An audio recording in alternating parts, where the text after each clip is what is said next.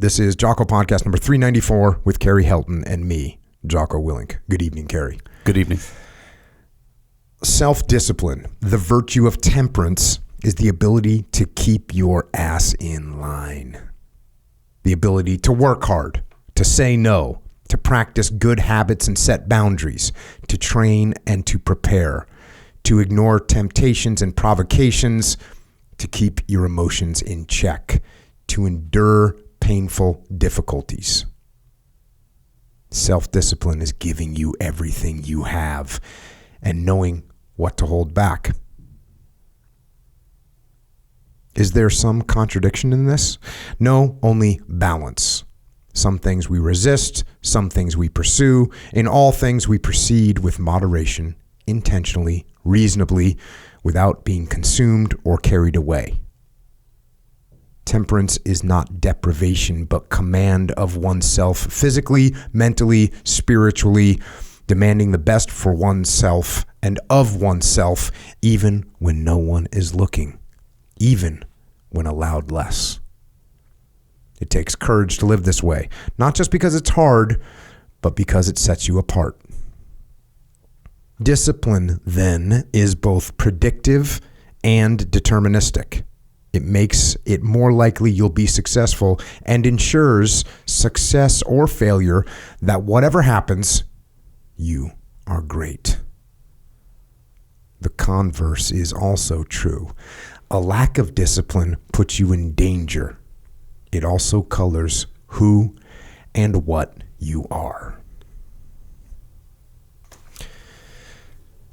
And that right there is a little excerpt from a book called Discipline is Destiny. I feel like I have to say it that way. The Power of Self-Control, written by a gentleman by the name of Ryan Holiday. Ryan Holiday is a prolific author, and I don't use that term lightly. He's a podcaster, a blogger, a marketer, a bookstore owner, an entrepreneur, and a modern-day follower of Stoicism. And it's a pleasure to have Ryan here with us tonight to share his experiences and lessons learned along the way. Ryan, thank you for joining us. Yeah, thanks for having me. It's been an interesting ride for you. Yeah, yes. As I kind of pulled the thread on your life and what you've done, it's an interesting ride, to say the least. You know, that was actually advice someone gave me. I wanted to be a writer, and they said, okay, writers live interesting lives. The point being, you can go train, you can go to the Iowa's Writers Workshop and get really good at putting the words in the right order, or you can go do stuff and read about stuff and experience stuff, and then, you know, write about that. And you don't have to be as good. Yeah, no, I would definitely say, I guess I'm a living proof of just go out and do some cool stuff and then write about it. You probably do okay. Yes. I would definitely recommend that course of action rather than going to a long schooling. Look, and I went to school. I was an English major. Did I learn stuff? Yes, I absolutely did. But I would much more recommend going out and getting after it. Go out and have adventures, get into trouble, cause issues, cause mayhem. Let there be mayhem in the world around you, and you'll have some exciting stuff to write about. Yeah, or just see people fuck up yourself. just learn something about the human experience that can then like color the work that you're doing. Yeah. Because if you don't, you have to be way better. It's like with music. Like you can be the most technically brilliant person, or you can have some sort of emotional experience that you are communicating. And I think all the best music is that. Yeah, for sure. That's a whole thing for me. I always give the example that you can go to Guitar Center anywhere in the country and put up a sign that says, hey, I'm looking for a guitarist that can play all of Led Zeppelin, Black Sabbath, and Rush, which is the most complex music there is, Rush. And you'll get 20 applicants that can legitimately do it. And they all have jobs as, waiters and construction workers. And then there's one kid that has this streak of chaos in his brain and what he's been through in his life. And he's got some emotional connection with the world or disconnection with the world. And it comes out. And there you go. You're like, oh, Jack White, how you doing? I mean, Yngwie Malmsteen is a brilliant guitar player, but like I don't know any of his songs. No. I mean, I've seen him live. It was pretty cool. Mm-hmm. But again, I don't know any of the songs. And there's a balance, right? There's a spectrum, and you can be technically brilliant. You can just have a lot to say.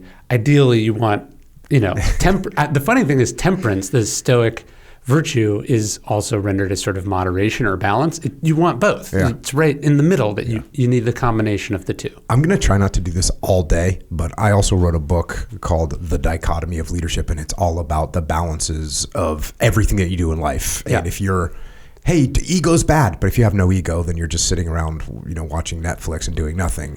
And if you let your ego get out of control, obviously we know that's a problem too. So yeah, the idea of balance, 100%, and that does include being a rock and roll guitarist. Although you could take the Sex Pistols and you could probably say they were about as raw. I mean, Sid Vicious on bass, he basically learned how to play the bass, 3 shows before or whatever, and got up there and just hammered on that thing. So they brought it. Yeah, and just like there's brilliant technical guitarists too, right? Yeah. So, but I think the best, it's the the golden mean, Aristotle's golden mean. No. So Aristotle's golden mean is basically this argument, right? He's saying that he actually says courage. So the 4 virtues: courage, discipline, justice, wisdom. He's saying that courage actually illustrates the virtue of discipline, because courage is not on one end of the spectrum. Courage is in the middle of the spectrum. There's recklessness and then cowardice on the ends of the spectrum. And the virtue, the thing you want to be, is actually in the middle. And pretty much everything in life is like that.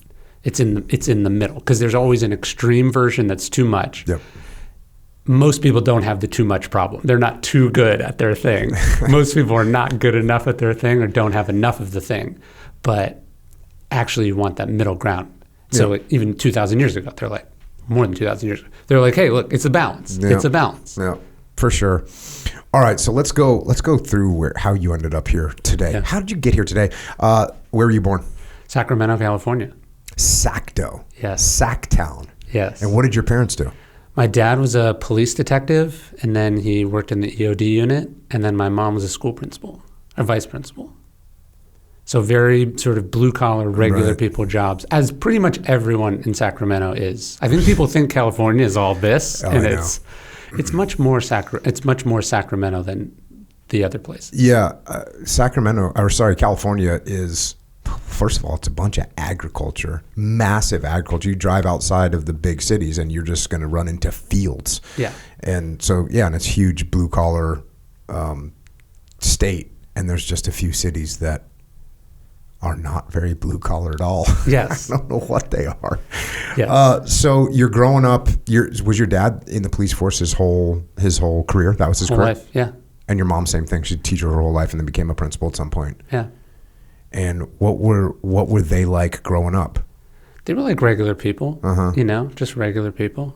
Did you relate to your mom or dad from a perspective of like, hey, my dad's a cop, I'm going to be a cop, or my mom's a teacher, Vince principal, I'm going to go in that direction? No, I would say we were not on the same vibe. Mm-hmm. Like I got the sense that they were like sort of, where did this kid come from? Also, I had the same sense with my parents. It might have been the exact opposite.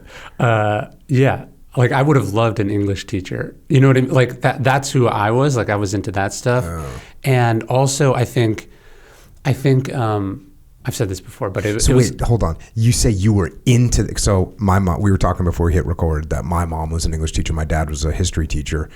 So that's my dream. You just said dream parents. Yeah. Well, it's weird too, because people are always like, oh, that's why you are the way you are and blah, blah, blah. But my parents were looking at me like, where did this child come from? Yeah. Why does he act like this?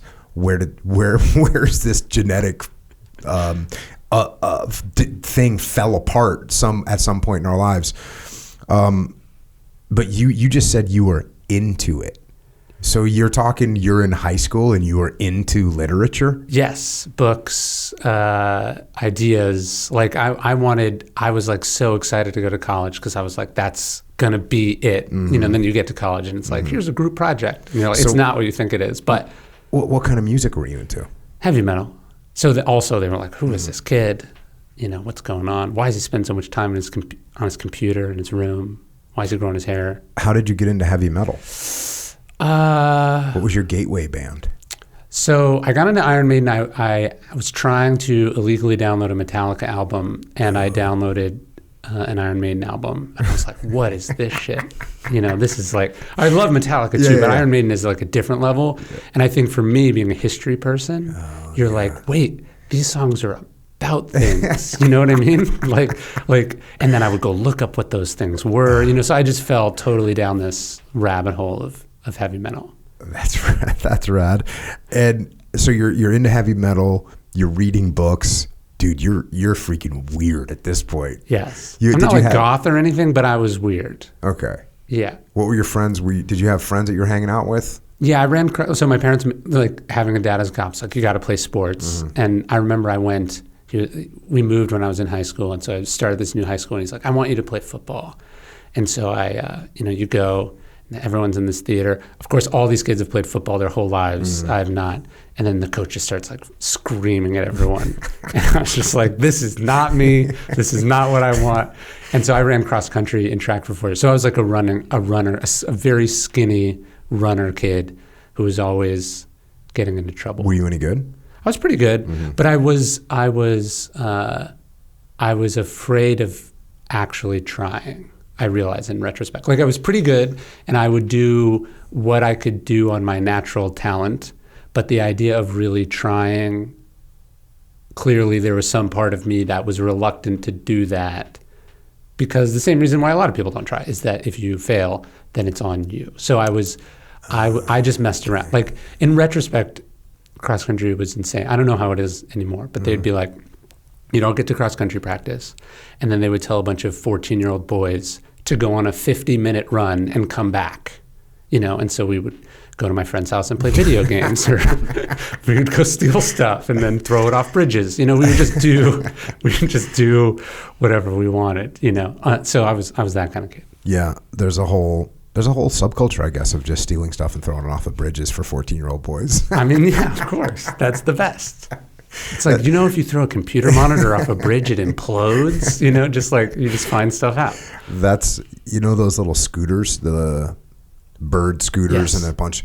Well, I don't know what it was like. I don't know. You live in Texas, right? Yeah. I don't know. Do they have them down there? Yes, unfortunately. When they originally brought them here to San Diego, just every time they would put them out, people would just destroy them. They would just throw them off of bridges, throw them off of cliffs, just destroy them. Yeah. And I remember reading some article about it, and I guess one of the first places they did it was in Holland or something. And I said, man, the Dutch people seem super nice and chill. And they were like, oh, great, electrical scooters that we can ride around. And Americans are like, cool, shit we can break. The 14-year-olds in America were like, no, we're not having this. So that's what happened. I definitely get the impulse too, not just because I like throwing stuff off bridges, but like in Austin, there's this trail around Town Lake, the really cool trail, which is awesome. It's amazing, one of the best running trails in the country. And people, they're not allowed on this trail. But not only will people take them on the trail, then they just park them in the middle of the trail. So every time I see them, I want to throw them off something. I've conquered that impulse, but every once in a while I'll see one in the water, and I'll go, I get it. You'll give a nod of approval. Yes, exactly. Good job. To the 14-year-olds out there, we salute you. Yes, exactly. So are you getting good grades? I was okay. Again, I think when I look at my high school experience, I see it defined by, like 70% of potential. Like when I hear of kids who went to like Harvard or the Naval Academy, I'm always like blown away because like they got serious and good like way before I cared. Yeah. You know what I mean? Or their parents got serious with them. Sure. With some short term, like if you get A's, yes, and then they program them correctly. Or they're just into it, which is also true. Yes. Definitely. But just like to be in any way close to like a high level of performance at 16 just is incomprehensible to me. Yeah, you were not there. No. I was not there. Well, first of all, I just knew I was going to the military, so everything else just seemed like a big joke to me because I'm an idiot. So why would I have to do schoolwork? This doesn't make any sense. I'm going to the military. Yeah. So did you have some kind of a plan, some kind of a vision of what you were going to do? I knew I wanted to. In Sacramento, I don't think I met a single person who did not have a job. And I knew I wanted to be a person that did not have a job. Not that I didn't want to work, but I didn't want to I wanted to be a person who did like the stuff that they wanted to do. And so I had this vague sense that Southern California was a place where stuff like that happened. You know what I mean? Like movies or music or writing or whatever. So job to you meant like 9 to 5 job. Yes. You're working for the man. Yes, you have a salary. You are not in control of your life. And you didn't like that idea. I didn't like that idea. I didn't know exactly what I wanted to do, and I wasn't even sure.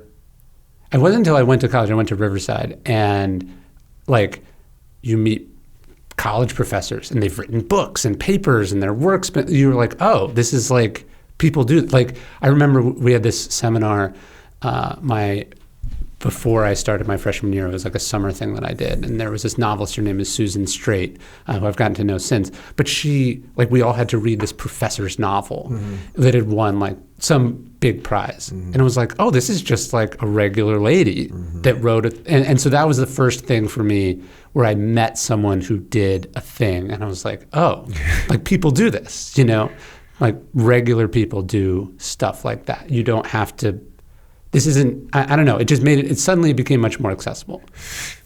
I had a similar thing where I was a little kid running around the woods using sticks as machine guns. Sure. And then at some point I realized you could actually have that as a job. And I said to myself, oh, I'm set. Yeah. You could do this for a living.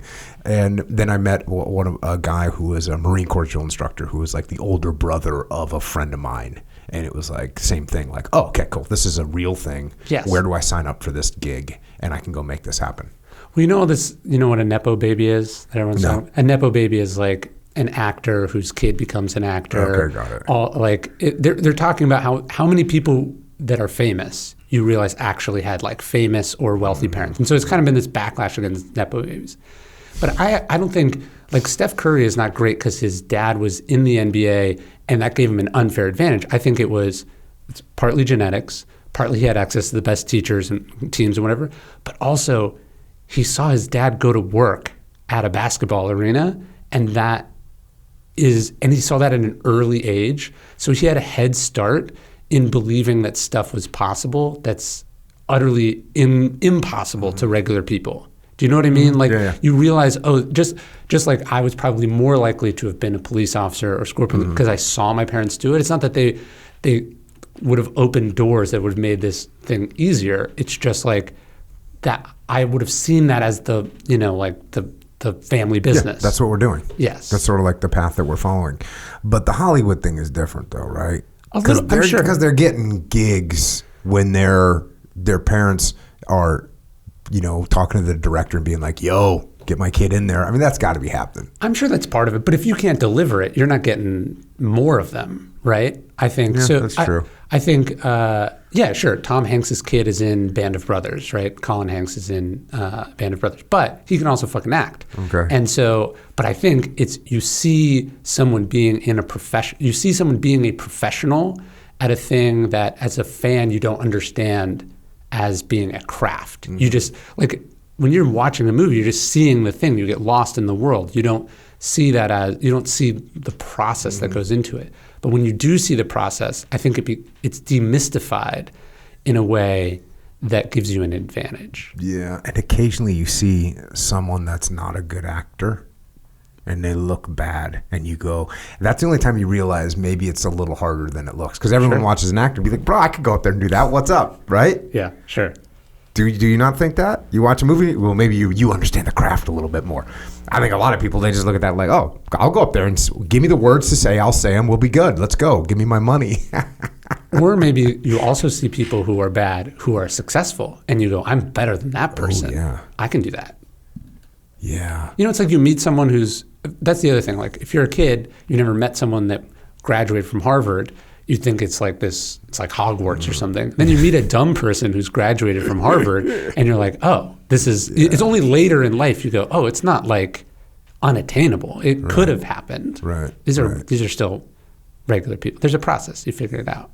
So you're in high school. Your vision is, I'm going to not have a job. I'm going to do something cool or I'm my own boss type thing. But you're not even sure what it is. Yeah. So then you apply to Riverside, UC Riverside? Yeah, I wanted to go to Santa Barbara, but then my high school girlfriend went to Riverside. So I made a brilliant choice. God. I know. I think about it all the time. Yeah. I met my wife at Riverside, so it's I don't have no regrets. But I think, again, you're a high school and you're like, do I want to live in the Inland Empire or do I want to live in Isla Vista? And did you visit Santa Barbara? Yeah, several times. God. Because that place is crazy. It's unreal. It's absolutely insane. It's unreal. The UCs have all the best land in California. But then you just went to Riverside and you're like, yo. Oh, that's terrible. It was exactly. So you show up there. What are you going to study? What are you studying? Political science. Because that was the first on the list? I liked politics. I think I wanted to be like a political writer or something like that. But yeah, you don't know. Mm-hmm. That's what's crazy too, that you can join the military at 18. Yeah. It's so fucking dumb. Yeah. Your brain, your brain doesn't develop till you're 25. Yeah. So when you're 17 and you're signing the paper, you're just like, yo, let's go. Yeah. So then what happened? So you only go there for like a year, right? Is that right? I went for 2 years. 2 years. Yeah. And that's when I met, I became a research assistant for this guy, Robert Greene, who's like one of the greatest authors of all time. Yeah. And then how did you hook up with him? I was working for this other author and he ran Robert's website. And I was just super this has been blogging is just coming out. So what year is this? This is 06, 05, 06. Okay. So I was very into this world where suddenly, because of the internet, it wasn't this sort of New York gatekeeping media. It was like if you made cool stuff, people could find it. That was just happening then. I think YouTube sold in 2006 or 7. So this is like when the sort of early internet culture is just happening. And I was looking through your blogs. Your first blog is 2007. Is that right? That's probably right. I think I may have had another one. I had another one that I started right after I graduated high school, which is to 05. So I'd been fucking around. But yeah, something like that. Okay. So you start working for Robert Greene. Yeah. This is while you're still in college? This is while I'm still in college. Where does he live? Does he live in LA or something? Yeah, he lives in LA. And you were just doing remote work before remote work was a thing? I was Well, so basically he needed a research assistant, and then I spent that summer, the summer after my sophomore year, I was the assistant at a talent agency working for this movie producer. And I was supposed to go back, and he was like, what if you just didn't go back? And this is at the talent agency? Yeah. He was like, he was like, I need a new assistant. Would you like to be my assistant? And answer the phone. And the Hollywood system is deranged. You start by answering people's phones and running their calendar, and that's how you supposedly learn how to be a producer or a talent manager. But so I was working for this person, and so he was like, I'll make you into a talent manager, which seemed interesting and cool. And then I was working for Robert, and Robert was just starting this book, and he needed like a research assistant that he would pay. And so for me, it was like, am I going to go back to school to hopefully graduate? I think I was going to graduate in 3 years, but I was like, am I going to go spend another year or a year and a half in school to hope? I was basically thinking, if I graduated and these were the 2 job offers that I had, I would have been like, college was a huge success. And so for me, it was like, am I going to go back and just read about this stuff happening, or am I going to go do it? And I did it. And so you became a full-time research assistant for Robert Greene. And what was he working on, 48 Laws of Power? No, the 48 Laws of Power came out in 98, I think. He was doing a book called The 50th Law with 50 Cent. And I had to my first thing was I had to transcribe 30 hours of interviews between Robert Greene and 50 Cent. Jeez. Which was a surreal, super cool experience. It was a super cool experience. Wow, I went way in the other direction. I heard that and I was like, gosh, that's terrible. And you're like, super cool. I was like, for me, it was like, this is how a book happens. Yeah. This is how you do the thing. This is the craft of, it's like, I was seeing it start with the raw materials. And then I watched my favorite author make a book from start to finish. And so that was, you can pay for a class like that. Yeah, and I'm sitting here thinking about that. So I've written books too, and the books are in my head. Yeah. You know what I mean? Which is kind of, I guess, different in a way than like a Robert Greene book where he's working with 50 Cent and doing 30 hours worth of interviews and extracting the information from that.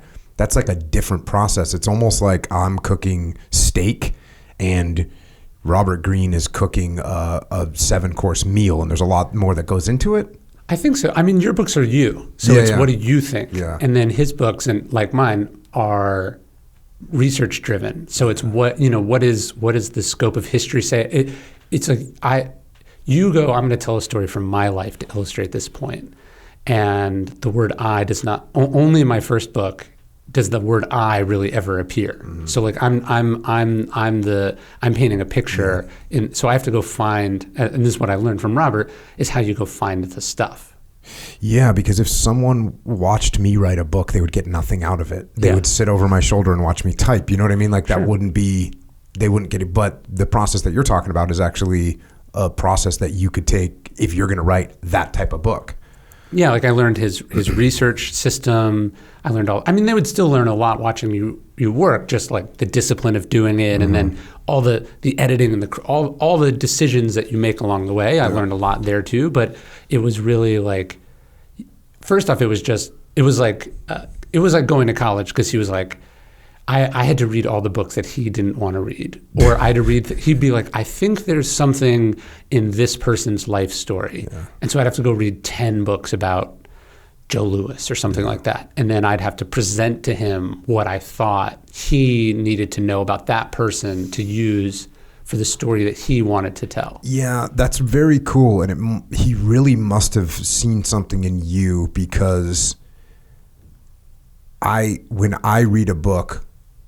Like, for instance, I cover a lot of books on the podcast. I've tried to like see, someone give me an assessment of this book, and I can't get I can barely get anything out of it. So he must have had a huge amount of trust in you to be giving you that much weight of, hey, look at this and tell me what's cool about it, basically. I think so. I mean, he's smart about it. So it's like he's doing 95% of it, right? And so I'm pursuing the things that he's pretty sure are going to be a dead end. So it's like, if I find something, it's extra, or if I don't find something, it at least he could at least trust me enough to eliminate something. Hey, there's not a story about Andrew Carnegie that works for this book, or whatever. But it started just transcribing interviews, which was, now you can have AI do that for you, but it took a long time. Yeah.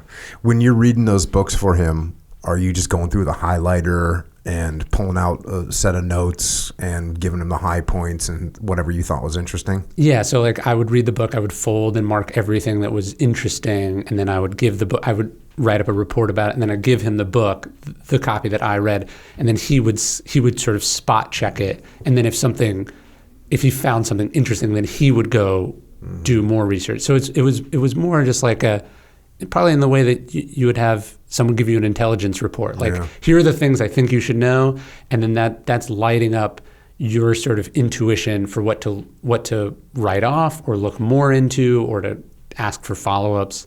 And so, but it was really just, it was like an apprenticeship in how to do the thing that I knew that I ultimately wanted to do. So you knew that you wanted to be an author? At some point in here, you figured out, I want to be an author. Yeah. Yeah, I wanted to write books. I wanted to write books like his books. Got it. Okay, so how long are you doing this job for?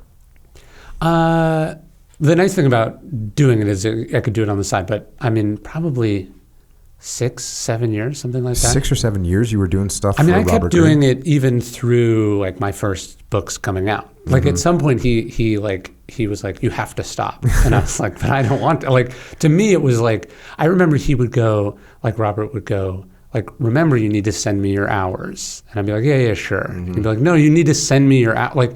Like to me, the idea that I was also getting paid for it was so like beside the point. To me, it was like, I could call Robert and ask him questions. I'd be like, Robert, like, how does this happen? Like, who makes this happen? I remember once I was like, how does the index work? Like, what is that? Do you have to do that? Like, I was just the whole process is, I mean, even when you sold your first book, it's not like they told you how it works. They were just like, here's some money, please come back with a thing that you've never done before that almost no one knows how to do. And by the way, you don't get the rest of the money unless we accept it. Yeah. So it's like when I sat down to write my first book, I had such a huge advantage because I was like, I wasn't like groping around in the dark. I didn't know if I had an idea or the talent to pull it off, but I knew I could get to the end of the process. I didn't know if it would sell, but I knew I could. I had no doubt in my mind that I could do it because I'd seen it happen. So then as you're doing this, when did you kind of branch off and start sort of the marketing thing? So is that am I making the right statement there? Because at some point you started a marketing company of some kind? Is this right? So I was working at this talent agency and it was cool. I was working with all these different artists. And then it sort of went sideways there. And well, hold on. You can't just like come on the podcast and just say a big chunk of your life went sideways and then carry on. It was a surreal experience. So This is a talent agency? This is a talent agency. Went sideways. Yeah. So the talent agency was fine. My position there went sideways. So two things happened. So first off, I dropped out of college to work for this guy. Like the thing with Robert was not like the thing you drop out of college for. It was this job. How stoked are your parents that you dropped out of college? Oh, they disowned me. It was terrible. Right. They're like, just... They were like, "What are you? Are you insane?" Yeah. And even though, like, when I went, the funny thing is, I was just actually back there, and as I spoke to the 7th Regiment in 29 Palms. So I flew into LAX and I drove through, and I stopped in Riverside, and I went for a run, and I ran by like the building that I dropped out of, and I remember, and I think this is worth pointing out to people who.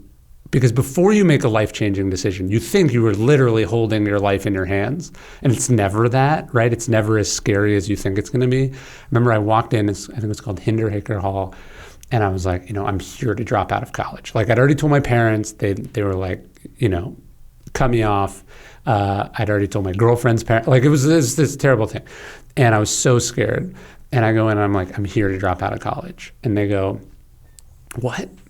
They're like, that's not a thing. And I was like, what do you mean? They're like, fill out this form, you pay $40, and you just put your academic status on hold. You take a semester off. And then they were like, if you want to come back at the end of the semester, just fill out this form. And if you don't, it just tolls for 10 years. Sure. So like I spent all these nights thinking like I was like literally jumping off of a cliff. And like it was literally a $40 form that I could undo at any minute. And so it's so scary, but you don't know until you do it. And by the way, most of life's decisions are like that. Yes. There's very few decisions in life that are actually, even if, a big one is like buying a house. Even if you buy a house, even when you, like worst case scenario, gosh, then you sell the house. Yes. And you lost some money and it's going to take you a little while to recover. You're going to lose all the money. You're going to lose some, like, you know what I mean? You're like, I'm spending $300,000. This is all the money I have in the world. It doesn't become worthless. It's a mistake. You sell the house for 10% less. You sell it for 10%. Your agent gets 3%. The other agent gets 3%. You're good to go. You're going to carry on. Yes. There's very few decisions that are permanent. Yes. Very few. Yes. So this is a great example of one. Yes. You're like, I'm going to drop out of college. That cool, fill out this form. We'll see it in a semester. Because whenever somebody does decide to drop out of college, they're just going, yeah, fill out this form and we'll see you next semester. No big deal. Go to Europe or whatever it is you're going to do with your whatever. Well, and I remember I told the boss that I was dropping out to work for, I was like, I don't know if I want to bet like my whole life on this. And he was like, when I was in college, I got mono or so he was like, I spent a year in the hospital. He's like, do you know how many times this has come up in my life since? He's like, zero times. It took 5 years instead of 4. He's like, if it doesn't work out, it won't work out. But so I drive back to Riverside. I do all the stuff. He gives me a week to get out of my apartment, pack up, find a new apartment, do all this stuff. And then I show up at the talent agency and he's not there. And his old assistant is still there. Like the person he was supposed to let go is still there. She has no idea why I'm there, and none of his partners in the business know why he's there. And they're like, just sit here. And they sort of call me in, and they're like, so Aaron's in rehab, and he checked into rehab and would be unavailable for the next 45 days. And the salary that we'd negotiated was they were not in agreement. So basically, I had this relief of like, oh, I'm not blowing up my life. And then I got there and I was like, I did blow up my life. And this is a terrible mistake. So that was one thing. And then what happened was I was working for Robert. So I always had the 48 Laws of Power on my desk, and I would read it because I was researching and find stuff. And one of the other partners became like convinced that I was like plotting or that I was untrustworthy because I was a protege of Robert Greene. And so we butted heads, and there ended up being this sort of spectacular blow up where I stormed out / was asked to leave, and then that was the end of my time. You don't seem like a storm out, asked to leave type of person. I don't. This was a weird thing. He comes in. He's sort of like an Ari Gold type, from Entourage, like that flashy. And my boss had asked me to listen in. He was like, listen into this phone call, and he was like, I want you to message me like information that I need to use. So that's what I was doing. But like the conference call will say like 5 people listening or whatever. There's supposed to be 5 people on the call, but there's 6 because I'm listening. And the boss goes like, who's there? Who's there? I'm like 19. And so I didn't say anything. I froze. So I didn't say anything. So I just pretended that I wasn't in the call. And then he like finds out that I'm on the call, and he storms in. I'm like sitting on the, so he storms in, and he's like, I fucking knew it was you. He's like, you've been fucking, all these suspicions that he had about me. Not like I wanted to be on this dumb call. And he starts slamming the door, just like, he grabs the door and slams it, then opens it, and he's just like trying to like physically intimidate like this kid. So anyways, I just got up and left. And that was it. That was it. That was it for the talent agency. That was the end of my career as a future talent agent. And so now you're just with Robert Greene? Well, right around that time, Robert was on the board of directors of American Apparel, which is a fashion company. He was a sort of strategic advisor to the CEO. And so I met Dove then, and Dove had been asking me to come work for him as like sort of an advisor type person. And so, wow, what's he doing asking a 19-year-old freaking college dropout that just got fired? None of it. You know what I mean? None of it made very what were you much doing? sense. What sort of vibe were you giving off that you were getting this type of offer? I don't know. I think this was like any young person, like old people think they know how like computers work, and so I think he thought that I understood something about the internet and online culture and all this stuff that was a big deal. Which I did. Yeah, that makes sense then. And so I didn't even have like a title or a badge. I was just like, I reported only to this person, and that's how I started there. What year was that? 07, 08. Okay. 07, something like that. 07, 08. So you had already had like a blog. You had already, and he was able to like look at that and say, and this is when Blogger. That was a thing. Like you were a blogger. Yes. And that was enough to have him say, all right, you come and work at America. So that was in 2007. Yeah, they'd just gone public. It was like the hottest fashion company in the world.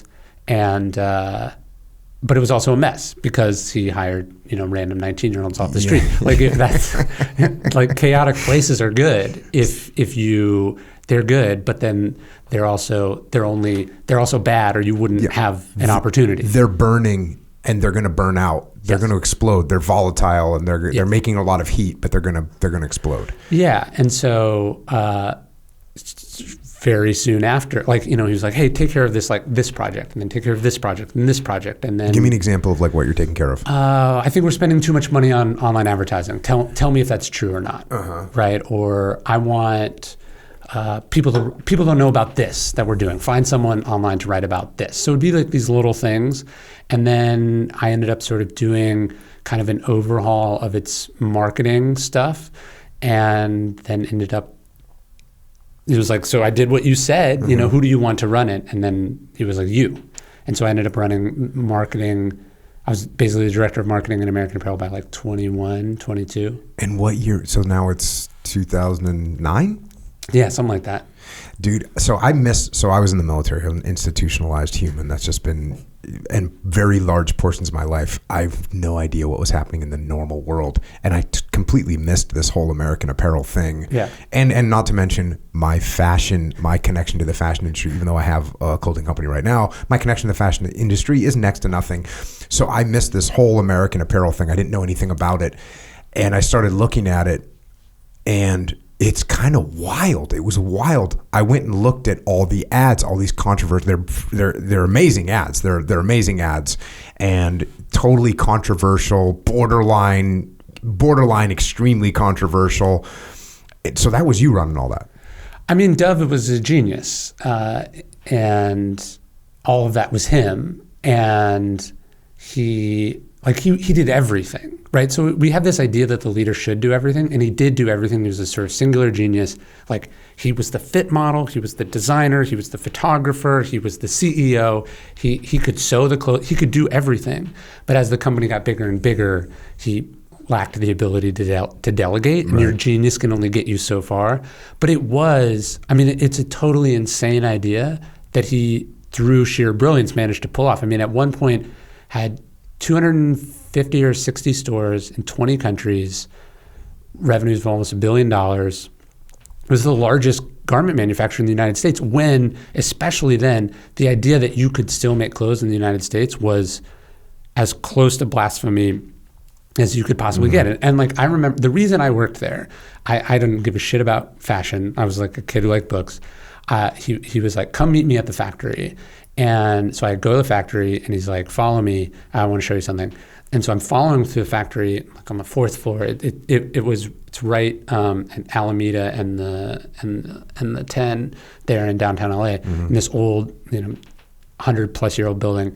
And so he's walking the floor, and as he's walking the floor, these sewing teams, which were like Korean and Mexican and every race you could possibly imagine, but garment workers who are making $15 to $20 an hour, which is legit. Insane. Yep, it's great. They are highly skilled. They're the best in the world at what they do. They're getting up and they're cheering. They're giving him like a standing ovation as he walks the floor of his factory. And it's not like a cult of personality thing. It's they were working in sweatshops. The alternative was literal sweatshops. And here they have health. Like, he built all that from the ground up when it was not supposed to be possible. And I'm sure you figured it out with apparel too. Like, what he figured out that's so interesting, and I'm fascinated by it still, is like, so Gap makes a T-shirt for 40 cents, and then they sell it for $40 or whatever, right? He was like, where does that money go?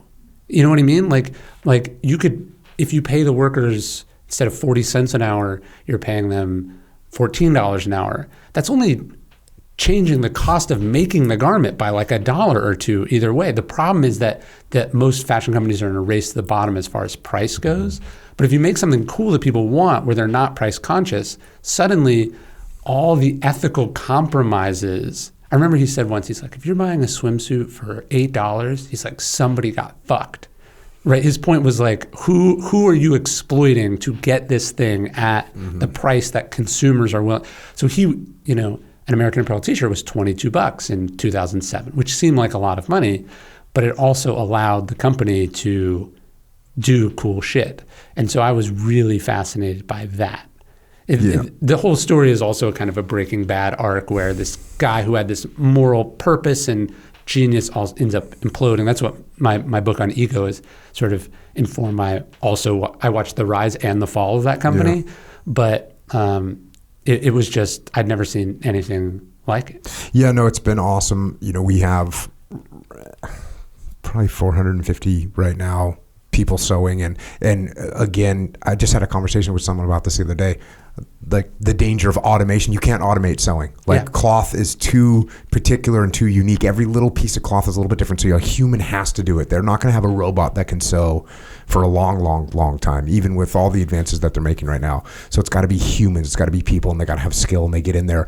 And this is another thing. We've really demonized factory work in America. And when the reality is, when there's people that enjoy working with their hands, they like getting stuff done, they like to see what they've produced at the end of the day, it's very rewarding, and it's a good job, and it's a career job. So it's been awesome to participate in that and grow those companies and be able to do what you're talking about. And pay people what they should be paid. And then on top of all that, the environmental stuff. Like, I see a lot of companies that are out there that, I believe there's a term for it, greenwashing. Have you heard of this term? Mm-hmm. Yeah, where they say, oh, well, we give this much money to the environment, but they still make their clothes in a country, which is basically any country but America, where we can dump all of the leftover chemicals right into the ocean, they go out the smokestack, and it just totally destroys the environment. So it's abusive of the workers, it's terrible for the environment, and yet we go, oh, we're going to give a little money to the environmental causes. It's organic cotton. Yeah, and it's total bullshit. So we're fighting against that, and that's why I was really, when I was reading about American Apparel and what it did, it was very interesting for me to read, and yet certainly for him to be able to pull that off. It's been hard for us to pull it off, and we've done it. We've been able to pull it off, and we're going to continue to keep growing and get bigger and better. But it's a very fascinating story, and it definitely parallels a lot of what we're doing. Without the, like, we just have a little bit more of a disconnection from, I would say, that like the high fashion type thing. We're more mainstream, normal human clothing. But that's a couple things he figured out. I mean, so first off, it was vertically integrated. So like he knitted the fabric, cut it, dyed it, so he did, and then ran his own stores. Mm-hmm. So he realized that where's the money going if it's so cheap to make? It's all the middlemen along the way. Cut. Which I thought was really interesting. And then his other thing was, okay, like, do you remember a couple years ago there's a controversy where like the CEO of Abercrombie and Fitch, the Abercrombie and Fitch stores, when stuff wouldn't sell, they would cut it up and throw it in the garbage, the clothes. Yeah. And they're like, why could you do that? Well, it's because the stuff is actually worthless, right? If it doesn't sell in the sales cycle, it's worthless. And it actually costs more to ship it back to some warehouse and store it, where, by the way, it becomes less valuable every day, because it's not like, unless they hold on it for 30 years, the fashion's never coming back. Yeah. And you're paying to store it. Yes, like exactly. Just the storage, which might not seem like a big deal, but it's a big deal. Yeah, and especially if you're doing millions of pieces, right? So what Dove figured out was, hey, if you make stuff that doesn't go out of style, you make classics or basics, and you don't venture into shit that is trendy, you bypass all of that. So, if you don't sell this blue T-shirt in March, you'll sell it in April or May. And so he for the first decade of the company, why it was so huge is that he sold not just the stuff that people always wanted, but stuff that evergreen, and that you would go, oh, I wore out this T-shirt, I'm going to go get another one. And you knew they had the stuff you wanted. So when you make shit that is perennial, that's timeless, you are not in this cycle of sort of planned obsolescence, which is not only exploitative to the customer, it's also really hard because you have to be so right. Right? Like, I'll give you an example. For Daily Stoic, like, I have a calendar, like a page-a-day calendar. Mm-hmm. And so when I first did it, it was, Monday, January 1st, right? And then thinking about something I learned from Dove, I was like, wait, shit, if I just don't put the day on the calendar, if I just make it a January 1st calendar, I don't have to guess how many to make each year. And I can make it better and cheaper and in a less exploitative way because it's perennial, right? And so if you think, if you start from not wanting to fuck people over and not seeing yourself as a predictor of the future, you have such a wider target and you can make better decisions. It's like people always are going to want this. They always want T-shirts and socks and underwear and whatever. And then it was even the point, like, if he made a pink T-shirt, people didn't like it. Because he owned his own dyeing, he could send the T-shirt back and dye it a different color. So it was a brilliant thing that could be today a hugely valuable company, but he ended up destroying. What was the destruction? How did the destruction take place? Well, there's a huge Me Too part of it, which is just a collapse of ethics and discipline. He would have relationships with employees, even though over and over and over again, he was like, "This is not only is it not okay, like it exposes the company to all sorts of legal liability and lawsuits, and ultimately, but the big thing was, and I see this all the time in life. So American Apparel is this hot, huge company, but Urban Outfitters, Forever 21. There were these other fast fashion companies that were growing faster, that were getting more media attention, and he started trying to copy them. So like American Apparel had 25 stores in New York City because they were basics. H&M has 2, and they're big flagship stores. So they're in totally different business models. But what people do is they try to have their model and do what someone else is doing. And so he started trying to compete with people who were running totally different races and abandoned the idea of only selling classic stuff. So he would try to ride waves of trends. So he would make something and then it wouldn't sell. And then he started to choke slowly on the inventory. But the big mistake was making a t-shirt requires 8 sewers. Making a button up like this, 40 sewers. And so not only was he switching towards pieces that were less profitable and less perennial, but they would take the teams off the core efficiency. So it's a really timeless business story. It's like you drift out of your lane and then you crash. And that's what it was. That's how it went down. That was a huge part of it. And then it was lawsuit after lawsuit, and then the banks wouldn't lend on it, and then just kind of spiraled into. I write about this in one of my books, but he was also like no discipline in his personal life. So never slept. He would call me at 3 a.m. just to talk about stuff. It'd be like 3 a.m. his time. Like he would just call. He was a workaholic with no boundaries.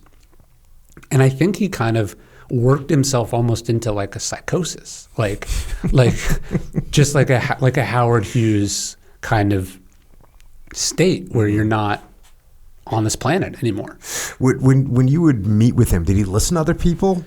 Would he take your ideas? Would he say, "Oh yeah, that sounds like a good idea"? Would someone push back on him? Or was he the type of person? Because I've known people like this that are so convincing and so persuasive that even when they're wrong, they win every argument.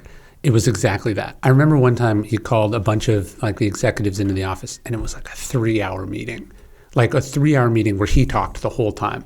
I remember I was leaving, and one of the creative directors, who was brilliant, and she'd been there like from the beginning. And I go, "What was that?" Because I'm like 20, I haven't seen it. And she goes, "The thing about Dove is that Dove wants to be heard a little bit more than he wants to be successful." Jeez. And it was like, oh, he's a performer. At the end of the day, he wants to vent and be listened to and go through he was like in these sort of manic rants basically. And you see, like, there's we just had a president who liked to do that, right? It's like, I'm not here to learn what I need to learn, accomplish what I need to accomplish, delegate what needs to be delegated. It's I need to air my personal grievances, my theories about the universe. It is it's both a toxic leadership trait, but it's also an intoxicating leadership trait. And what I saw happen, it only became clear to me in retrospect, is like they would, like the investors or Robert, who's on the board, they'd be like, "We're bringing in this new person, this person's from Apple, this person's from this company," and they would make it like 3 months, and then leave. And then what I realized was happening again. To me, this is like how business worked. Like I had to unlearn so many habits. Like this was normal. It's like if your parents screaming at each other all the time, you're like, isn't this what everyone's parents do? But I realized they would show up and go, "Oh, no way this is going to succeed." They knew that this was not how it was done. And so they would leave. And so what the interesting thing about egotism or craziness in leaders is not just that they make bad decisions, but they also repel people who make good decisions because they go, "I'm not going to be heard. This is dysfunctional. Life's too short." They want no part of it. And so it was this kind of constant shedding of talented operators that he desperately needed around him. And all that was left was like crazy people or wildly unqualified people, which I was, in retrospect, obviously one. So what year does it kind of fall apart? Did they go BK? Like what happened to him in the end? So I wrote my first book in 2012. So like I stayed on and was like an advisor, like a sort of consultant. And so I stayed on until like 2014, and it was getting crazier and crazier. At one point, he sort of locks himself into this facility in La Mirada. It was like a distribution facility. Like he moves in there, like he has a shower installed in the office, and he's like sleeping there on this cot. And he's going... And this is him trying to salvage what's going on and trying to, if I work harder... It was like, this is why sleep's so important. He makes a bad impulsive decision that reflection and an advisory council would have warned him against. And then instead of backing up and going, shit, I shouldn't have done that, he forces it. And then he's like, well, I'm going to save things. I'm going to move into the facility. Mm-hmm. And he brought everyone there, even though the factory was downtown. He brings everyone there. They're all commuting to La Mirada. And he's like, he just has this basically break with reality. He's losing his mind. The stock price is at like 70 cents. And the banks won't lend because he's been sued over and over again. And the board had given, a board of directors, people ask, like, how did so-and-so get away with it? As long as you're winning, people will let you get away with pretty much everything. And then when it's not, all the deferred maintenance comes due. And so the board started to get a sense of what was happening. And then they came to him with an offer. They were like, look, you've run the company into the ground, but you also built this brilliant thing that can't, exist without you. And they were like, here's the deal. You can resign as CEO and stay on as creative advisor. We'll pay you $1 million a year, and you'll keep all your shares. Or this is the press release we are putting out right now about you being fired for a cause. Mm-hmm. And he goes, let me think about it for a minute. He walks out, comes back, and he's like, I choose door number 3. Fuck all of you. Wolf of Wall Street, just straight up, I'm not leaving. Yeah. And he, the show goes on. He assures this hedge fund that he is, of course, innocent of everything he's ever been accused of, that he has been, unfairly thrown out. He pledges them as collateral all of his shares and says, I need you to initiate a hostile takeover, drives the company into bankruptcy. I came back after he left to hopefully turn things around at the request of the board, which was I was supposed to be writing Ego is the Enemy as this is happening. So it was the greatest ringside seat you could have possibly imagined. And, he's basically he's trying to jockey the thing. And it's he must have, in retrospect, I think about it so much. It's not only did he know where the bodies were buried, people like me also knew where the bodies are buried because we were there when things happened. The idea that he was going to be vindicated in this process was delusional. And, he ends up driving it into bankruptcy, as basically chokes it to death on legal fees, goes into bankruptcy. His shares become worthless. He's not cleared in the investigation by the hedge fund. So they confiscate the shares, the remaining equity, and he ends up owing them $20 million. So his shares were at one point worth something like $500 or $600 million. And he ends up negative $20 million. And just recently he is now in business with Kanye West. He is running Kanye West's fashion company. So it's so far he's now in the only person in the world that will do business with a notorious anti-Semite, and Dove is Jewish. So it's just ego sucks you down like the law of gravity.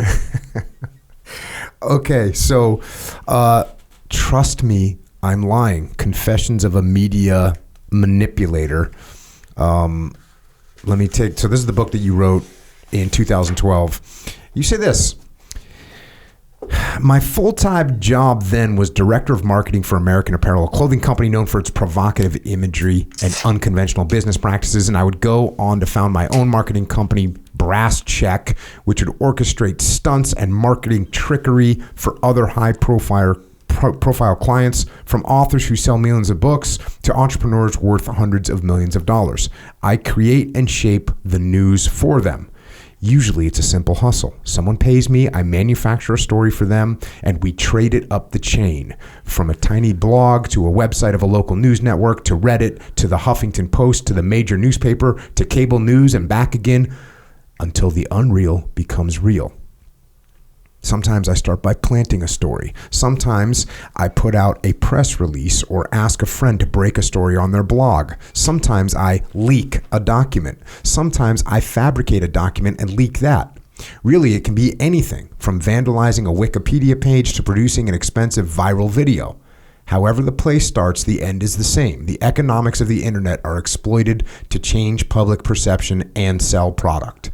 Now, I was hardly a wide-eyed kid when I entered this world. I grew up online, and I knew that in every community there were trolls and tricksters. Like many people, I remained a believer.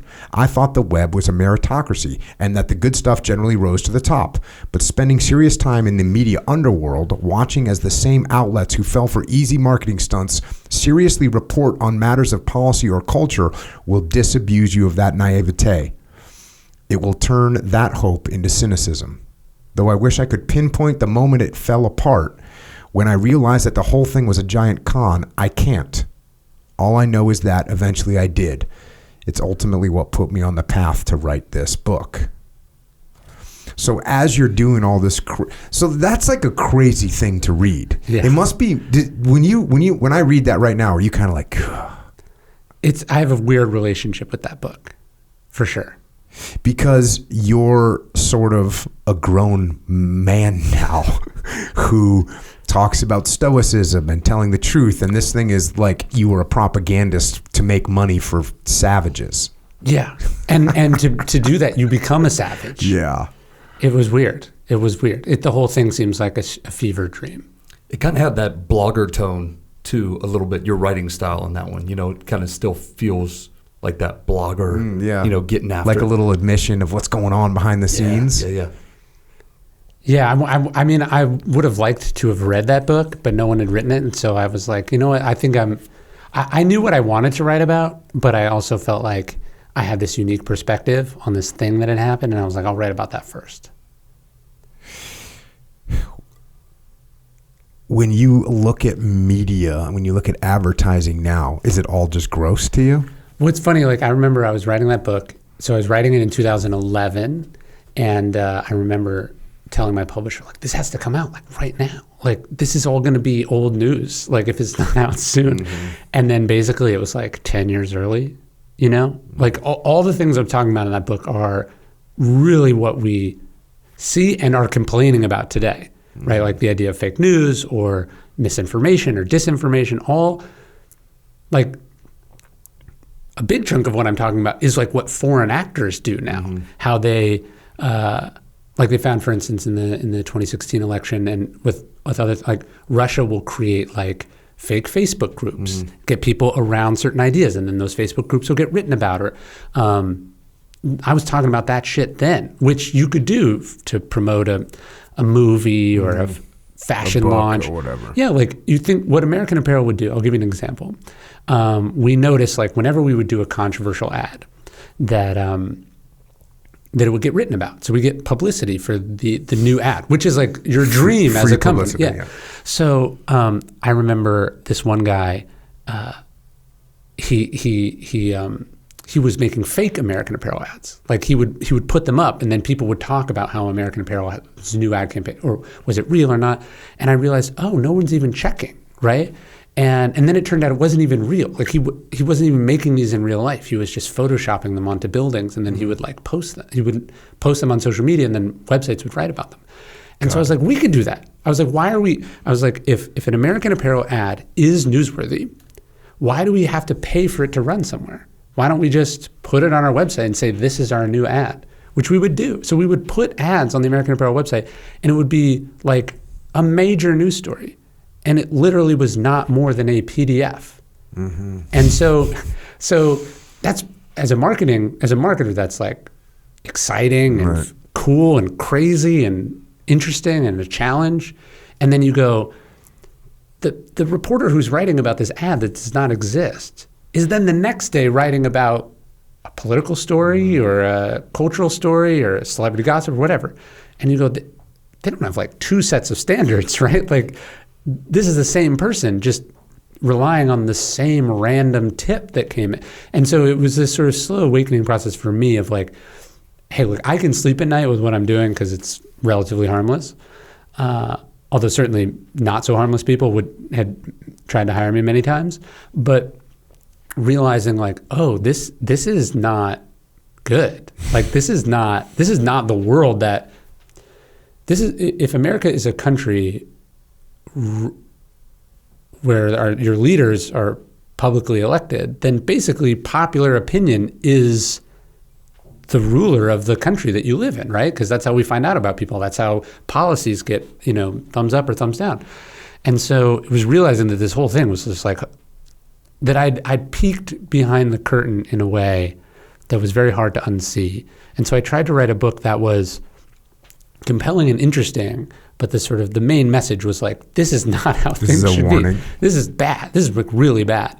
And that's not how the book ultimately was received. Well, how was it received? Well, the initial media attention was like overwhelmingly negative, like I was the problem. And then what happened is like... Oh, like you were a scumbag. Yes. Like you're the guy that was doing this and you're Yes. a scumbag. You made all this stuff happen. You tricked us.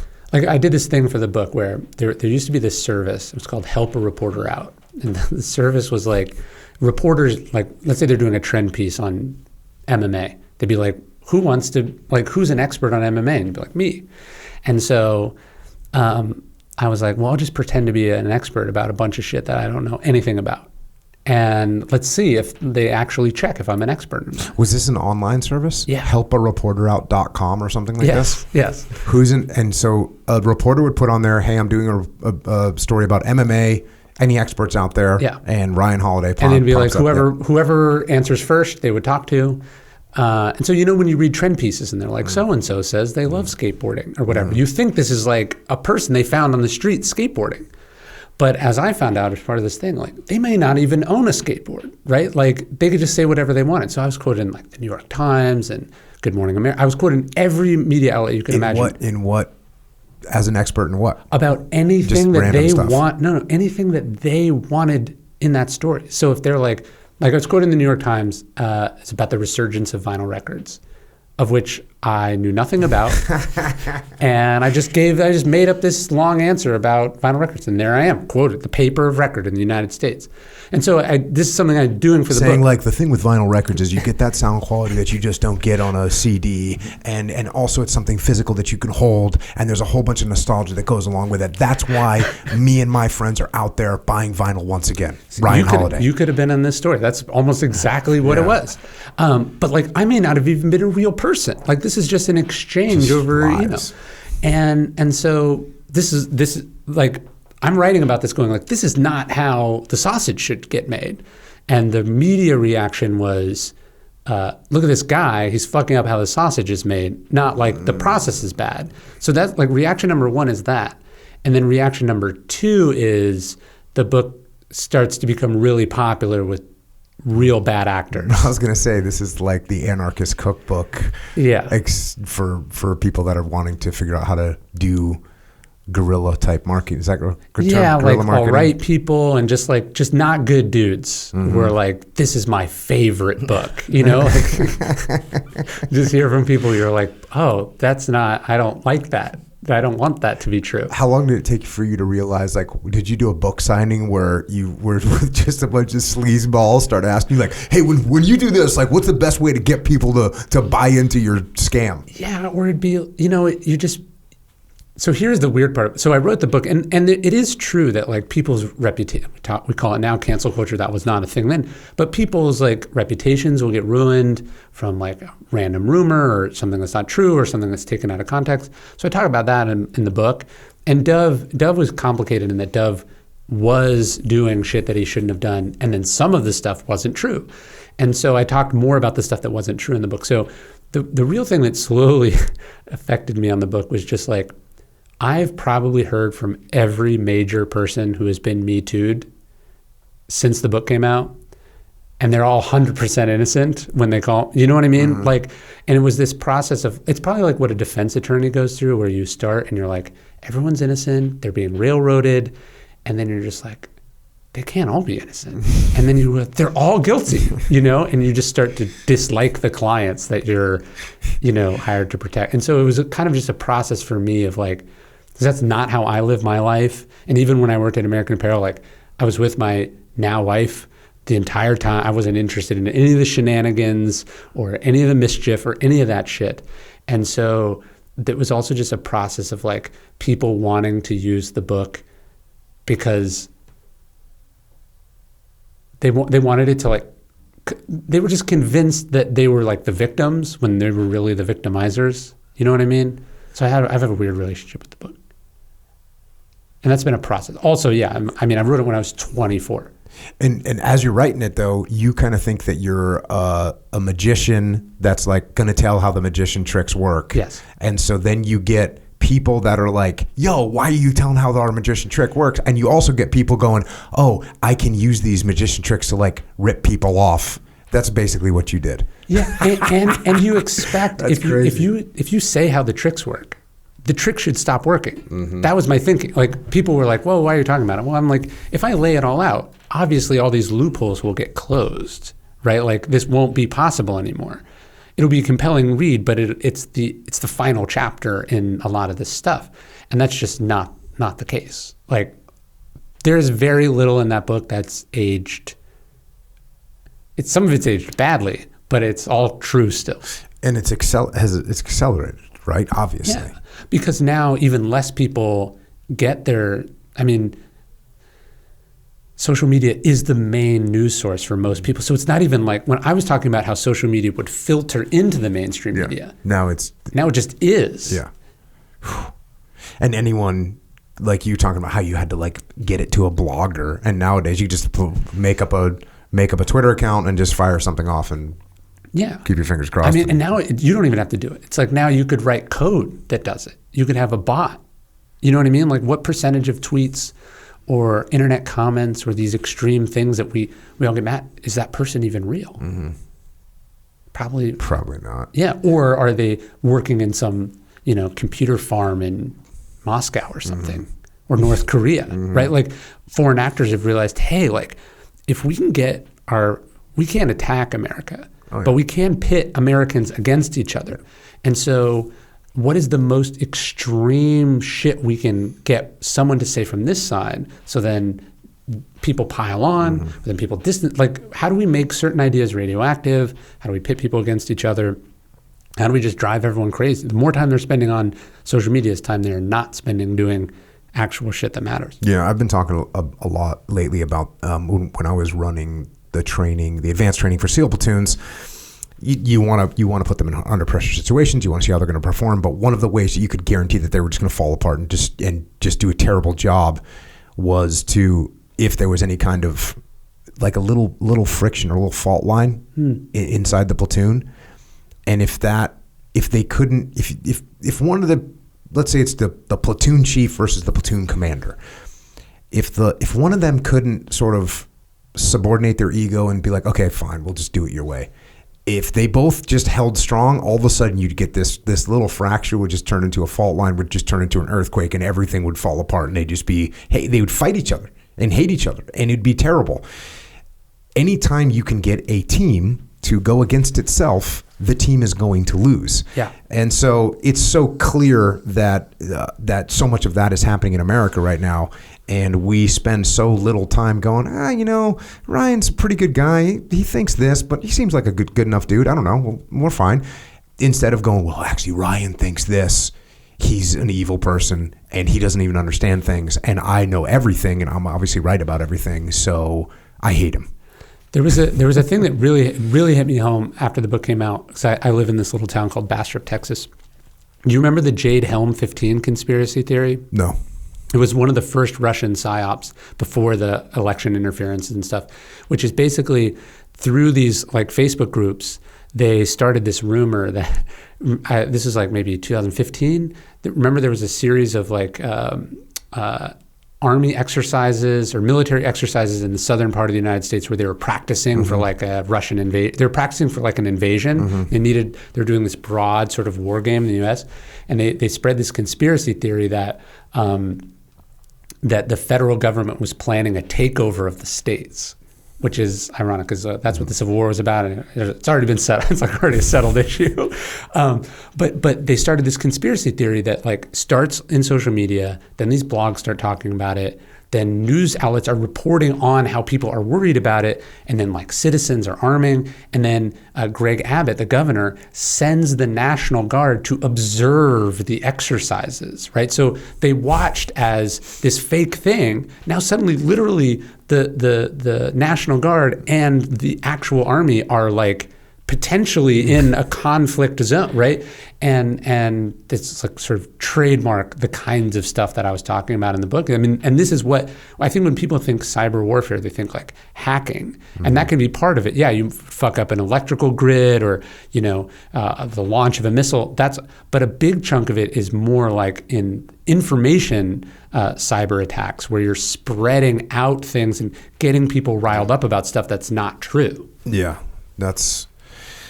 All the stuff that you're talking about in that book is exacerbated now. Yes. And more true now. Because we're more online now. Yeah. Like there was, I think even when I was writing that book, there was still this distinction between like the internet and real life. And now, I mean, just everyone lives on the internet. Mm-hmm. Disturbing. Yeah. Your next book that you rolled into was Growth Hacker Marketing. A primer on the future of PR, marketing, and advertising. So, what? Same vein, I guess. A little less nefarious. A little less nefarious. You say this, flashback to 1996 before Hotmail had launched as one of the first free webmail services and became an early example of a product going viral. As the journalist Adam Pennenberg describes the meeting in his book Viral Loop, Hotmail's founders Sabir Bhatia and Jack Smith sat across the table from Tim Draper, the famous venture capitalist. He told them he thought the product, web-based email, was great, but he wondered how they get the word out. Bhatia's first instinct was that industrial marketing approach we've been talking about. We'll put it up on billboards, he said. Draper nixed such an expensive approach for what would be a free product. So they kicked around more ideas. Radio ads, same problem. What about sending an email to everyone on the internet? Draper suggested. That was only a slightly newer version of the old mindset, spam doesn't work. Then Draper happened accidentally on growth hacking. Could you, he asked, put a message at the bottom of everybody's screen? Oh, come on, we don't want to do that. But can you technically do it? Can you put it on one message, and if he sends an email to somebody else, you can put it on that one too, right? Yeah, they replied. So put P.S. I love you, get your free email at Hotmail at the bottom. This little feature changed everything. It meant that every email that Hotmail users sent would be an advertisement for the product. And that advertisement was effective not because it was cute or creative, but because it showcased an amazing product that many people wanted and needed. Each user meant new users. Each email meant more emails and more happy customers. And most crucial, all this could be tracked and tweaked and improved to drive as many users as possible into the service. You say that this was revolutionary, and you go on to talk about what growth hacking is. A growth hacker is someone who has thrown out the playbook of traditional marketing and replaced it with only what is testable, trackable, and scalable. Their tools are emails, data targeting, blogs, and platform APIs instead of commercials, publicity, and money. While their marketing brethren chase vague notions like branding and mindshare, I haven't heard mindshare in a while. That's an old one. Growth hackers relentlessly pursue users and growth. And when they do it right, those users become evangelists for products, bringing more users with them. Growth hackers are the inventors, operators, and mechanics of a self-sustaining, self-propagating growth machine that can take a company not just from 0 to 1, but from 1 to 100 or 100 million. So what made you decide to write this book? I was interested in this sort of group of all those big companies that were now multi-billion-dollar companies. They basically launched with no marketing whatsoever, and they grew faster than any company has ever grown. And sort of what are the lessons in that? I mean, I think about your brands, right? Like if an established like consumer packaged goods company was going to launch any of the stuff you did, and they were like, well, what's that going to cost? 10 million, 100, right? Like the whole thing would have been at a almost incomprehensible scale, and almost certainly would have failed. Like what's their hitting percentage? It's extremely low. And then you look at these people who have built these huge brands off the back of a single Instagram account or a YouTube channel, or, and so I was just really interested in how like the game had sort of fundamentally changed. Like what Don Draper was doing in Mad Men is not how marketing works today. I mean, it works it's still kind of what you do at a very high level, like once you're already huge. But when you're building something from scratch, which is what most of us are doing, right? We're trying to launch a coffee shop or a book or a brand or yoga studio or whatever it is, we're starting from zero. So it's really like, how do you go from zero to those first people? And why don't we learn from like the best people that have ever done it? And that idea of growth, like one of Facebook's early decisions is they didn't have a marketing department, they had a growth department. And that seems like a kind of a semantic difference, but like a marketing department does marketing and a growth department grows, right? Like just the word there is illustrative. And, marketing is like, we're going to throw a premiere party and we bought everyone t-shirts, like it's all this stuff that's cool. We're going to have a booth at the Sundance Film Festival or what, right? It's stuff that's cool for the marketers, but nobody knows if it works or not. And so it's all about that. That's what it's about. And that book, what's weird about that book is it kind of proved that book started as an article, then it became an ebook, then it was a paperback, and then it was an extended, I think it's on its like third or fourth edition. So it was kind of a weird, it's also not how books really work. When you wrote, when Trust Me Online came out, that come out through a traditional publisher? Yeah. And you got a book deal? Yeah. How'd you get that book deal? I got an agent. I knew Tim Ferriss's agent. So we have the same agent, Steve. And I just went and I didn't need the money. So I just wrote the book. I was like, this is the book. It's coming out regardless. And then I showed it to him and asked him if he thought it could sell. And it did. It sold at an auction. It was this big thing. It was funny, actually. Then we put up. What, the publishers had an auction? Yeah. It was a hot book. Okay. Which was pretty cool at like 24. But then the funny thing is when I announced it, I just doubled the size of the advance. I just said, I got paid like $500,000 for it, which I didn't. But nobody checks press releases. And so then the thing got a bunch of press as this like huge book coming out and sort of proved my point. But yeah, so then did you do all your viral marketing for that book? Yeah. And how did it do? It sold really well. It got a lot more attention than it sold copies, but it sold really well. And then the Growth Hacker book came out, and then I went to my publisher and I said, actually I don't remember the exact time, but at some point I'd done these marketing books, and I went to my publisher and I was like, for my next book, I'd like to write about an obscure school of ancient philosophy. And they were like, what? It was like a record scratch thing. And that was the big sort of pivot. It felt like a pivot to them. To me, it was always what I wanted to do. When you are marketing these two books right here, it seems like you have to be good at marketing these books and do well with them. Otherwise, it's kind of like, why are you teaching us about this stuff? That's what I told him. I was like, watch me prove. Watch me prove it with this book, which I did. And so you pulled it off. Yeah. You pulled it off with both those books. So did Growth Hacker Marketing eventually come out on a traditional publisher? So yes, it did. I'm actually, all my books are with the same publisher, except for my kids' books, because you gave me some advice on self-publishing them. Oh, right on. But yeah, all of them were traditional publishers. And what about Tim Ferriss's book, the 4-Hour Chef? Yeah. What was your involvement with that?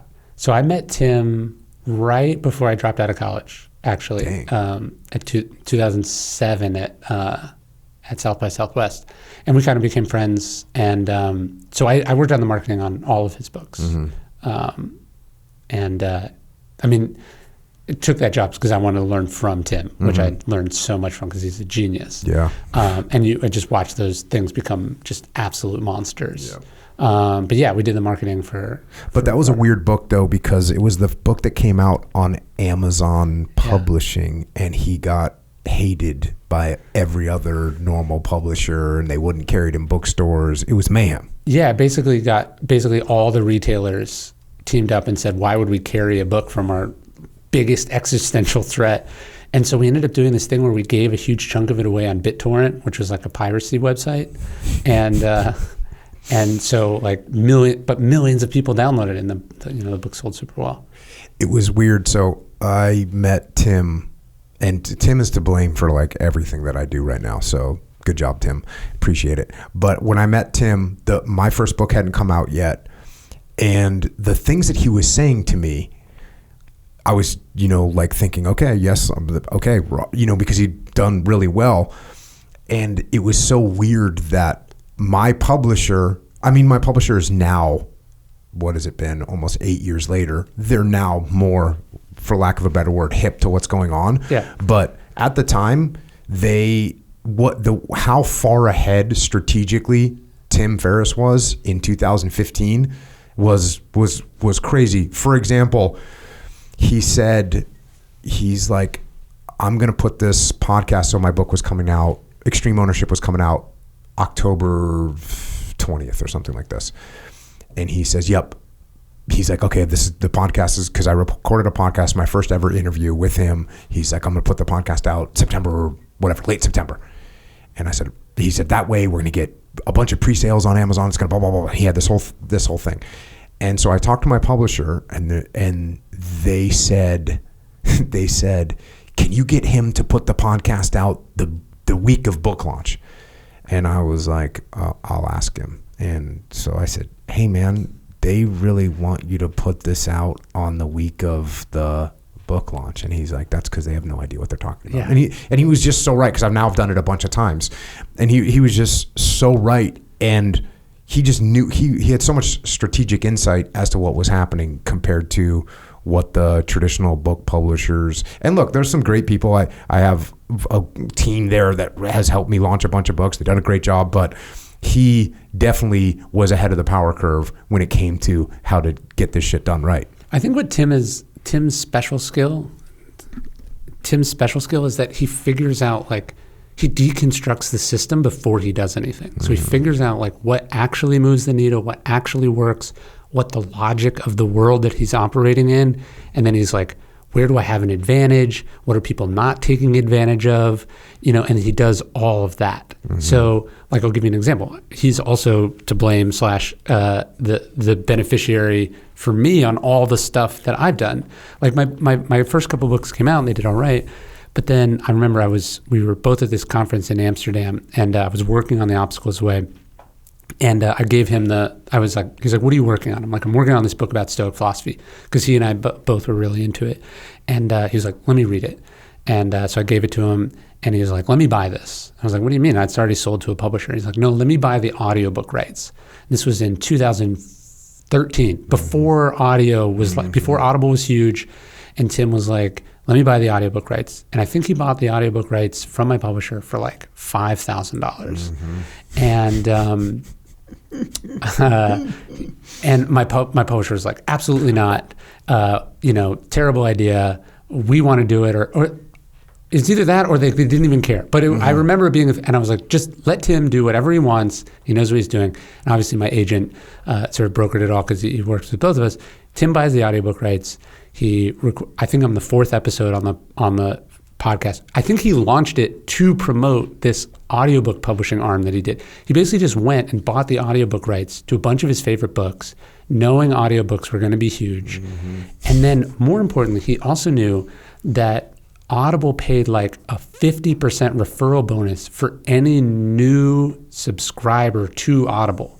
So he knew, like, not only was he recommending a book that he owned the rights to, but if you joined Audible for doing it, he got like a huge cut of your like commission. So he works all this out. And I mean, the audiobook of The Obstacles Way sold hundreds of thousands of copies. And he bought then I think my next two also. But what Tim realized is he was like, basically, I'm blowing people up on my blog. He was like, I'll just take a stake in the things. Yeah. And so he just did that. And every time, I remember at South by Southwest, Twitter launched. Like that was the year that Twitter launched. What year was that? 2007. And I was like, this is the dumbest idea in the world. Mm-hmm. And Tim invested in it. So Tim has an eye for whatever is going to be huge. And he figures out like what resources are underexploited or undervalued. And that's even his investing. Like, obviously he's a big investor, but he also realized like angel investing is the most efficient way to invest because you don't put in a large amount of money. And so he was able, and he also understood, I think there's a little bit of status arbitrage there, that like he's just a genius at figuring out where stuff's going, and he gets in very early. And that's why he's huge. Yeah. Yeah. He told me to sign up for Twitter. And he said, hey, you really should get on Twitter. It's a great way to get information. It's a great way to meet people and all this, and get connections with people that you wouldn't otherwise connect with. And I said, well, I don't know how to do it. And he's like, don't worry, I'll show you how to work it. And I'll show you, I'll work you through it. And I signed up for it. He never told me a damn thing about it, but I figured it out. I mean, he was early on podcasts. He was early on social. He's been, but he did tell me, he's like, you don't have to be first. You just have to be early. So he lets people kind of figure it out. There's been very few where Tim has been wrong. Do you know what I mean? Like he's not just like picking 1,000 horses and some of them win. He waits till just sure enough, and then he dives in and he jumps in with 2 feet, and then he fucking crushes it. Yeah, no, he told me to start a podcast too. Like as soon he pressed stop on the recorder, I remember we were at his house in San Francisco at the time, and he pressed stop. And he looks at me and he said, you should start a podcast. And I was like, okay. Yeah. And then Rogan told me the same thing, but it was Tim just like pressed stop, looked at me and said, you should start a podcast. And, thank God he told me that, because I listened to him. Yeah. That's pretty wild. So you had helped with his marketing on all of his books. Yeah. And then you start with The Obstacle to the Way. Now, how long had you been into Stoicism for?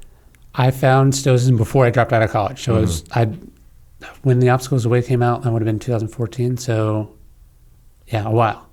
What was the connection to it?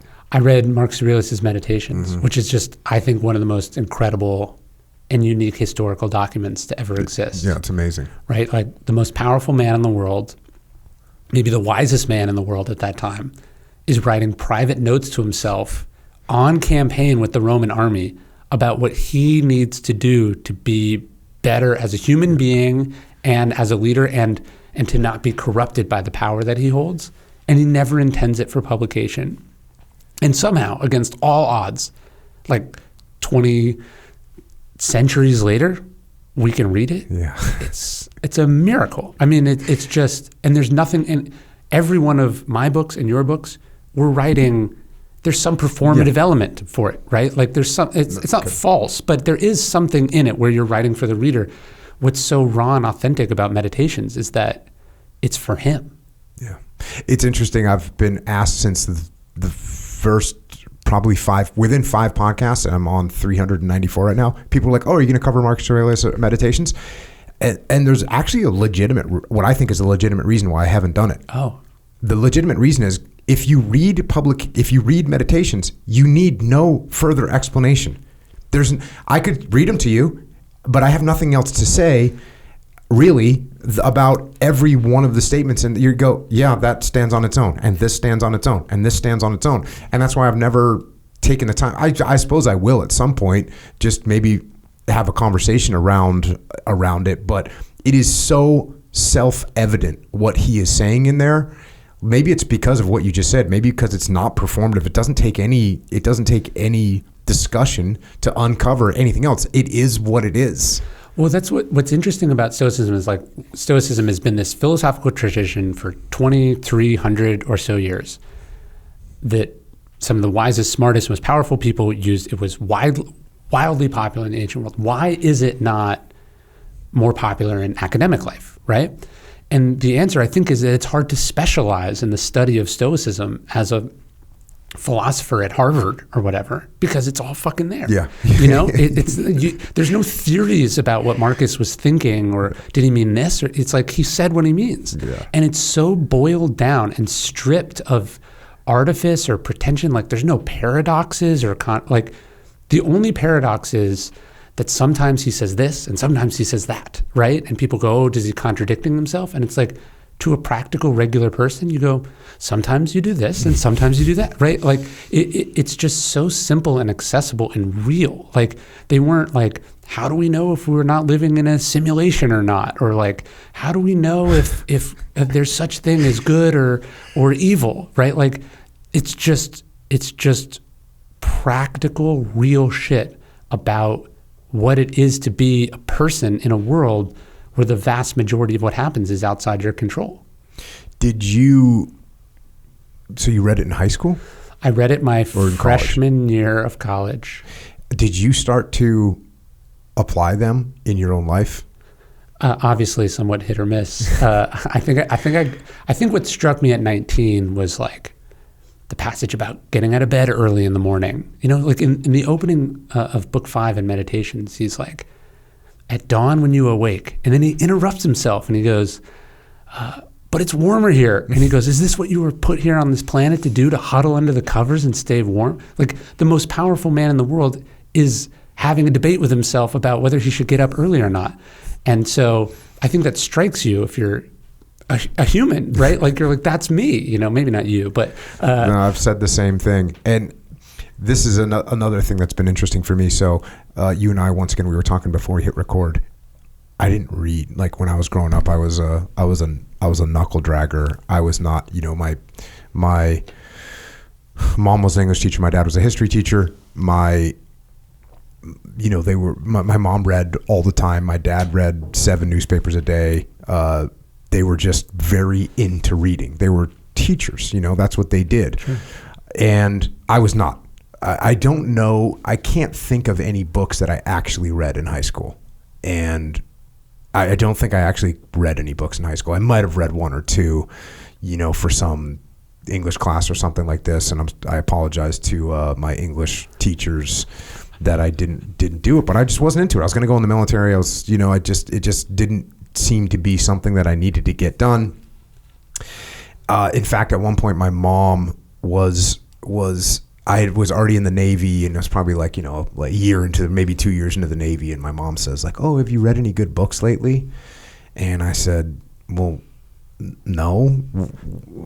I said, why would I need to read a book? She said, well, it might be interesting. I said, if it's interesting, they'll make it into a movie. And she said, well, what if they don't make it into a movie? And I said, if they don't make it into a movie, it wasn't that interesting. That's how much of an idiot I was.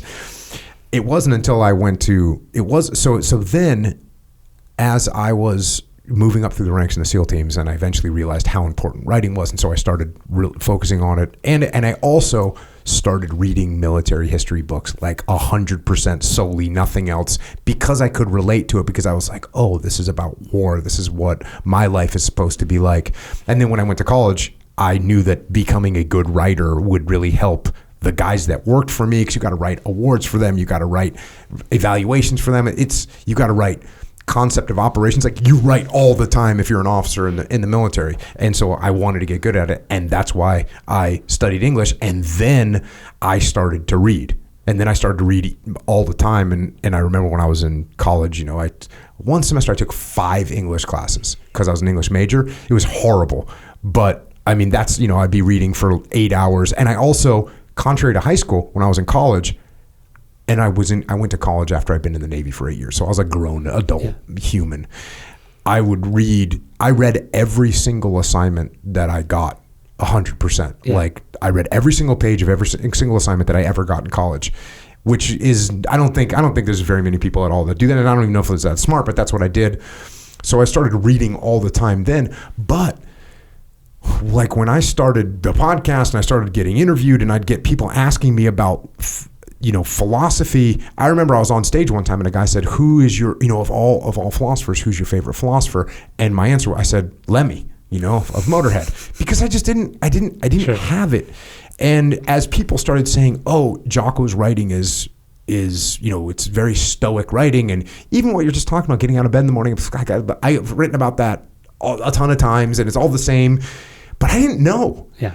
And eventually I did a podcast about it, because, you know, it's like, oh, you talk about the same thing that Sun Tzu and the same thing that Marcus Aurelius. And well, if you put a human into certain environments like war or leadership positions, and they look around and they they make some mistakes and they learn from it. They make some other mistakes and they learn from it. Eventually, you're going to get to some place that's it's a normal place to end up. And that's kind of where I ended up.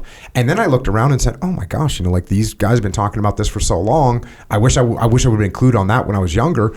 But that's where you end up. You end up saying, oh, discipline equals freedom. I said discipline equals freedom for the first time. I remember I'd brief it to these junior officers. This is like circa 2007, 2008. I couldn't have told you one thing about Stoicism. Yeah. And yet I would tell these guys, if you want freedom in your job, in your life, you need to have discipline. Maybe I got some of it from Black Flag, Henry Rollins, because I grew up, listening to Black Flag and hearing Henry Rollins talk about discipline. But I realized, oh yeah, that discipline that he's talking about, if you apply it to your life, you'll end up with freedom in your life.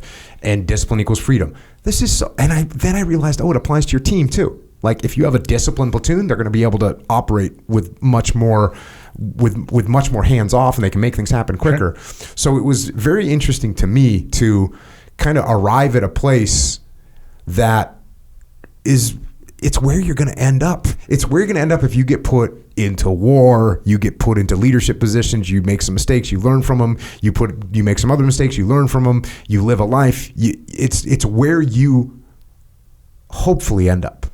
I think this is why Stoicism and Buddhism, for instance, have so many similarities, is that if you boil the human condition, the human experience, if you boil history down enough times, you're not left with that much. You're left with basically this idea that we don't control what happens, but we control how we respond to what happens, and that these events are opportunities to like be great, to be excellent, right?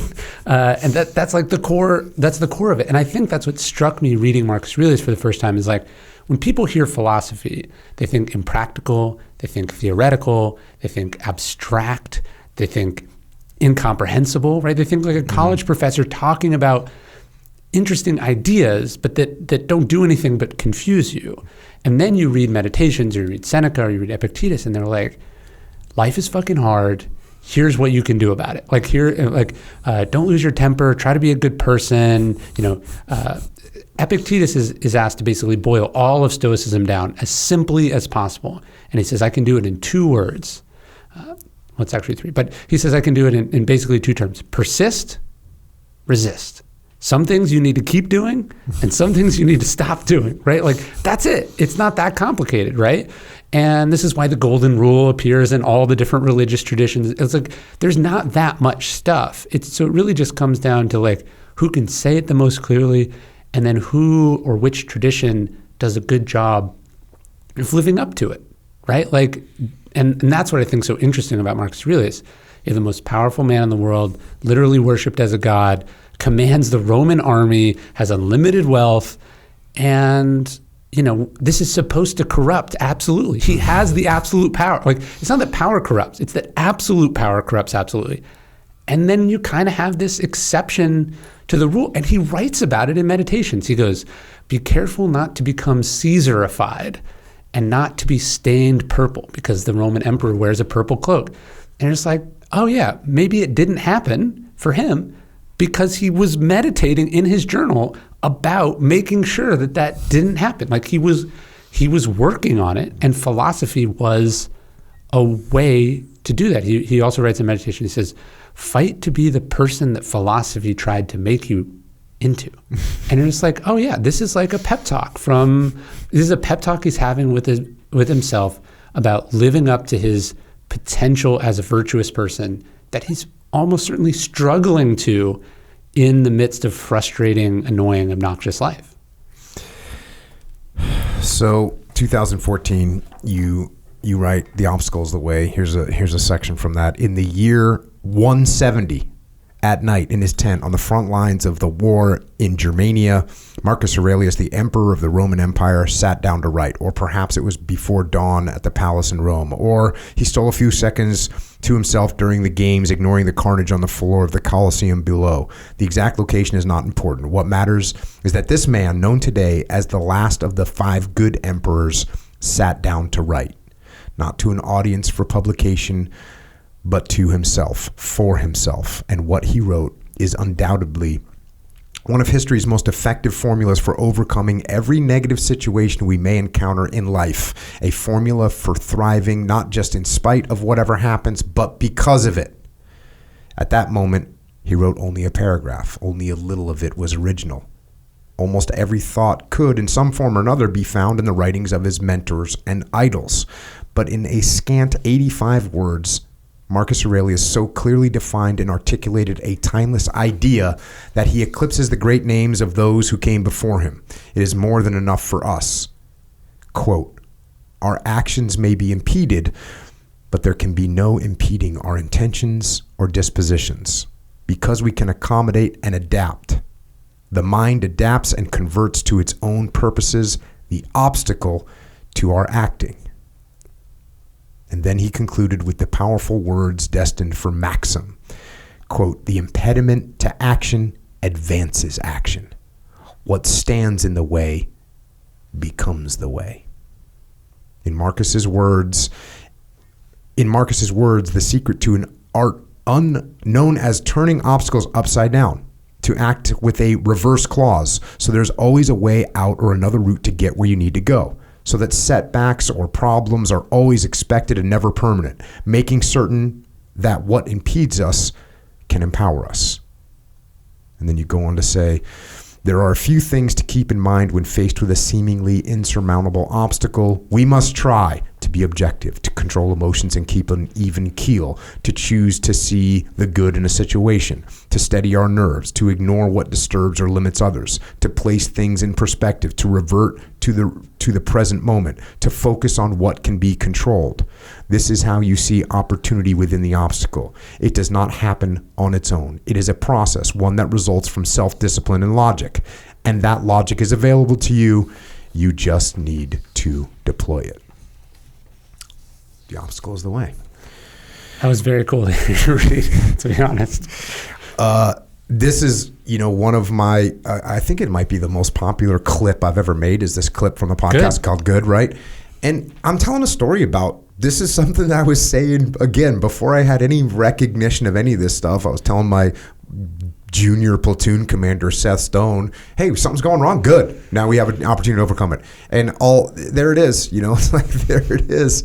It's no wonder people relate to it. It's one of those things that's been boiled down over time, and it's just true. When we can imagine that he knew it from experience, it's like, hey, we just found out this, we just received news of this setback, or this person just defected, or, this person just died, right? The emperor would be, nobody brings good news to the emperor, right? It's just going to be bad news after bad news, especially for Marcus's reign. It's kind of tragic. You have this philosopher king. He inherits the throne from a man named Antoninus Pius. There's basically 20 years of peace and prosperity. And then Marcus's reign, there's a plague, the Antonine plague. There's a series of historic floods. Almost the entire reign of Marcus Aurelius' time is at war, a series of border skirmishes. And he buries 6 children. Like, it's one thing after another for this guy. And it's not that it's good, right? Like, that he would have chosen it, that he was happy that it happened. But it was an opportunity for him to deploy the ideas in Stoicism. You know what I mean? Mm-hmm. Like, I think when people hear the obstacle is the way, it's like, oh, this is going to be great for my business. Like, no, your business might just barely survive, right? Or it might go out of business, but it can be good for you as a human being. Like, you can learn something from it. You can grow stronger from it. You can practice forgiveness or acceptance. Like when we say that everything's an opportunity, yeah, a good chunk of the time, the opportunity is like humility or acceptance or learning from your mistakes. It's not magically a springboard to exactly where you want it to go. Like, sometimes life fucking kicks you in the chest like 1,000 times. And when we say the obstacle is the way, it's that it's an opportunity to practice virtue and excellence inside that shittiness. Yeah, I've had to brief quite a few people on that over the years in terms of taking ownership of things. Yeah. And they think, oh, well, you said if I take ownership, that wouldn't be a problem. It's like, no, you did something wrong. You have to take ownership. That doesn't mean the problem went away. You still have to solve the problem or fix the problem or say you're sorry and make amends and do things to win back the trust that you broke. Like, yeah, all that starts with ownership. Ownership doesn't make problems go away. They just, it just is a place to start. Well, and a lot of times ownership as a leader is owning shit that's not your fault. You didn't screw up. You didn't choose for it to happen in this moment, that you just sunk your life savings into something and then a pandemic happens, or, there's a strike or something, like you don't choose any of that, but it's still like, it's your fucking problem. And you have to go, well, how is this problem going to make me better? Yeah, and we've had very interesting experiences. We'll work with companies. We work with companies. A consulting company called Echelon Front. Yeah. We have a bunch of companies that we work with. Most of the time, it's probably gone up. I used to say 80% or 85% of the time. Now it's probably 95% of the time we'll work with companies that actually are doing well and they just want to do better, and they bring us on to help them with their leadership. 5% of the time, we're getting brought in by some external component, like let's say the board, who says, hey, this company is failing. Can you go help them? Can you get their leadership in order? And the reception that we get in the 95% of companies that are doing well is like, hey, we're so happy you're here. We want to learn from you. And the reason that they're doing well is because they're humble enough to say, when the market shifts, they go, oh, we didn't judge that well. Here's an adjustment we can make. Or the competitor did this and they didn't expect it, so now they got to counter that by doing this move, and they admit that they got, the competitor got a one-up on them.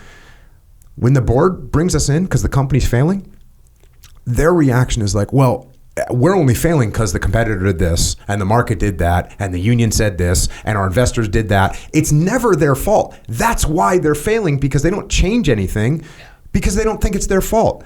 So when you're in a leadership position, it actually is your fault. It actually is your fault when something goes wrong and you didn't plan for it, or you didn't predict it, or you didn't have a backup, you didn't have a contingency. It's your fault. And by the way, that means you have the ability to say, okay, I made a bad call. Here's what I thought was going to happen. This is what actually happened, and here's the adjustments we're going to make. So letting your ego blame other people is a complete disaster and doesn't work. One of the most beautiful passages in Meditations, at the beginning, Marcus lists his debts and lessons, like what he learned from all the people in his life. And he becomes emperor in kind of a remarkable process, right? Like his dad is not emperor. He comes from no royal family. It's that Hadrian, there's basically 5 male emperors in a row that don't have a son, or in some cases any children. And so Hadrian is getting old, and he sees something in this boy, Marcus Aurelius, who is sort of unfailingly honest and decent, and he wants him to become king, but he's way too young, and he thinks that's the worst thing you could possibly do to someone. So he adopts this guy, Antoninus, who was like one of the most respected politicians in Rome. And actually what seals it for Hadrian is he watches, Antoninus doesn't think anyone's watching, and he watches Antoninus help his elderly father-in-law up a flight of stairs. And he goes, this guy is it. So he adopts Antoninus, who in turn has to adopt Marcus Aurelius. So he sets in motion this succession plan. And Hadrian probably thinks, Antoninus will live for like 5 or 6 years, and then Marcus will. Well, Antoninus lives for like almost 2.5 decades after that. And it's one of the longest running emperors, just that alone. So Marcus gets like 20 plus years of apprenticeship under a great man. And it goes both ways. I mean, like Antoninus could have very quickly killed Marcus Aurelius. That's what you might expect to happen. Or Marcus Aurelius could have tried to kill. But instead they decide like, no, let's really do this. Like, I want to learn from you. I want to teach you. And they have this beautiful relationship. And in the beginning of Meditations, Marcus lists all the things that he learns from Antoninus. And it's one of the most beautiful encapsulations of what makes a great human being and a great leader. He's like, he teaches me when to listen to experts, when to cede the floor, how to be unostentatious. He even learns, he's like, Antoninus would plan his bathroom breaks so that he could be more efficient at the job. He just lit all this stuff that he just learns from this great man. And you get the sense that Marcus when he does become power and suddenly there's no check on him whatsoever, the main thing is he doesn't want to let this guy down. He wants to follow in the tradition that he was raised in. And it's this beautiful, again, totally unique historical situation of which Marcus adds a cherry on top. So Marcus gets a stepbrother as a result of this. And he names his stepbrother co-emperor. The first thing he does with absolute power is he gives half of it away, which again has never happened and will probably never happen again. And it's just, I mean, there's just so much, there's so much you can study from this person. And I remain endlessly even all these years later, just every time I think about it, every time I pick up meditation, I get something else out of it. I'm like, oh, how did you know? Even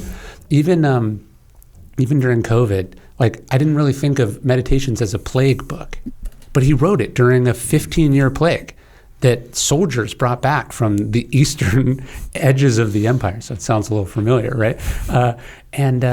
He goes, there's two types of plagues. There's one that can take your life, and he's like, that's pretty bad. And then he's like, one that can destroy your character. And he's like, that's the worst one.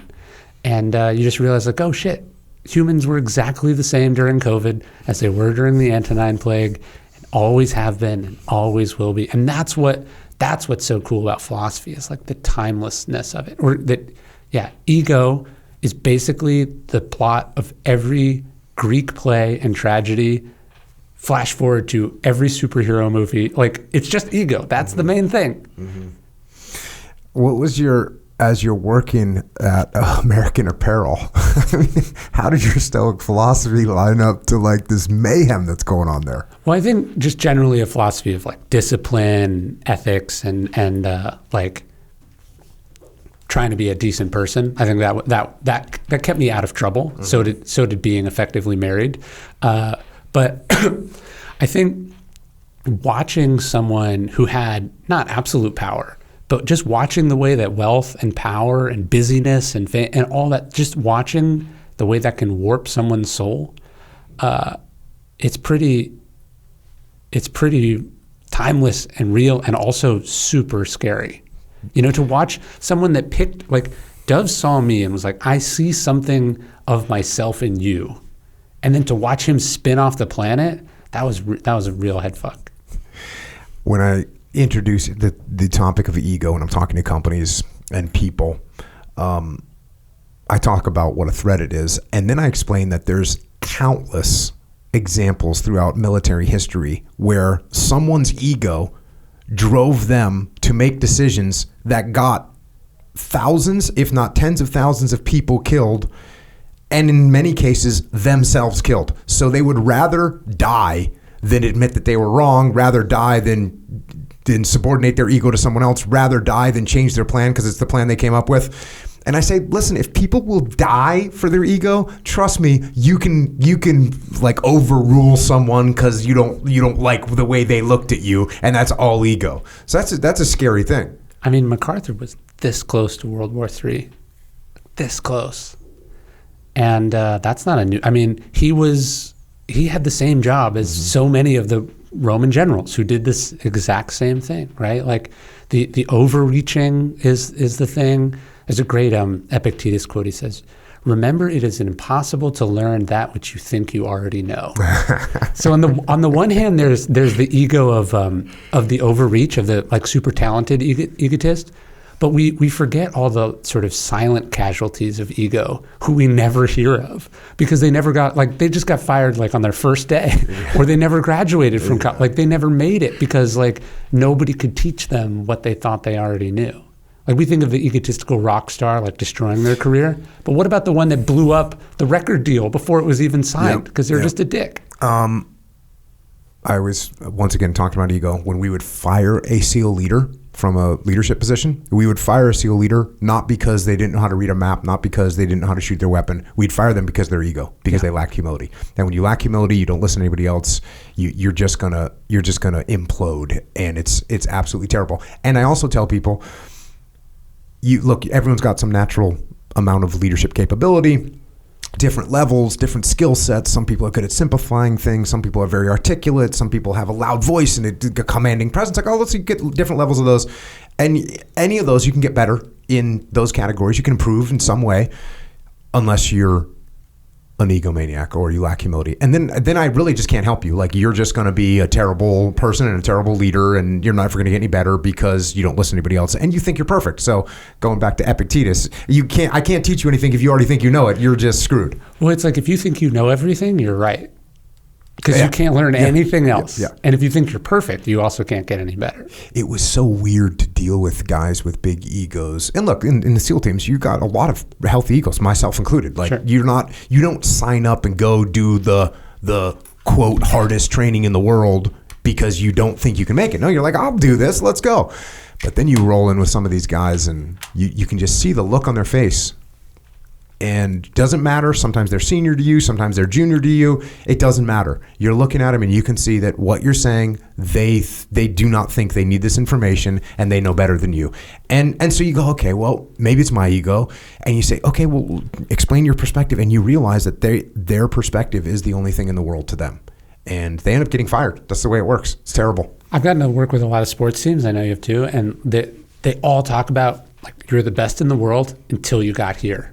And so that's, and then if you have confidence, you can become good again.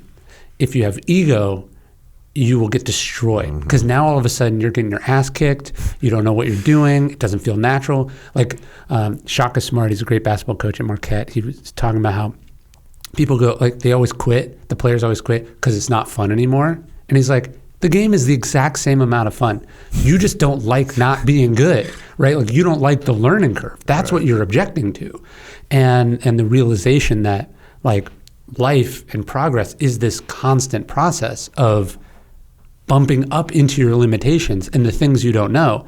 And if you like that, if you get better from that, then you keep growing. And if you're the person for whom that struggle is immensely painful and uncomfortable and it threatens your identity and self-worth as a human being, you're fucked. Mm-hmm. You're just totally fucked. Ego is the enemy. Let me get a little excerpt going from here. In 1953, Dwight D. Eisenhower returned from his inaugural parade and entered the White House for the first time as president late in the evening. As he walked into the executive mansion, his chief usher handed Eisenhower 2 letters marked confidential and secret that had been sent to him earlier in the day. Eisenhower's reaction was swift. "Never bring me a sealed envelope," he said firmly. "That's what I have staff for." How snobbish, right? Had the office really gone to his head already?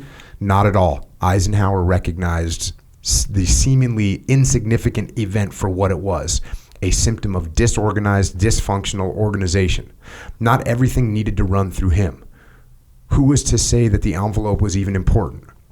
Why hadn't anyone screened it? As president, his first priority in office was organizing the executive branch into a smooth, functioning, and order-driven unit, just like his military units had been, not because he didn't want to work himself, but because everyone had a job and he trusted and empowered them to do it.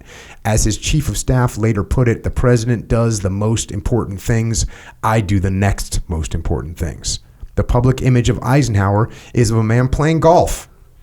In reality, he was not someone who ever slacked off, but the leisure time he did have was available because he ran a tight ship. He knew that urgent and important were not symptoms.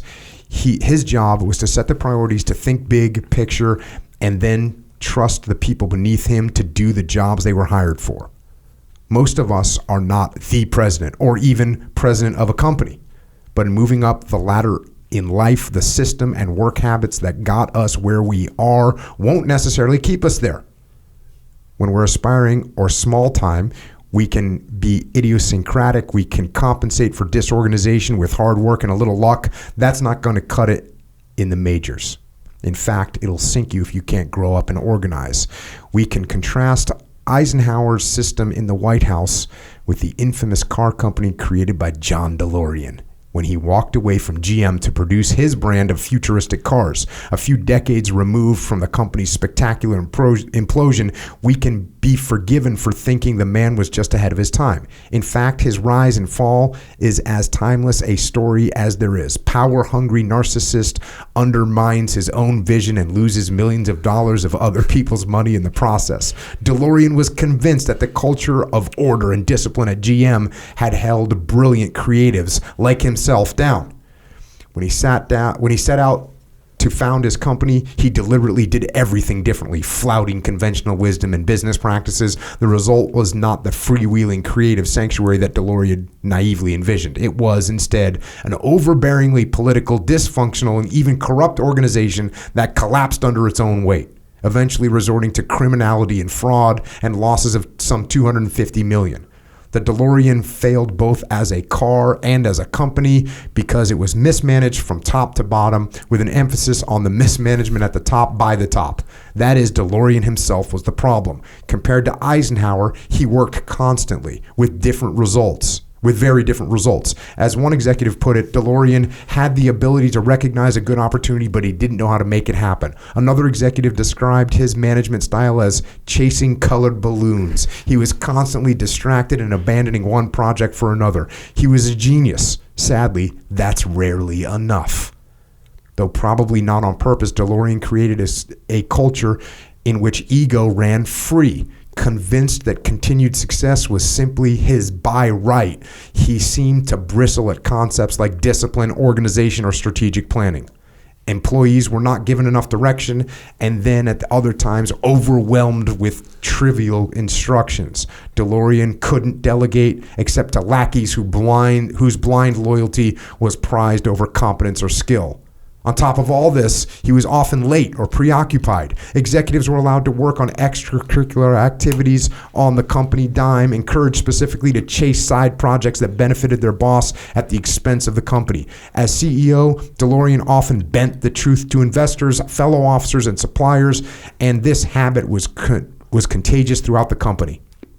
Like many people driven by a demon, DeLorean's decisions were motivated by everything but what would have been efficient, manageable, or responsible. Instead of improving or fixing GM's system, it's as if he threw out order altogether. What ensued was chaos in which no one followed the rules, no one was accountable, and very little got done. The only reason it didn't collapse immediately was that DeLorean was a master of public relations, a skill that held the whole story together until the first faulty cars came off the assembly line. Not surprisingly, the cars were terrible. They didn't work. Cost per unit was massively over budget. They hadn't secured enough dealers. They couldn't deliver cars to the ones they had. The launch was a disaster. DeLorean Motor Company never recovered. It turns out that becoming a great leader is difficult. Who knew? Yeah, classic. And it's classic, when I just talked about discipline equals freedom from a just personal perspective, but then also inside of an organization. If you have an undisciplined organization, you end up with this where nothing can happen, nothing can get done. No one knows what direction we're going. It's just total chaos. You think it'd be fun to get to do whatever you want, and it's the worst thing it could possibly wish on someone. And a good chunk of what I was writing about there was obviously what I just saw at American Apparel. Like, we have this, again, this idea of the leader doing everything, being everywhere, being always accessible. Like, I remember when I first got there, Dove said something about how, he had an open door policy. Any employee could call him at any time and he would answer. And I remember thinking, like, that's how it should be done. And then with time, and I saw it firsthand, you go, wait, you've got 250 stores in 20 countries, you've got 12,000 employees. You always have someone awake with a problem in some time zone. Mm-hmm. And so he'd get woken up from a dead sleep because some store manager in Korea didn't think they were getting enough overtime. And, so he's not able to not only take care of himself as a human being, but he has no ability to see big picture. He doesn't realize he's making these massive strategic mistakes because what he thinks he's doing, he's giving himself credit for all these tactical corrections he's making, all these problems he's solving. He doesn't realize he's getting further and further off course. And so you end up, I remember Robert Greene told me this distinction once between strategic heaven and tactical hell. And egotism is a good way to get stuck or sucked into tactical hell. You think you're busy, Yeah. and you are the center of everything, Yep. but you're not getting anything done. Yeah, and it's very gratifying as well because you're solving problems and people are praising you that you got this done. Oh, you got the new cash register order for that store in South Korea. Great, you did a great job. They're going to get delivered tomorrow, and you're hailed because of it. Meanwhile, 3 quarters away, you haven't ordered the material that you need to get the job done. I remember I looked out of the window one time of my office. I stared at, and he's directing traffic in the parking lot. And again, this seems like a humble, like roll up shirt sleeves, do anything leader. And there is a place sometimes for that, especially almost like it's a showmanship. Like, watch me, you want the CEO of Uber to sometimes drive an Uber and get a sense of what it is. But Dove was doing it because he had passed something on the way in and it bothered him. And instead of having competent staff the way that an officer would, that goes, you need to fix this right now. When I come back downstairs, this better have gone away. He's doing it himself. And what he's doing is taking his eye off the ball. Yeah. And again, he likes the image, and the image is cool. But the reality is if the CEO is not thinking big picture, someone else can direct traffic, but no one can do what you do. And that requires a certain discipline. It also requires an acceptance of some things not being the way that you want them to be. That's the hard thing. Yeah, there's a certain level. I just was talking this with some clients. There is a level of risk with decentralized command that the traffic, look, I'm like, hey, Ryan, that traffic down there in the parking lot was terrible. You need to get that squared away. There's a chance that you're going to do something that's not quite what I would have done. Yeah. And that's fine. Yes. That's fine.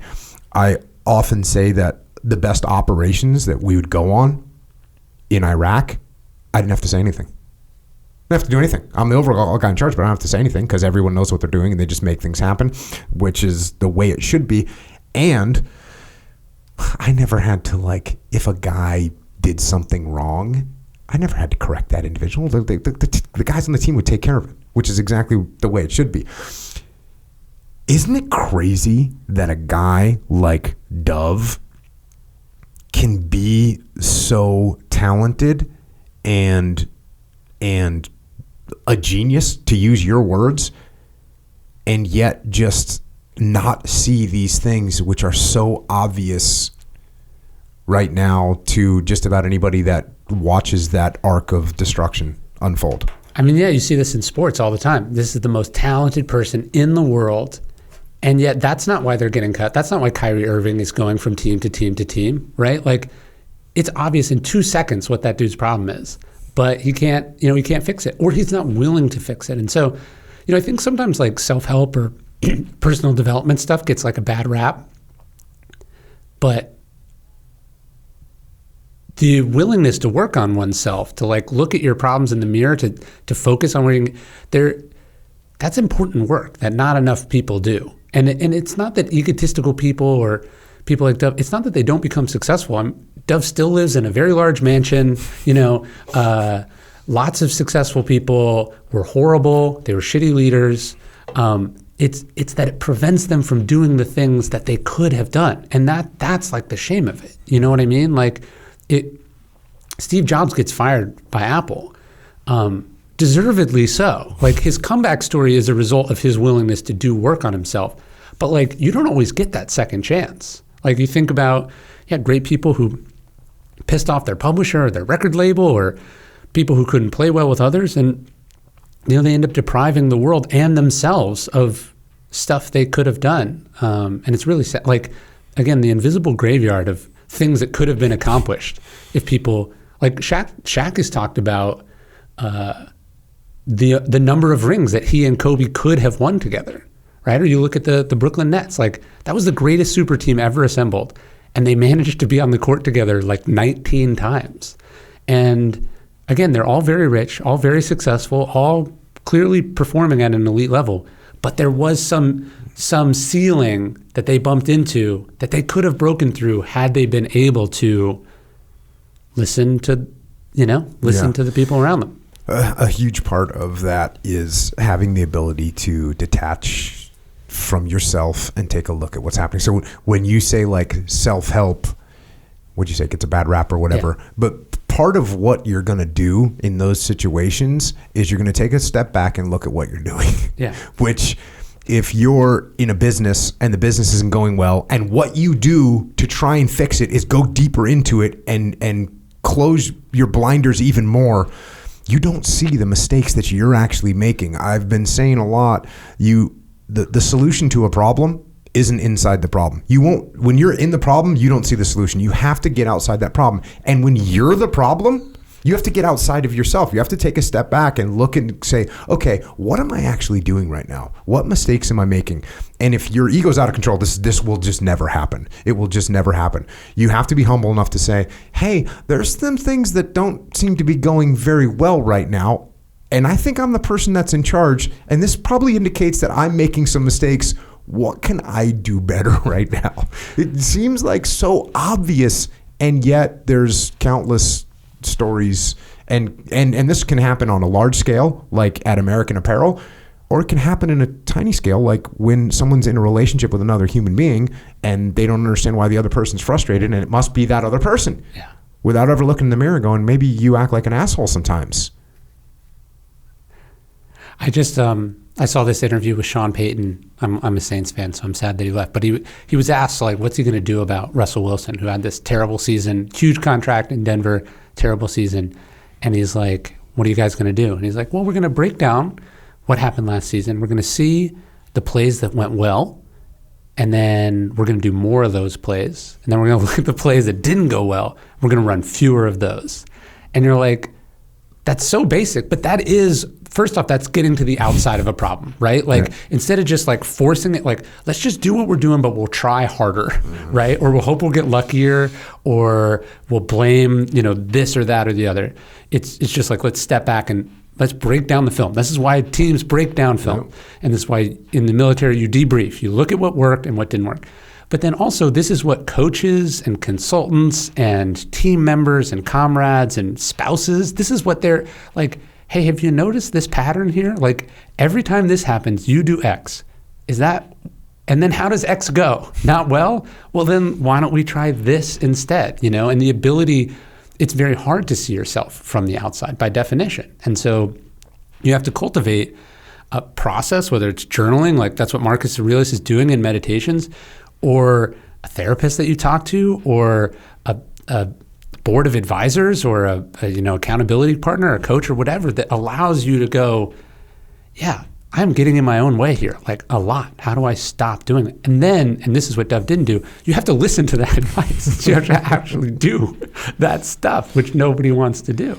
Yeah, the idea of writing things down, because this is something I always tell people to do. And it's something that you got told when you were, 16 years old, and hey, do you want to go to a summer camp or do you want to stay? And someone goes, well, write down the list of pros and cons. Yeah. And what you do is you are detaching from the problem, even if it's only for 18 inches away, but now you're looking at it on a piece of paper. When you have to write down your thoughts, it makes them more clear, and it makes you see, oh yeah, looks like I should definitely stay here and get a job because I'm going to need money. That's going to be a better deal for me. Like, making those decisions and detaching from them and writing them down. That's why even writing books, for me, as I would write down debrief points for people, I'd write it down and I'd see, oh yeah, I can see this is a pattern here. I can see how I need to explain this better because they're not getting it. So writing things down is such a powerful tool because it de facto causes you to detach from the problem. Yeah, there's a reason that almost all successful and creative people throughout history have had some kind of journaling practice, right? Where they talk about how their day went, or how they want their day to go, or the ideas they're working on, or the things they're struggling with. Yeah, that 18 inches, that might as well be 10,000 feet. It's beautiful. It gives you so much distance, and it's also so much better to vomit that out on the page rather than on other people. And once you articulate it, once you write it down, I mean, so many times I'm writing in my journal, I'm like, what? That is insane. That logic is not true at all. Or also, you've written this, like, I'll notice, like, I am writing how tired I am very regularly. Well, that's a solvable problem, right? And I obviously knew I was tired, but just the act of just seeing your thoughts that is the most basic philosophical practice that there is. And that's literally what the Stoics were doing. How did Ego as an Enemy do? Really good. Really good. It was funny. It was sort of a nice So it comes out, it should have debuted at #1 on the Wall Street Journal list.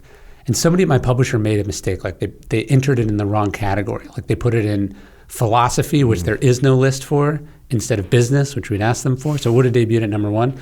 And so, I opened the thing expecting the #1 because my agent told me the sales. And it's like, it's not only not #1, it's not there. Oof. And there's a chapter in the book about this idea that the effort has to be enough. That like you control the effort, you don't control external results, which is a very timeless Stoic idea. It's also in the Bhagavad Gita. You had to refer to your own book. I was like, fuck, right. Because like I knew I did a good job. I knew I sold the copies, which ultimately is what matters anyway, not this arbitrary list of where you rank against other people. Like I know what the number is.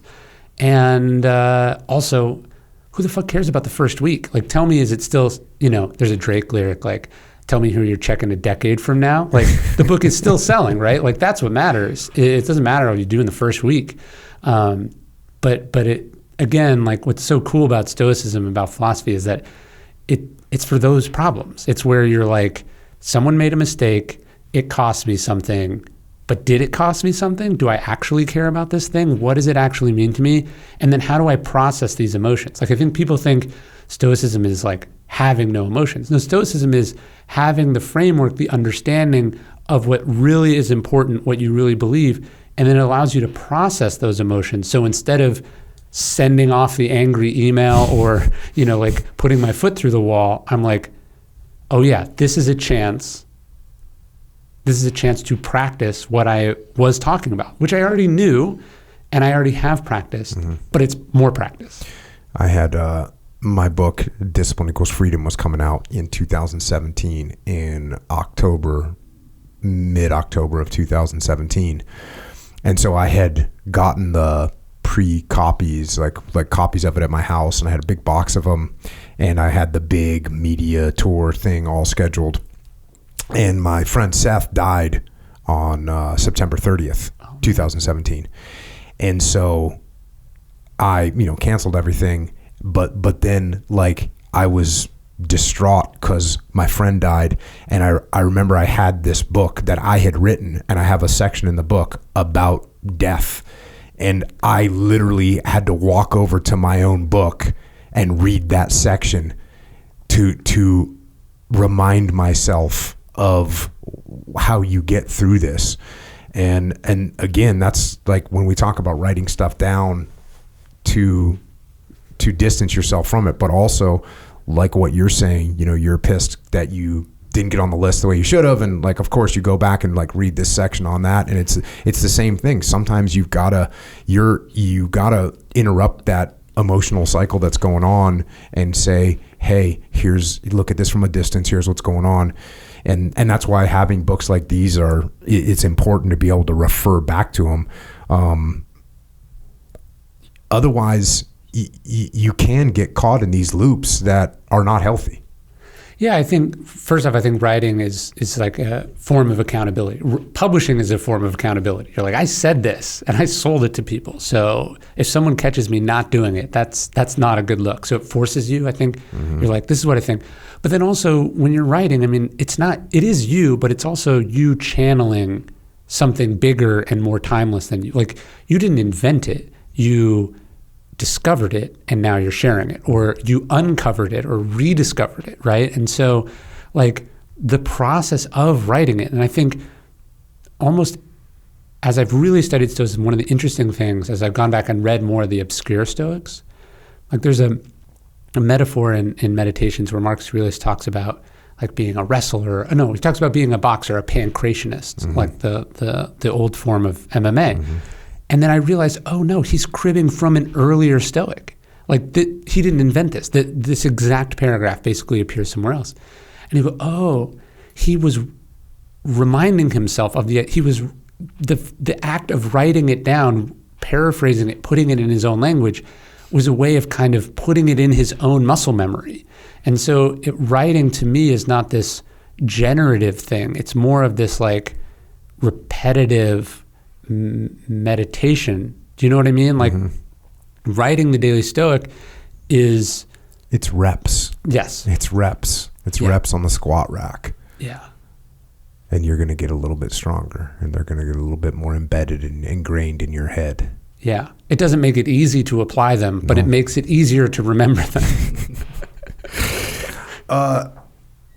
Next up, the Daily Stoic. Yeah. 366 meditations on wisdom, perseverance, and the art of living. Little section of this. Some of us are stressed. Others are overworked. Perhaps you're struggling with new responsibilities of parenthood or the chaos of a new venture. Or are you already successful in grappling with the duties of power or influence, wrestling with addiction, deeply in love, or moving from one flawed relationship to another? Are you approaching your golden years or enjoying the spoils of youth, busy and active, or bored out of your mind? Whatever it is, whatever you're going through, there is wisdom from the Stoics that can help. In fact, in many cases, they have addressed it explicitly in terms that feel shockingly modern. That's what we're going to focus on in this book. Fast forward a little bit. Organized along the lines of the 3 disciplines: perception, action, and will, and then further divided into important themes within those disciplines, you'll find that each month will stress a particular trait, and each day will offer a new way to think or act. The areas of great interest to the Stoics all make an appearance here: virtue, morality, emotion, self-awareness, fortitude, right action, problem-solving, acceptance, mental clarity, pragmatism, unbiased thought, and duty. The aim of this hands-on approach to philosophy is to help you live a better life. It is our hope that there is not a word in this book that can't or shouldn't, to paraphrase Seneca, be turned into works. So this one, perception, action, and will. Talk me through those things. Yeah, it's also the structure of the obstacles away, which is basically like you control how you look about how you control how you look at a problem, right? What you think and feel about the problem. Then you control the action that you take on the problem, and then you control the sort of willpower, determination, endurance that you bring to bear on the problem. Marcus Aurelius in Meditations, he sort of sums them up. He goes, objective judgment now at this very moment, unselfish action now at this very moment, and he says willing acceptance now at this very moment. That is all that you need. And that is sort of the encapsulation of Stoicism, the idea that, like, what is it? I'm not going to be rattled by it. I'm not going to exaggerate. I'm going to see it for what it is. I'm going to do what I got to do, and then I'm going to persist through it, right? I'm going to endure it and survive it. That is how you make the obstacle is the way. That is how you apply Stoicism in big situations and small ones. I just did some live events, and it's interesting how much of this, one of the things I was talking about is the amount of control of your choice of how you're going to view things, right? What your perception of these things is going to be when something bad happens, when something good happens. How are you going to actually perceive it, and then what actions you're going to take about it? It's right along the lines of this, which is pretty strange. And then this book right here. So as you're writing this, it's kind of everything that we just talked about, right? This is like, every day you're going to remind yourself. You have a journal that goes along with, which I don't have a copy of it, but there's a journal that goes along with where you can say, here's what I did today. You've set it up in a way that it's evergreen. There's no days, so it doesn't have to be Monday, January 1st. It can be Thursday, January 1st, and you're still good to go. And you can just keep rolling through this book forever. That's been the crazy part. I mean, people are 8 years into it. And so I'll sign people's copies, and it's like, they'll be like, it's my favorite book. And it's like, I can tell it's not. And then you meet someone, and you're like, you put some fucking miles on this thing. Yeah. And that's like the coolest. That's the coolest part. When they got 4 different or 5 different colored highlighters that have been used and different tags on them, different colored tapes hanging out. Because that's what my copy of Meditations looks like. It's all taped back together. And almost every page, almost every line is marked because at some point that line spoke to me. Not the first time, not the 30th time, but the 100th time it did, And the Stoics talk about this. They say that we never step in the same river twice. And what's cool about rereading books is that you're different. It's the same, but you're different. And so that's what it's supposed to be. And then I think the other tricky thing is, like, when you hear about a tradition or a way of thinking, like, where do you start?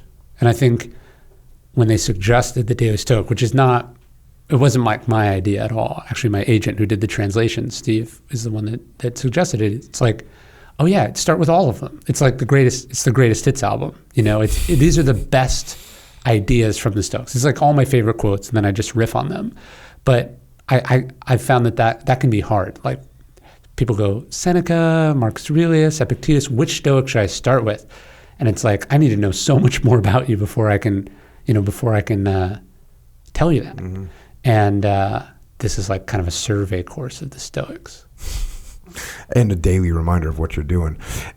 And that stepping in the same river, is it? Because there's the continuation of that quote, isn't it? Like, because it's not the same river and it's not the same man. Yeah. Right? That's the continuation of it. It's from Heraclitus, this Greek poet. I've found that, like, I'll talk to a company and I'll talk about, let's say, the 4 laws of combat leadership. And 2 years later, I'll go back and talk to the same company. And some guy will come up like, wow, I really like the new spin that you've put on these things. And I'm like, hey man, I've been saying the same thing for the past 15 years. Sure.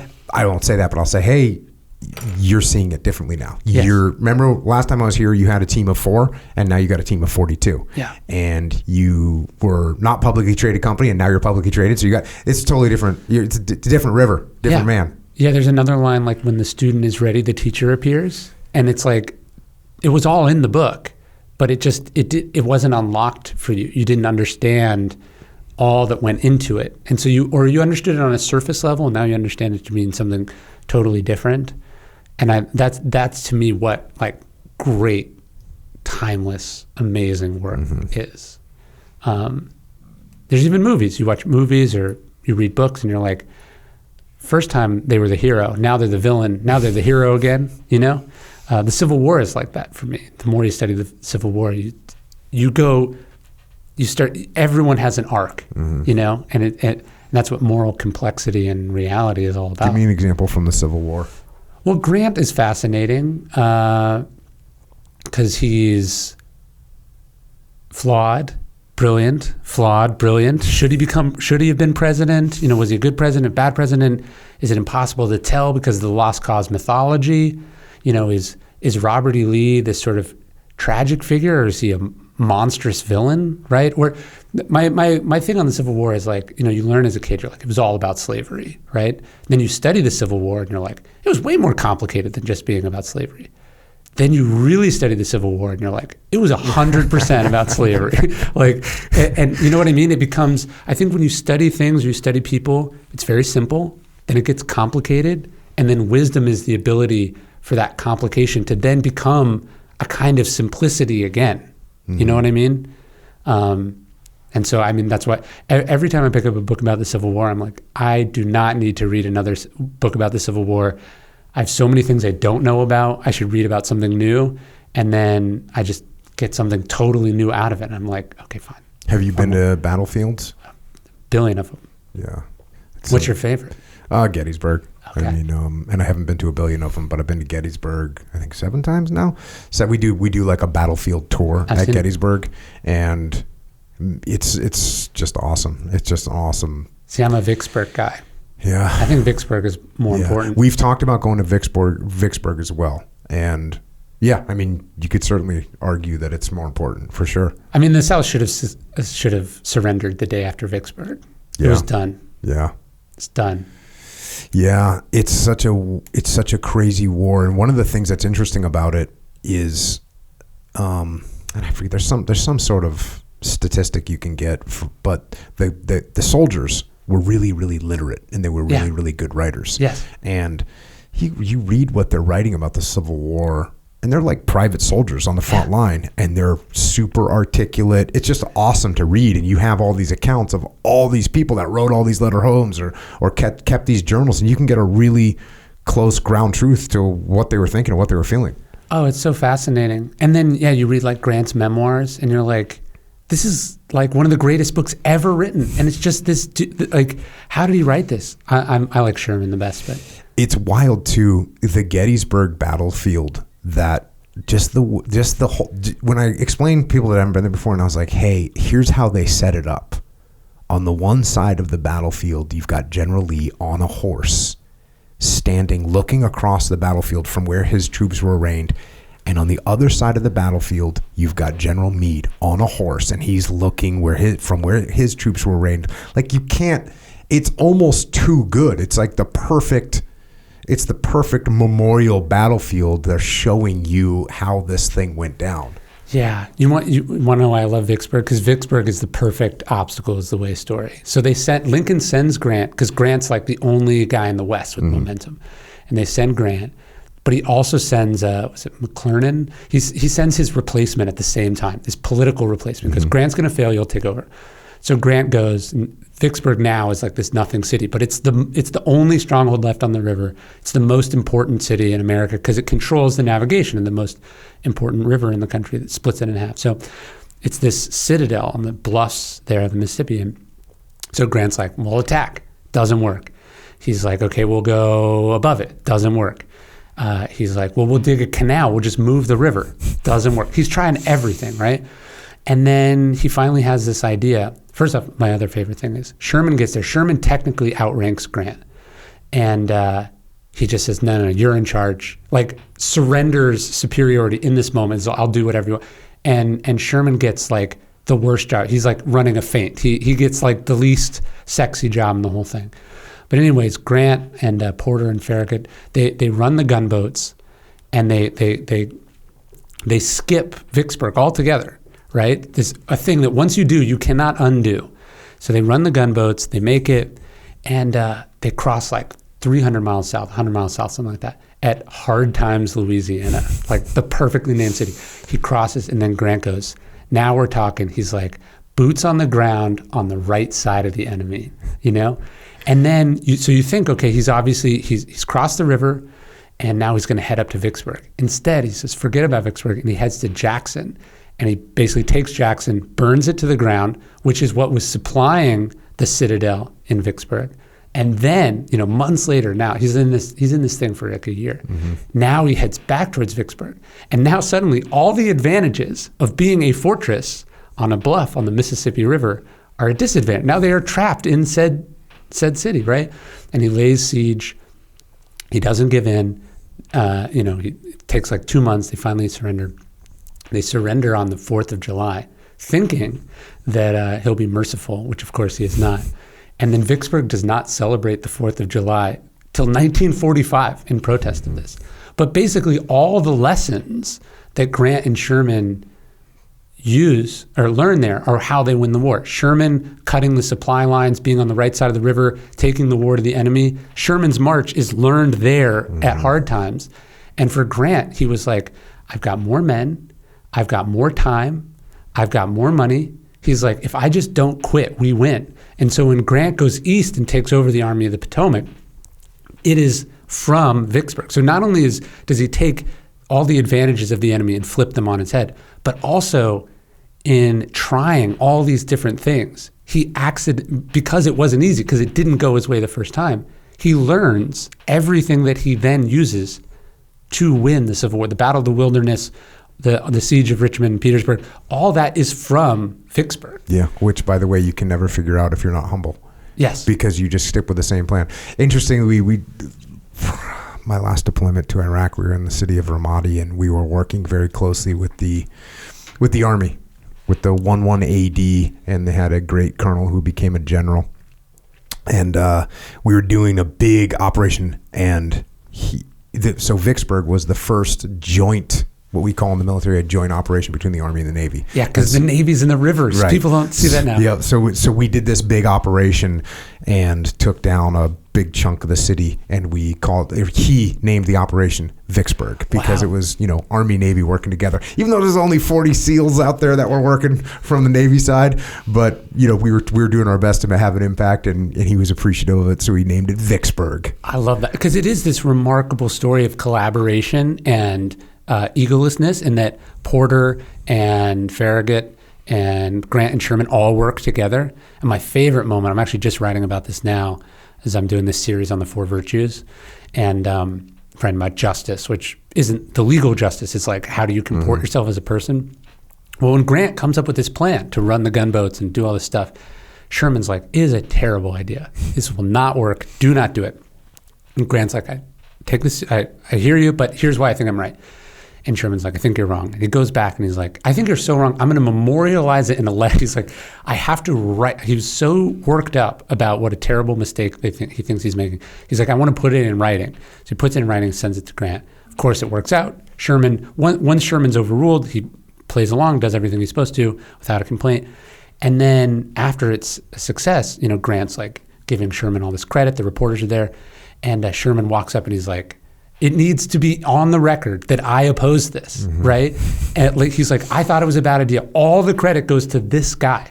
And then when Grant's writing his memoirs, Sherman sends him another letter, and he says, I am sure you have forgotten about this. And I know that you deleted I know you ripped up the letter. So I'm enclosing another copy. Damn. So the record can, he doesn't even want, in this moment, he doesn't want credit. Yeah. Undeservedly. And he wants the record to show hey, I didn't do it right. And you can see how easily a leader can only focus on how the results went, that it worked out, and not the fact that they had I think he not only wanted it to be honest, but I think he was also going, hey, this was an instance where I got it super wrong, and I want to make sure that that's what stays with me, and what other future people learn is that I didn't get it right. I'm not a genius. I don't have the Midas touch. I thought it was wrong. And then I was proven wrong. I just love that story so much. That's a great point. I talk about that with leaders all the time. Anytime I'm wrong, I'm super stoked because it gives me the opportunity to admit to everyone that I'm wrong and be humble and say, look, you had a better idea than me. Let's use your idea. Yeah. I love being wrong. It's awesome. I also always say that I rarely have to admit that I'm wrong. And the reason I rarely have to admit that I'm wrong is because I don't run around saying I'm right about something. Yes. I don't sit there and say, well, I think we should use this marketing plan because I think I'm right. No, I say, well, I'm not really sure. That could work. How about this idea? So if you don't paint yourself into a corner by screaming to everyone that you're right, or creating memorandums where you say, I want to go on record by saying that this is wrong, which is a weird tack to take. I guess back in the day, you might have been trying to document that fact just so if it does go wrong, you can say, hey, dude, I pointed it out to you. That's a really weird thing at Gettysburg, too, when you had Longstreet, and those are documented too, where he's saying, listen, I've commanded squads and platoons and companies and battalions and brigades, and in my estimation, no army ever assembled could take this position. And Lee's like, cool, we're doing it anyways. Yeah. And he probably should have documented that a little bit better than he did. Yeah, no, it's so fascinating. We just did this with Daily Stoic recently, where they put this video together. They had someone work on it, and I was like, it's terrible. It's not going to work. I was like, here's all the reason I don't like it. And they were like, no, trust me on this. And they put it out, and did like 1 million views the first day. And it's a good reminder too. In Hollywood, there's this expression: nobody knows anything about what's going to work. Yeah, it's all guess. And the second you start to be right a couple times in a row, watch out. Yeah, now you're fucked, right? Like with Trust Me, I'm Lying, the publisher almost canceled the book over the cover. I knew it was the right cover. I thought it was badass. Is it the current cover right here? Yeah. I think it's amazing. But they didn't like it. One thing is interesting. My publisher told me, he said, "Look, we're all talking about how this is when extreme ownership is coming out.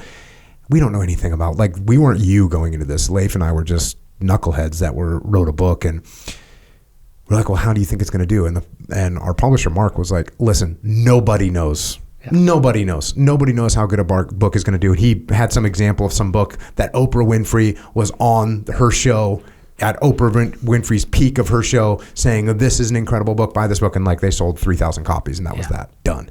So only the public knows. Yes. That's why the viral thing, the creating viral thing, which is interesting because you talk about creating viral things and you're able to pull it off sometimes. But even the great Ryan Holiday 2 weeks ago was saying, hey, this video is stupid. Don't put it out. And it's a freaking viral video with 1 million views. Well, no. And so they didn't like the cover and I stuck to my guns and it worked out. And then on a later book, I was very convinced that the cover should be a certain way and the subtitle should be a certain way.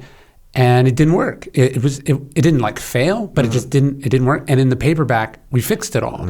And so it's like I could, I guess, go to my grave convinced I was right and blame some other factor. But at the end of the day, you got to go, no, you're not going to be right 100% of it. Statistically, you're going to be wrong a lot. And so one of the reasons I look forward to when it's objectively and irrefutable that I was wrong, I go, okay, this is like eliminating if it was never going this way, then I am clearly in the throes of ego, because it's definitely happening. I'm just not seeing it. So you want to seize on the times where you're like, yeah, I think I got this wrong. I made the bad call. Clearly it's not true, because you don't get that clarity that often. No, you don't. So then we get into, speaking of selling, the perennial seller, the art of making and marketing work that lasts. So this was like a step back. Yeah, a little bit. What brought this about? I just got lots of people would ask me for advice on books, because I'd worked on so many. And then the publisher was like, hey, do you want to do this book marketing book? And I was kicking it around, and then I was like, I don't actually care about marketing books. I care about making stuff that lasts. Like, it's funny, right? You're measured in the first week of your sales when you put something out. Like, how do you sell? So if you sell like 10,000 copies, let's say you make the bestseller list. But if you sell 1,000 copies a week for a year, you sold a lot more copies, but you will not appear on any bestseller list. And so people always measure themselves on the wrong things, right? And it's funny, the publishing industry, all of the money and all of the success is on things that are old, right? What they call perennial titles, or the backlists. And yet all the energy and all the focus and all the media coverage is on what's coming out like this Tuesday. And so I'm interested in the stuff that lasts. And how do you make it? How do you market it? What do you learn from the stuff that has? And then so you write this book, well, how does it do? Like this is a niche market, right? There's not too many people that are like, yo, I'm writing a book. I want to see how I do this. I mean, it's more about how you make anything that lasts. It's like sort of lessons from sort of timeless work. If I was doing it again, I'd probably do it differently. I think I might do it differently at some point. Like, the ideas in it are really good. And it sold well enough. Any author would be very excited to have that number of sales. Had you made the New York Times bestseller list yet at this point? You know what's funny? No. I'd sold well into the millions of copies before I hit the New York Times list for the first time, which was a very surreal, strange experience. The Obstacle Is the Way came out. It hit the Wall Street Journal list, and then has never hit the New York Times list. And I didn't hit the New York Times list for the first time until I debuted at number 1 with my 9th book. So these things don't mean anything, but that is what people care about. How much money companies raised, right? They care about who's selling them, but they don't care is this still going to be around? Is it profitable? Right. Is it profitable, and is it still going to be around 10 years from now? 2 years from now, 18 months from now, right? So everyone chases what's popular now, but they don't think about, is this likely to, when I wrote Growth Hacker Marketing, I knew this is only going to have a short, relatively short life. But I think so many people write things and they think it's going to last, and then it's just like, what are you talking about? This has never had a shot. This never had a shot. And so I think if you're going to write a book, if you're making a YouTube video that goes up right now, it can be of the moment. But if you're going to take the time to do something like start a company or book or whatever, it's gotta have the potential to have legs. And writing a book, again, this is something we were talking about before we hit record. Writing a book is hard to do. Yes. If you're writing it yourself, if you're going to pay someone to write it, cool, sure. Whatever, you're weak. But if you're gonna actually write the book yourself, it's hard to do. It takes time. Editing a book is hard to do. Like, the whole thing is just hard to do. It takes a whole bunch of time. And what's really crazy is writing a book. You can write a fantastic, incredible book, and it'll sell 1,400 copies, and that's that. It's done.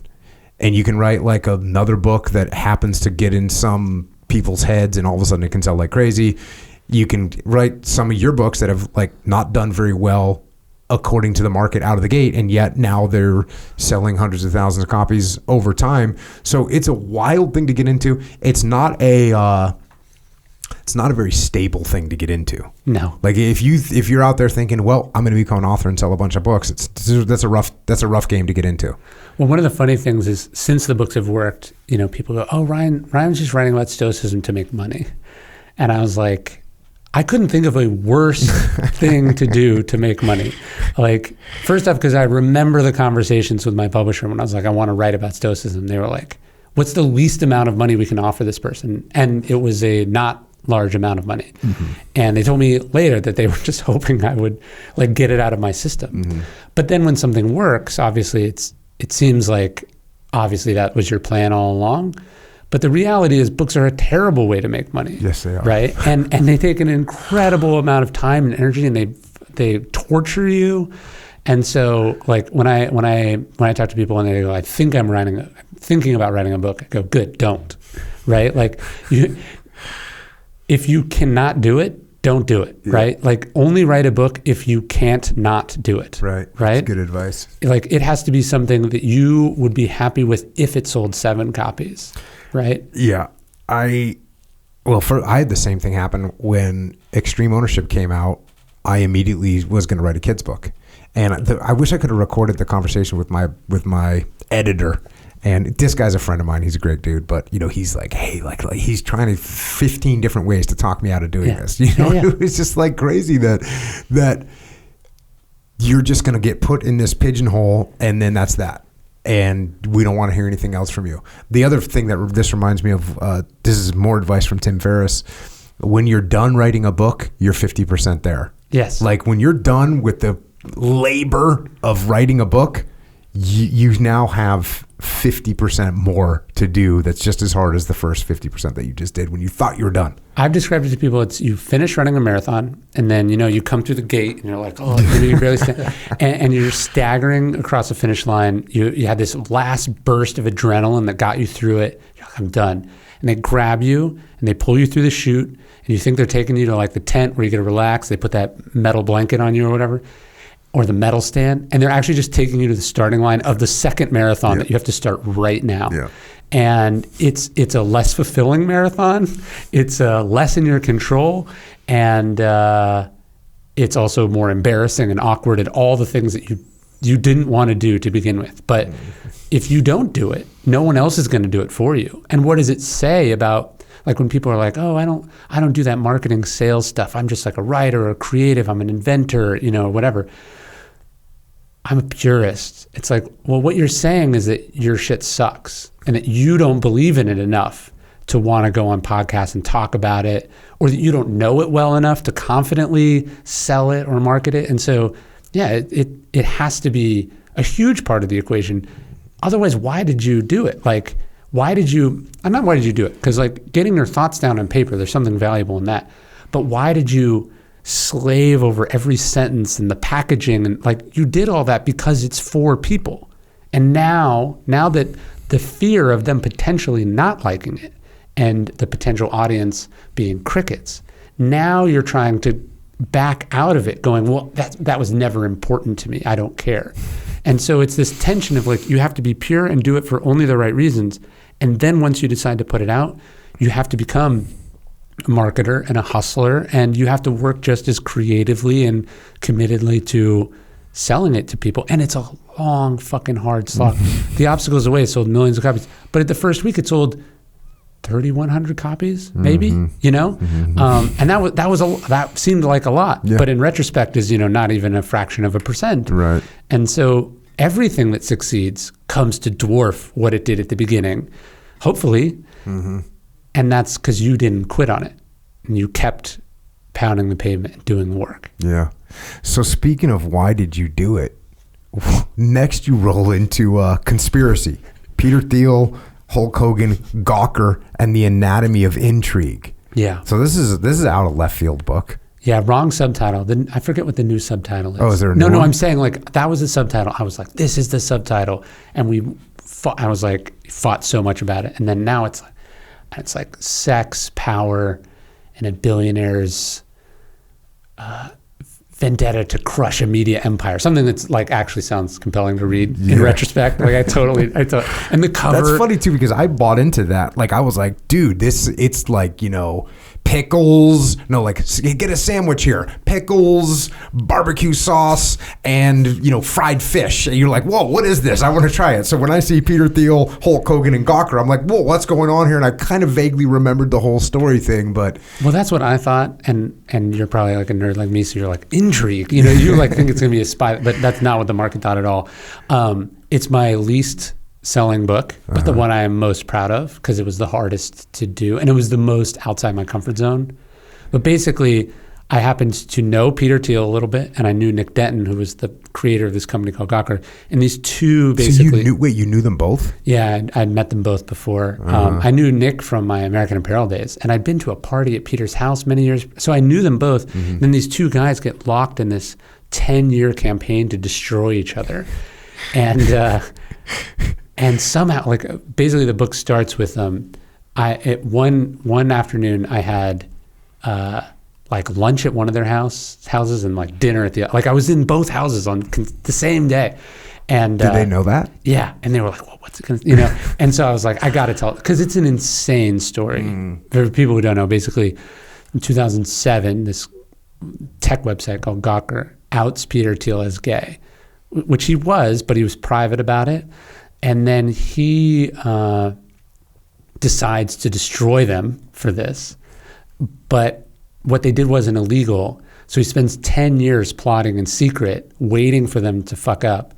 And then in 2011 or 12, they run a stolen sex tape of Hulk Hogan having sex with his best friend's wife. Bubba the Love Sponge was a Florida DJ. That's the name of the other dude. It's just like weirder and weirder.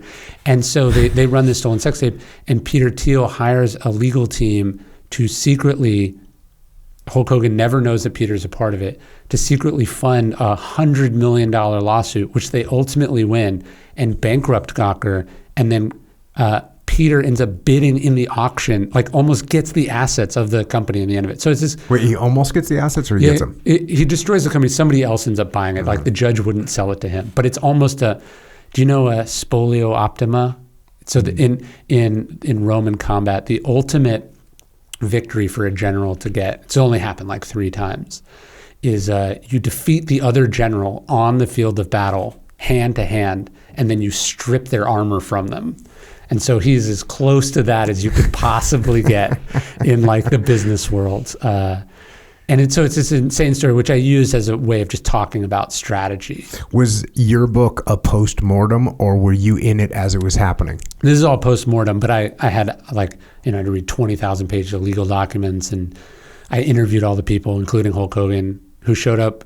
He showed up wearing a T-shirt, a Hulk Hogan T-shirt, which makes sense. Yeah, it was an insane story, which I just really wanted to tell, and I think I did. I think I did a really good job. I think it's really interesting.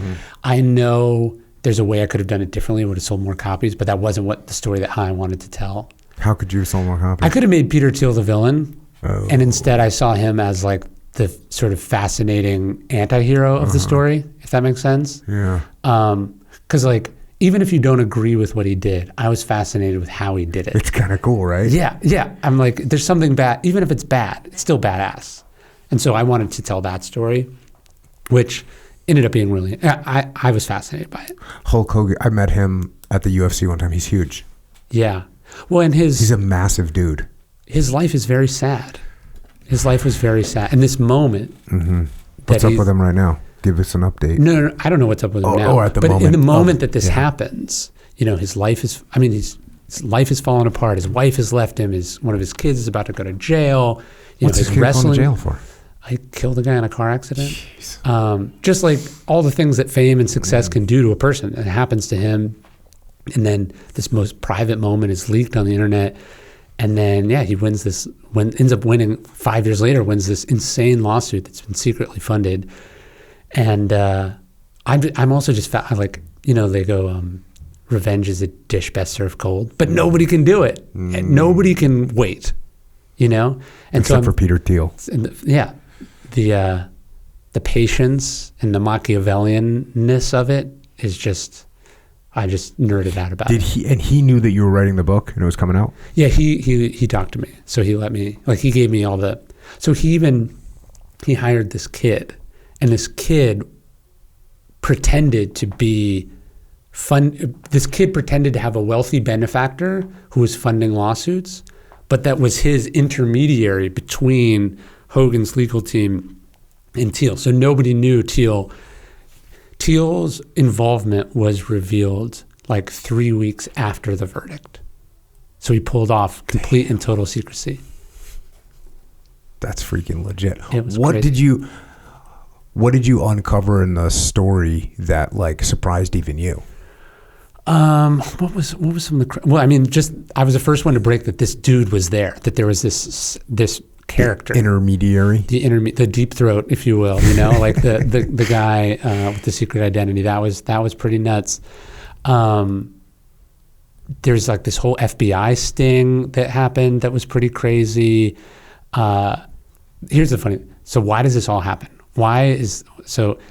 Basically, Bubba likes to watch his wife get railed by other dudes. That's what he gets off. So he's secretly filming it, right? He secretly films Hulk Hogan having sex with his wife, which is weird unto itself. We can say that.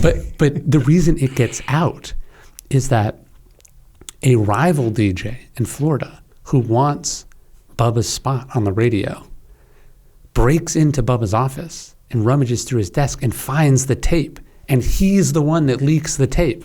So this whole thing, this whole clash between these insane personalities happens because one weird Florida DJ wants to humiliate another Florida DJ.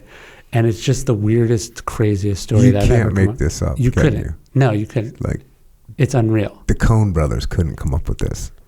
Maybe they could, but I don't know. Yeah, I mean, it's just the whole thing was, absurd. This the whole thing from start to finish was just completely absurd. So did you get, did your publisher buy into this thing? A little bit. I mean, they gave me like much less than I normally would They're get. like, But okay, fine, go ahead and do it. Yeah. And then it's been in like movie turnaround for like ever since I wrote it. But Documentary style, reenactment style? The director of The Hunger Games optioned it, and then the guy that wrote The Big Short, he wrote a script. So it's like it's been, they've attached like multiple crazy actors to each of the roles, and then it never happens. What do you think's holding it back? I don't know. I don't get how it Just works the at all. Hollywood thing. It's I don't know. There's just a lot of meetings, a lot of phone calls, and then it never goes. It sounds freaking wild. It was insane. Then you kind of get back to your roots on the next one, right? Yes. Stillness is the key.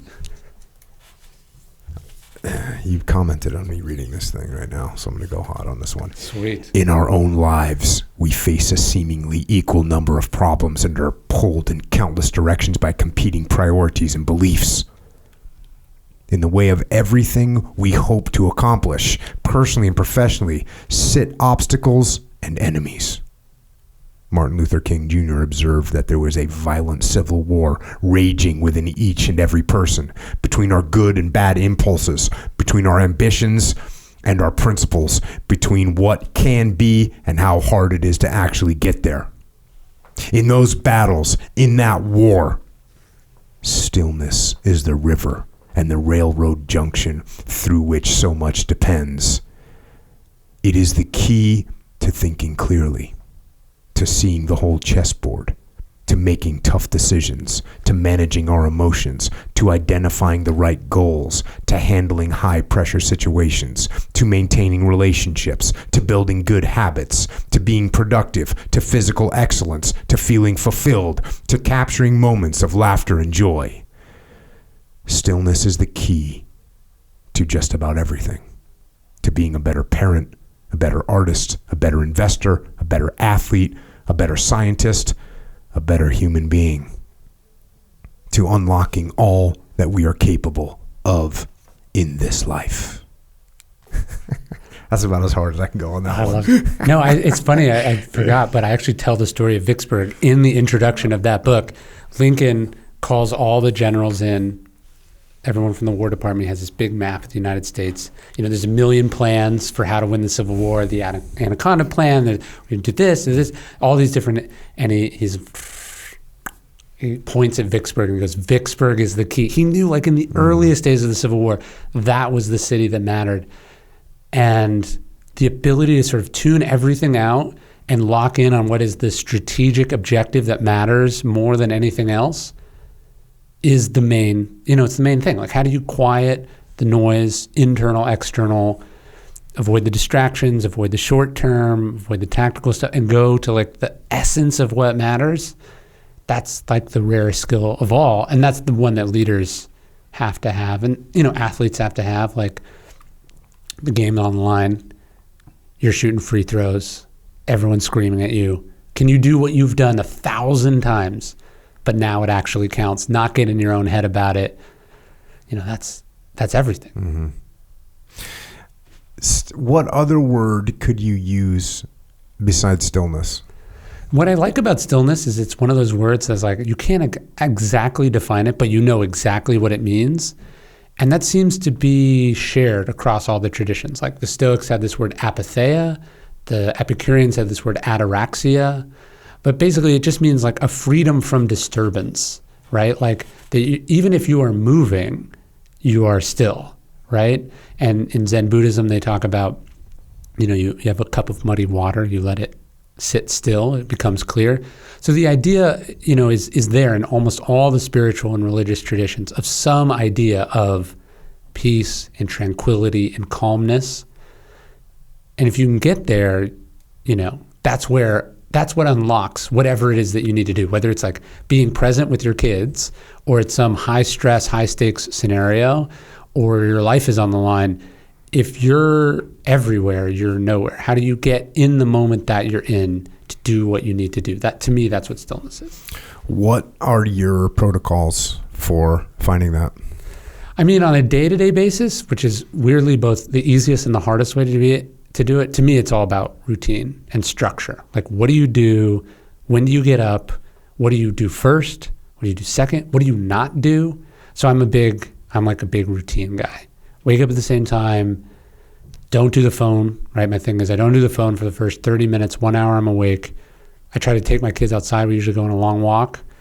If I'm by myself, I'll work out by myself, but I do something physical, usually do journaling. I don't do breakfast. And then I take them to school or whatever I have to, like my get everyone situated for the day thing. And then I write. And then, so by like 10 or 11, like everything else for the rest of the day is bonus for me. I don't have anything I'm worried about, any regrets. Like if I crush that morning, not only am I going to carry that stillness with me to whatever I have to do for the rest of the day, but it's also kind of irrelevant because I already won.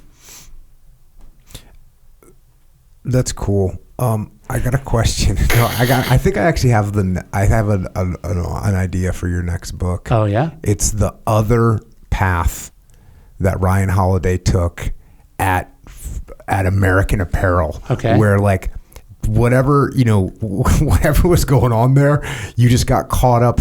It's when you were explaining that morning routine, I'm like, this is amazing that you made it to this situation where you're waking up at the same time, you're journaling, you're hanging out with your kids, you're working out, you're carrying on with a nice, pleasant life in Texas. I'm like thinking back to when you were 19 years old, you're working at American Apparel, there's mayhem going on there. There's models and just drugs and mayhem and money and power, and you're right at the seat of the emperor, and you're there to receive some of that. It's like, this is amazing that you made it to this spot where you didn't get caught up in all that. I write about this a little bit in the afterword of Courage is Calling, because in retrospect, I was clearly caught up in something. Cult is too strong of a word, but you get in situations that have an energy and a rhythm that you can't get out of, and that's what screws with your moral compass. Like you can get competing in a game, and you can get so locked into the competition of it or the winning of it that you don't think about whether it's the right game or not. Mm-hmm. And I think that was a good chunk of my 20s, and that scene for sure. I mean, there's moments where I remember I was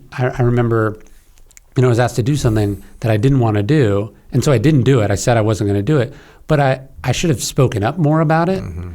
And I was like, well, why didn't I? And I was like, well, I didn't want to get fired. And then it was like, well, first off, I did want to get fired. I wanted to be a writer. So I'm like trying to not lose a job that I do want to lose. But also like any job that you would get fired for doing what is obviously the right thing is not a job that you should want, right?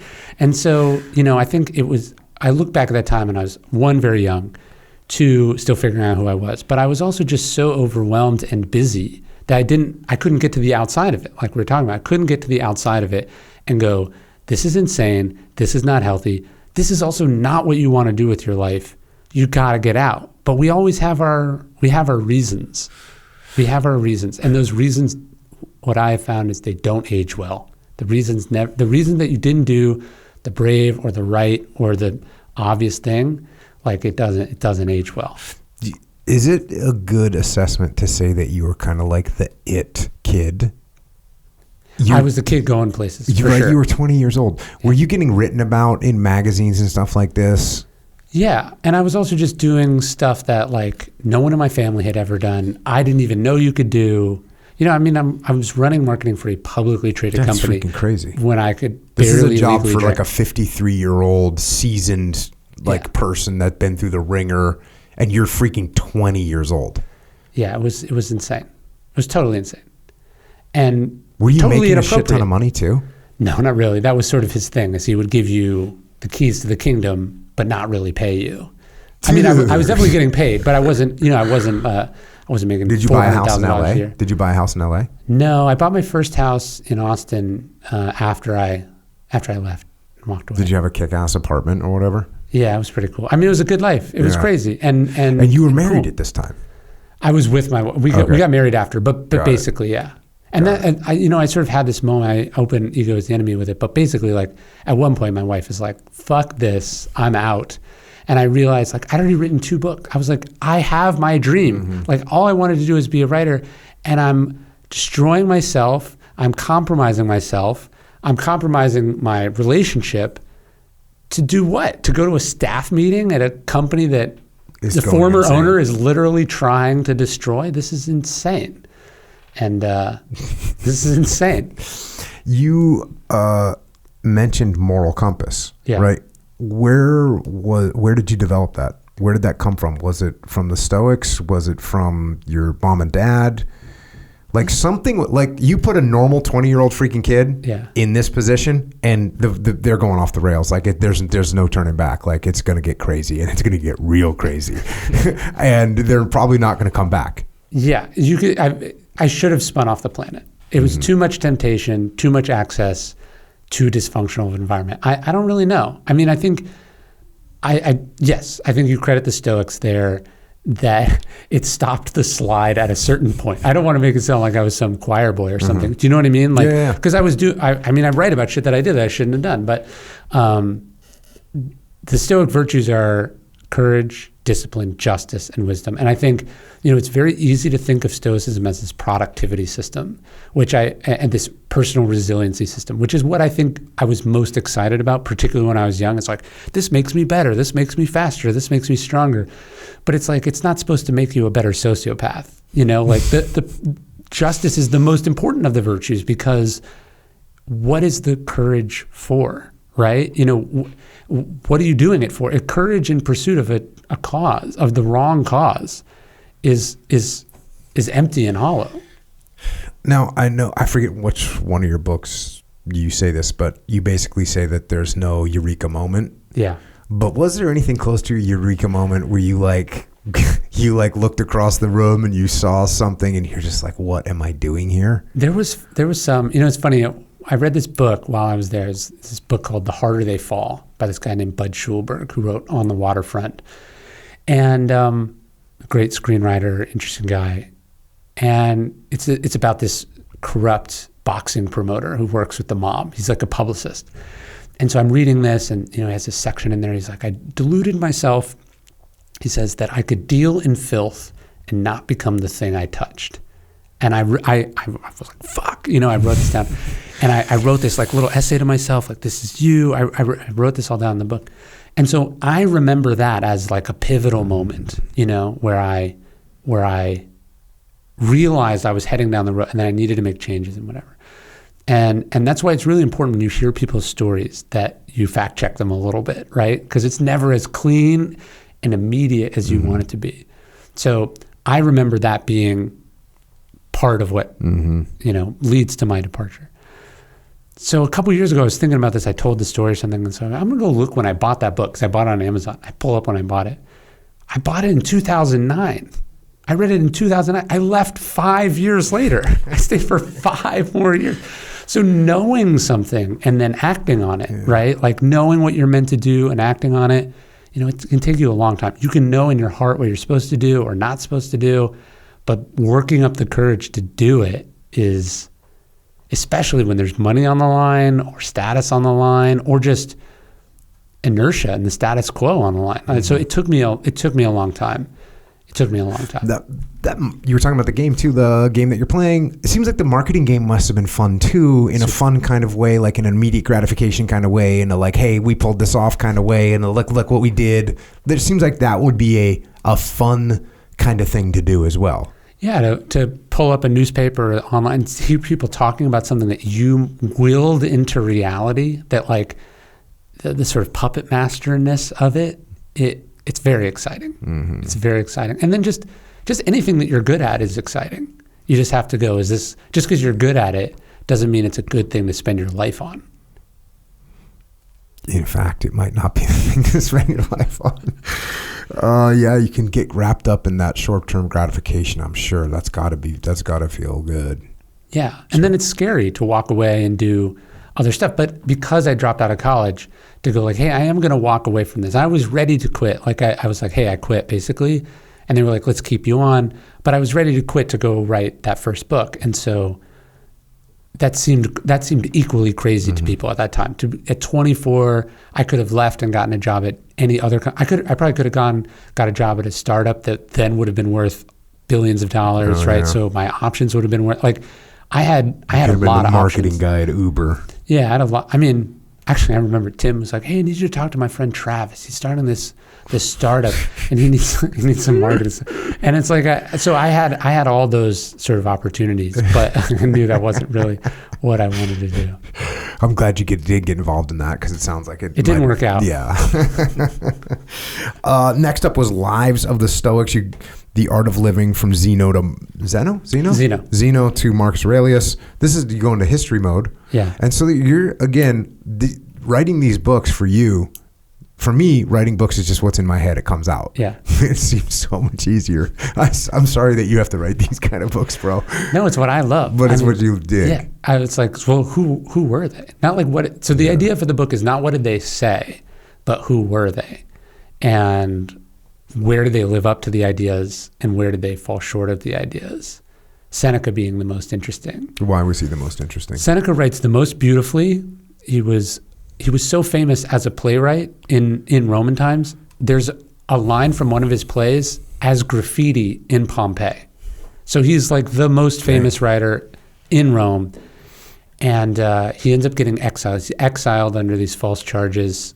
He spends it in Corsica, where Napoleon is from, which he portrays as this, like, speaking of Stoic, Seneca writes of Corsica as being this barren, horrible rock in the middle of the ocean. Napoleon, born there, writes about it as his place of his childhood, which he always wants to get back to. But anyway, Seneca, he's exiled as this horrible thing, and he's called back. And it's called back by the mother of the future emperor. This is Nero's mom. She says, you can come back, but you have to be the tutor and advisor to my son, which he does. He's an ordinary, like, teenage boy. But it becomes clear with time that Nero, not all is well with Nero. And Nero becomes emperor, and Seneca now is the right-hand man to the most powerful person on earth. And he has this moral quandary of, which I think a lot of people can relate to, myself included, which is, yes, this person is awful and evil, but I am preventing them from being as awful and evil as they could be, right? Where does, are you the adult in the room, or are you complicit? And so he becomes enormously wealthy in working for Nero. He becomes the second richest man in Rome.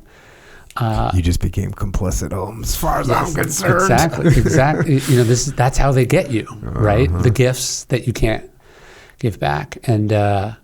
And he gets wrapped up in it. And, he writes Nero tries to murder his own mom, like, several times. And Seneca is, I think, complicit in one of the worst reigns. So how do you have this incredibly wise, decent man, a component of this horrendous regime? I mean, I think he would justify it in all the same ways that people have ever justified working for people like that. Look at what they would have done to me. Look at what they would have done to my family. Or, you don't want to think about what it would be like if I wasn't there. Mm-hmm. And so he's this immensely complicated, complex figure that is both the philosopher, but also has these ambitions, this desire that puts him in conflict with his own ideas and ideals. And then he does break with Nero, and he's ultimately implicated in a conspiracy against Nero. And Nero sends his goons to demand Seneca's suicide. And Seneca has this sort of Socrates Christ-like moment. He does it, but then there's something that is inherently performative about it that hasn't rung right to everyone since. That it was both brilliant and brave, and then also some part of it about his showmanship or whatever. Exactly. So he's just endlessly fascinating. Yeah, this book right here called About Face, Colonel David Hackworth.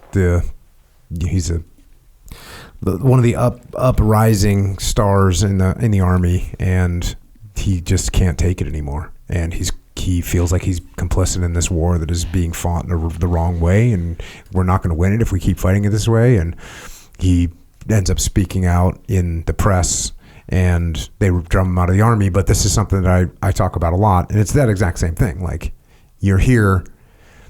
Are you the person, like, if he would have stayed in, he would have been the person that could have said, hey, we need to change the way we're fighting this. Now I'm in charge of a brigade. Now I'm in charge of a division. And now I can help 10,000 soldiers do a better job and stay safer. But he just, nope, I'm getting out. I'm going to tell everyone what's going on. And that's a tough decision to make, because the moment that you leave, all your power is gone. Is there a chance that there's this huge backlash and people get on board? Who was it? It was the Marine that was with Johnson and McNamara. He writes about the same. Yeah, he was like the same way of if everyone says I should have done more, but if I would have resigned my position, I would have been in the news for 24 hours, and then that would be that. Yeah, it's immensely complicated. It's so easy to judge on the outside, but you don't know. Mm-hmm. But I imagine, like General Mattis, who's a hero of mine, who carries Marcus Aurelius with him everywhere he goes. I imagine he was wrestling with the exact same things that Seneca was wrestling with. Like, put politics aside, like personality-wise, he is as different from the administration he served as you could imagine. And he has to ask, sort of who and what do my duties lie? What are my obligations, right?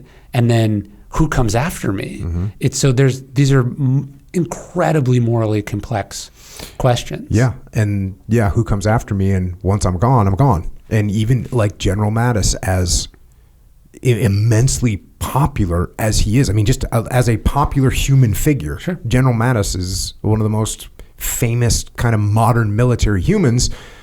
And when he left the administration, there was a little bit of a buzz, but I mean, it didn't have the that big of an impact. And yet the complexity of, well, I'm gonna hold my fire till it makes a difference. That's how they make you complicit, right? Mm-hmm. Every one of Hitler, it's always problematic when you compare Hitler, but like everyone knew Hitler was a problem. All of his generals thought he was deranged, and they all hoped someone else would do something about it, right? Mm-hmm. And so nobody did, right? It's this sort of, they call it the tragedy of the commons, or they call it a collective action problem. Mm-hmm. Everyone needs to come together and do it, and the sacrifices only matter if enough people do it. But where does that leave you as the individual? Yeah, where does it start? Yes. If there's the active shooter, if we all mob the active shooter, we'll get him. Yeah. But he's going to get 3 of us. And so who's going to be the first 3 that's rolling in? And look at American Apparel. I mean, I stuck around for much longer than I should have. And there were moments that should have been red line moments. But if I would have left, I wouldn't have also been able to, after they fired him, to make a lot of changes to mm-hmm. I wouldn't have been able to. But is that something I tell myself to let myself off the hook? Am I not on the hook because I was 23 and I shouldn't have been in the position to begin with? It's complicated, but I think you have to be asking yourselves these questions. And I think it was Admiral Rickover, he's quoting Confucius, but he says the obligation of every individual is to act like the fate of the world rests on your shoulders, which is like you have to act as if your decision does matter. Like you have to act on principle. You can't, if everyone is a pragmatist, then if everyone is only going, well, I'm only going to do this if I know it's 100% going to be effective, if I know it will make a difference. I mean, if everyone operated that way, no change would ever actually happen. Progress depends on the irrational man, they say, right? Like the person who says, I'm going to do it. I don't care about the results. It's the right thing to do. I'm going to say it. I'm going to blow the whistle, blah, blah. Like we cannot function without those individuals. Compare and contrast example I bring up with this is, have you seen the movie Band of Brothers, or the series Band of Brothers? Of course, most people have seen it because it's fantastic. But Dick Winters, they're at the end of the war's going to end, and he gets ordered by the colonel, take a recon element across the river. And so he goes, well, why are we going to do that? And he says, because I said so, whatever. So takes a recon element across the river. One guy gets killed, a couple guys get wounded, they come back. Next night, Colonel says, take another recon element across the river. And he's like, sir, I don't think it's a good idea. The war's going to end, blah, blah, blah. Nope, take a recon element across the river. Roger that, sir. And they go into the basement of a building and they drink wine and they don't go across the river again. And that's an example of where, like, he could have stood up for himself and he would have gotten fired and they would have put somebody else, they would have taken him across the river and put the guys at risk again. That's just a good counterexample to the fact that when you draw a line in the sand and you say, nope, I refuse to do this, you don't have any control anymore, and you just got to be willing to accept that a yes man is going to be put in that position immediately, and there'll be no shelter and no buffer for the troops. Yeah, but there is a certain ego and savior complex in the, like, I'm the one fishing the papers off the desk. I'm the one countermanding the bad orders. All would be lost without me.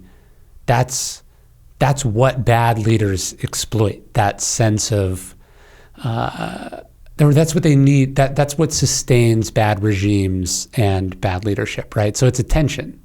Oh, so you're saying Dick Winters is like perpetuating this bad leader being in position because he doesn't stand up and say, you know what, I refuse to do this. Yeah, or just the people that go, hey, I'm preventing them from crashing the car constantly. Well, the car keeps going, and eventually it does crash because you're not actually the savior, and you can't actually, like, inevitably, invariably, they're gonna find the thing that sinks them, right? And are you just letting it go on? I don't know the answer.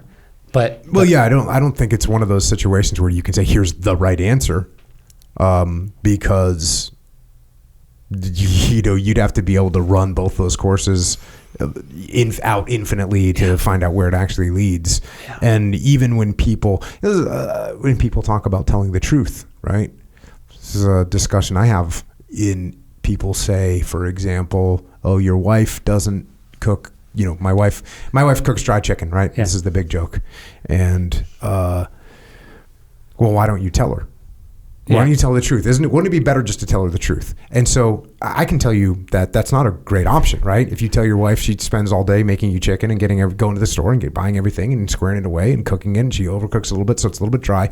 And I can tell you that the right answer is not, it's not going to make things better when you tell her the truth. So what am I saying to lie? And what I've come to discover is that actually, no, you should tell the truth, and you should tell the truth to yourself. And the truth that you should tell to yourself is that you are very lucky to have this woman that has made you this meal, and you are being a complaining, whining loser for not just being thankful that you have chicken, albeit a little bit dry, to eat for dinner. Say thank you, because that's what the truth is. You should be thankful. Yeah.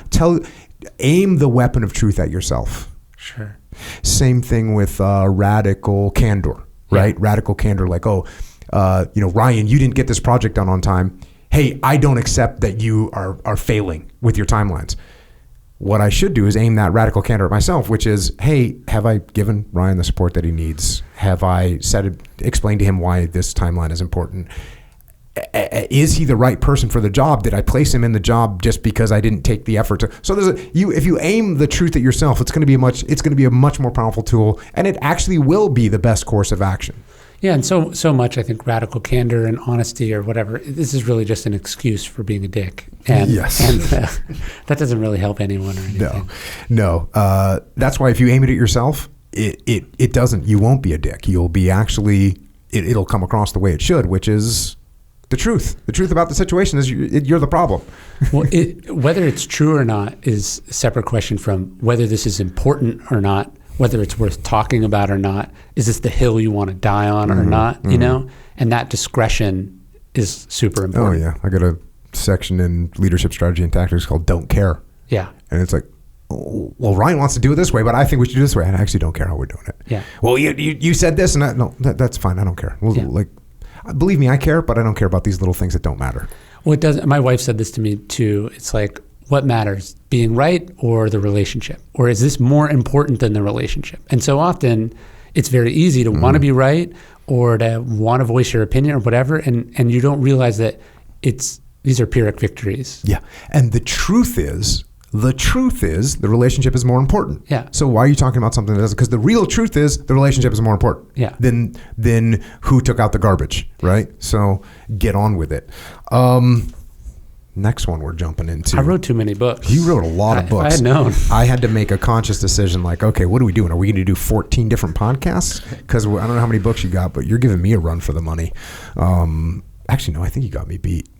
I don't know. What's your number? How many books have you written? I think it's 12 or 13. Yeah, I think you got me. There you go. Good job.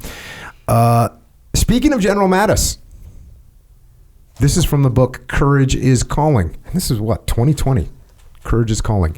What keeps you up at night? General James Mattis was once asked by a television reporter. Before the question was quite finished, he was already answering. I keep people awake at night. It was an answer that captured the philosophy by which this warrior and every warrior before and since lives their life. The philosophy of offense, of initiative, of intimidating the enemy rather than being intimidated, of striking fear, striking period, rather than being struck by it. This is why his troops were commanded to set up and sleep in a V-shaped camp at night, a V pointed in the direction of the enemy. It's why he famously cashiered an otherwise excellent officer in the Gulf War for going too slow. To borrow a phrase from the British General Sir Douglas Haig, loser in my opinion, at Mattis's core is the trait that all great soldiers must have, a sincere desire to engage the enemy. He expects nothing less from his troops. What are you going to wait for your opponent to prepare? Are you going to give them an advantage? No way. In the civilian world, we call this initiative. In sports, we call it the will to win. And borrowing from the brutal world of war, we get this expression, killer instinct. It is impossible to have a killer instinct without courage. One presupposes the other, and nobody achieves great things in war, business, sports, life without either of them. The Spartans never asked how many of the enemy there were, only where, because they were going to attack anyways. They were in it to win. Yeah, and my note on General Haig.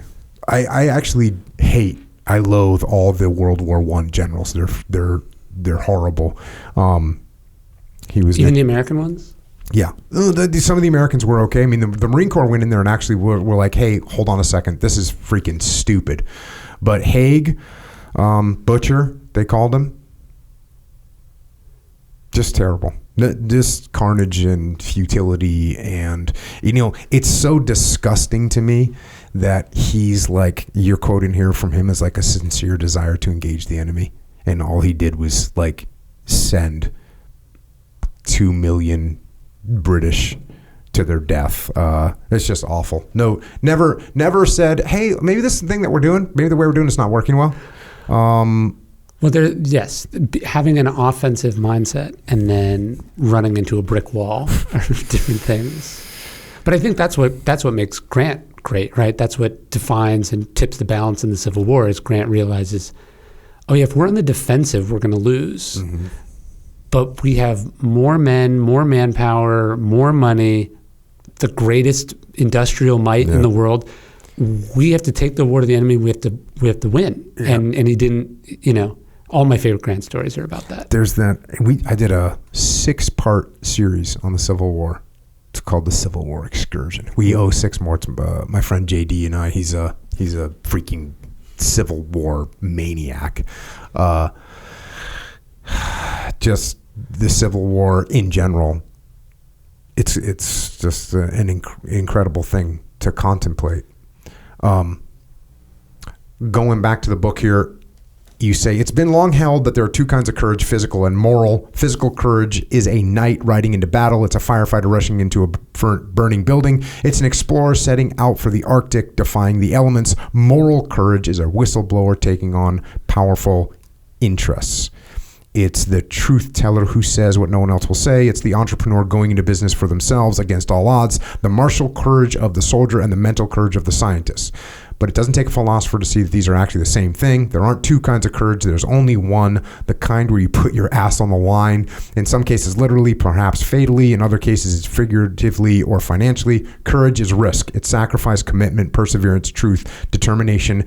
When you do the thing others cannot or will not do.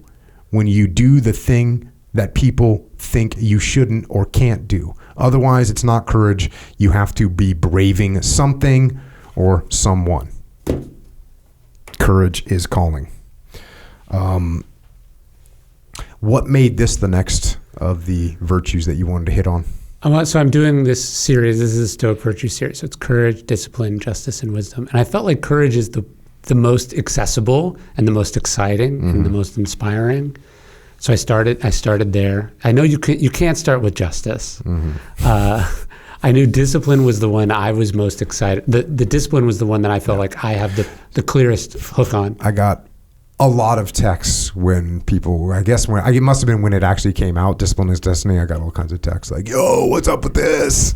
Some of them were like, oh, this is cool. Some of them were like, yo, he's stealing your stuff. I got a few of those, which I thought was kind of funny. Well, you picked a perfect title. Although why did you call it Discipline Equals Freedom and not Discipline is Freedom? That's what I originally said. That's what I originally said. That's what I originally said. And I think it's because I don't think they're the same thing. I think that one gives you the other. So this one will give you this. Not it is it, but it'll equal that. So I guess that's why. We did the same thing in extreme ownership. So the 4 laws of combat leadership are cover and move, simple, prioritize and execute, and decentralized command. And they're not in the same tense. They don't quite fit together. Sure. Grammatically, and I think our publisher was like, you should change simple to, simplify, and because then it's an action that you take. Cover and move is an action that you take. Prioritize and execute is an action that you take. And I think they actually had something for decentralized command as well that would make it not a thing but an action.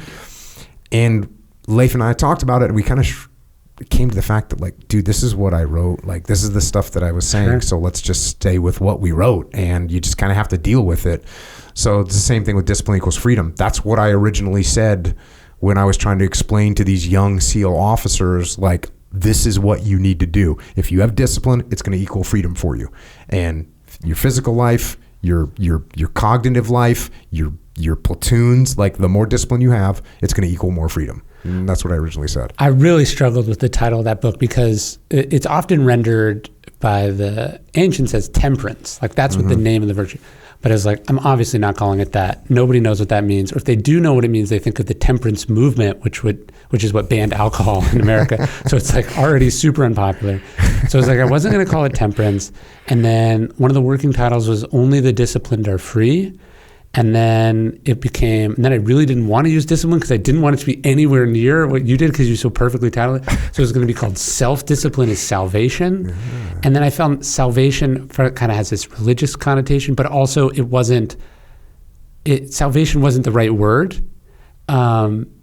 I don't know, I just didn't like it. But like, it went as far as, like, I saw covers with that title. Like, that's how far we went down the thing. Self-discipline is salvation. Yeah, that's what, and it is important. Like, you're talking about discipline, because discipline, you mean self-discipline, but you also mean discipline. Like, in the military, there is discipline, and you enforce it on other people. Well, if you do that, you're not a good leader. But there is there is discipline, though. It is a thing, right? Like, there is discipline in the ranks, and there imposed discipline. This is how I eventually had to break this out to explain to people, because you know, you do your best you can with your title, and you stick with Jocko sticks with discipline equals freedom, and so you get some leader out there that goes, cool, I want freedom in my organization, I'm going to impose discipline on everybody. And then you have to go back and say, well, we're not talking about imposed discipline, because if you're imposing discipline on people, they're going to reject it. There's all these problems that you're going to have, and it won't work out well. But I was like, it's got to be self-discipline. People need to understand self. So that's where I was going, and then it just wasn't working. And then, so there's a Greek expression, character is fate, right? Mm-hmm. Which means like your character determines what you're going to accomplish, who you're going to be. That your character, it's deterministic in the sense, like if you have bad character, you will eventually do bad things. Gosh, that's so important to remember. And so, it's so unfortunate. Sometimes that takes like 3 decades. I know. And the problem is when people hear fate, they don't. Fate doesn't mean what it means to people now. So sometimes that quote is rendered as character is destiny. Like character determines who you're going to be, what you're going to do. So it's like that's what discipline is, right? Discipline, it's both. It determines whether you will be successful or not, but it's also, there's something inherently great about discipline. So if you go down fighting, you might lose, but if you were there is a form of greatness even in the loss, right? Like, and so I was like, you know what, fuck it. Discipline is destiny. It's the right title. I have to stick with it. And it was that was the hardest of them to title. Yeah. Well, here's a little chunk of that. Show me a man who isn't a slave, Seneca demanded, pointing out that even slave owners were chained to the responsibility of the institution of slavery. One is a slave to sex, another to money, another to ambition. All are slaves to hope or fear. The first step, he said, was to pull yourself out of the ignorance of your dependency, whatever that happens to be. Then you need to get clean from your mistress, from your addiction to work, from your lust for power, whatever. In the modern era, we might be hooked on cigarettes or soda, likes on social media, or watching cable news. It doesn't matter whether it's socially acceptable or not. What matters is whether it's good for you. Eisenhower's habit was killing him, as so many of ours were too, because earlier in the book you talk about Eisenhower quitting smoking. Super disciplined dude his whole life, and yet he was gave himself an order, he said. He's like, I gave myself an order. Slowly, imperceptibly. But even if they weren't, even if they were harmless, why should we take orders from our belly or our crotches, or the device that seems almost physically connected to us at this point? The body can't be in charge, neither can the habit. We must be the boss. He gave himself an order to quit smoking. I love it so much. 40 years, like 2 packs a day. I had a guy came up to me. So I had a guy write in on one of my early podcasts, was like, he was a nail biter, like bit his nails, bleeding, like in meetings, just like couldn't stop. Yeah. And he asked me like what he should do or whatever. And I was like, stop biting him. And then, wrote back like, I stopped biting him. Like, I'm good. I'm normal. And then I had a guy came up to me at the first muster. This was really cool. A guy came up to me and he, we're hanging out and we're walking to dinner actually. He's come up to talk to me and he says like, I'm going to tell you something right now that I'm like embarrassed to tell you and you're going to think it's super lame, but I just want to tell you anyway so you know what's going on. I was addicted to video games, as weird as that might sound. I would play 12, 14, 18 hours of video games a day. That was my entire life. And it was absolutely horrible. And I heard you tell this guy just to stop biting his nails, and he stopped. Yeah. And I just stopped playing video games after however many years. And I sold all my video game cartridges or whatever. And I sold my console. And I used that money to come here and come to this event with you. And I just want to tell you thanks. Wow. Just freaking give yourself an order, man. Sure. Yeah. Seneca's other line, he says, no one is fit to rule who is not first master of themselves. And so this idea, I think that's what what's so powerful about Eisenhower is that he was literally the most powerful man just imagine to be the American president at the beginning of the Cold War. After you won World War II. After you won World War II. Yes, like you. Not America, you. There will never be a singularly as powerful person again, probably. Isn't it weird that Churchill wasn't? Right, because Churchill gets knocked out of office. I know, that's crazy. And also, Eisenhower had nuclear weapons. I don't know if Britain had them yet. Sure. Right, so you're just, and there's a brief moment where the United States is the only country in the world with nuclear weapons. So singularly, one individual effectively had the power to destroy the earth. And Eisenhower's mother had given him that Bible verse, like he that taketh the city is not as great as he that conquers his anger, right? And the idea that if you're master of yourself, that Stoic idea, that's the greatest empire, the Stoics would say. The greatest empire is self-control, self-command. And you realize there's way more people who have been in charge of large armies or large empires or large companies or large fortunes or followings. There are more of those people than people who are truly self-contained in self. Like, you know what I mean? Like the discipline of the monk may be stronger than the discipline of, the great conqueror, world leader. And you need that. The Stoics said that, I think every philosopher, every king should be a philosopher, but he says at the outset, every philosopher must be a kingly person. And this idea that you need your leaders and you need your thinkers to be in command of themselves. Mm-hmm. Because if they're not, what qualifications do they have to tell other people what to do or how to do it?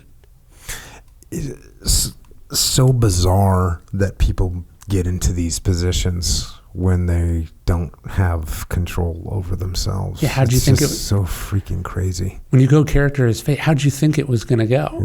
Yeah. Of course it was going to end that way. Yeah. One of the guys that I work with now, who I was in the military with, JP Donnell, and he had when I first met him for the first time, he had a broken hand, right? Clearly because he cracked somebody. Yeah. And I just, I said, hey man, losing your temper is a weakness. And what was cool is, the reason I remember this, because he told me, he's like, you said that to me, and I was like, oh, damn. Because, he's growing up, he sees his dad loses his temper. This looks like a superpower. Yeah. Oh, when you lose your temper, everyone listens to you, everyone just does what you said, and they get in line, and that's the way, that seems like a good superpower that I kind of want too. So, boom, lose your temper, it's a superpower, and that's JP. And, he's now 22 years old or something, and he's working with me for the first time. I'm like, losing your temper is a weakness. Never had that idea. Yeah. Never had that idea. And he's like, oh. And he said it just oh. Again, did that change him overnight? No. Did he get in trouble some more? Yes. Do we have to keep him in check a few times? Absolutely. But it was that beginning of, he was young. I was probably 12 something years older than him. But that idea that discipline, emotional discipline, physical discipline, that is what allows you to be good at making decisions, good at leadership, good at moving through life. It just all boils down to discipline. It's a weird paradox of masculinity that crying or, being scared, any one of these emotions is weakness.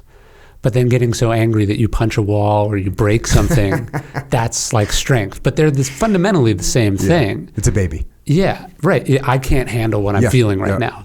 And in fact, there's probably actually something, at least the sort of, crying has some kind of emotional vulnerability to it. It's almost, I can actually buy that there's something good in that. Is you stuff the sadness down, it comes out, And so this idea that it's about suppression is not the way to think about it either. That's missing what Stoicism is. It's I'm feeling something.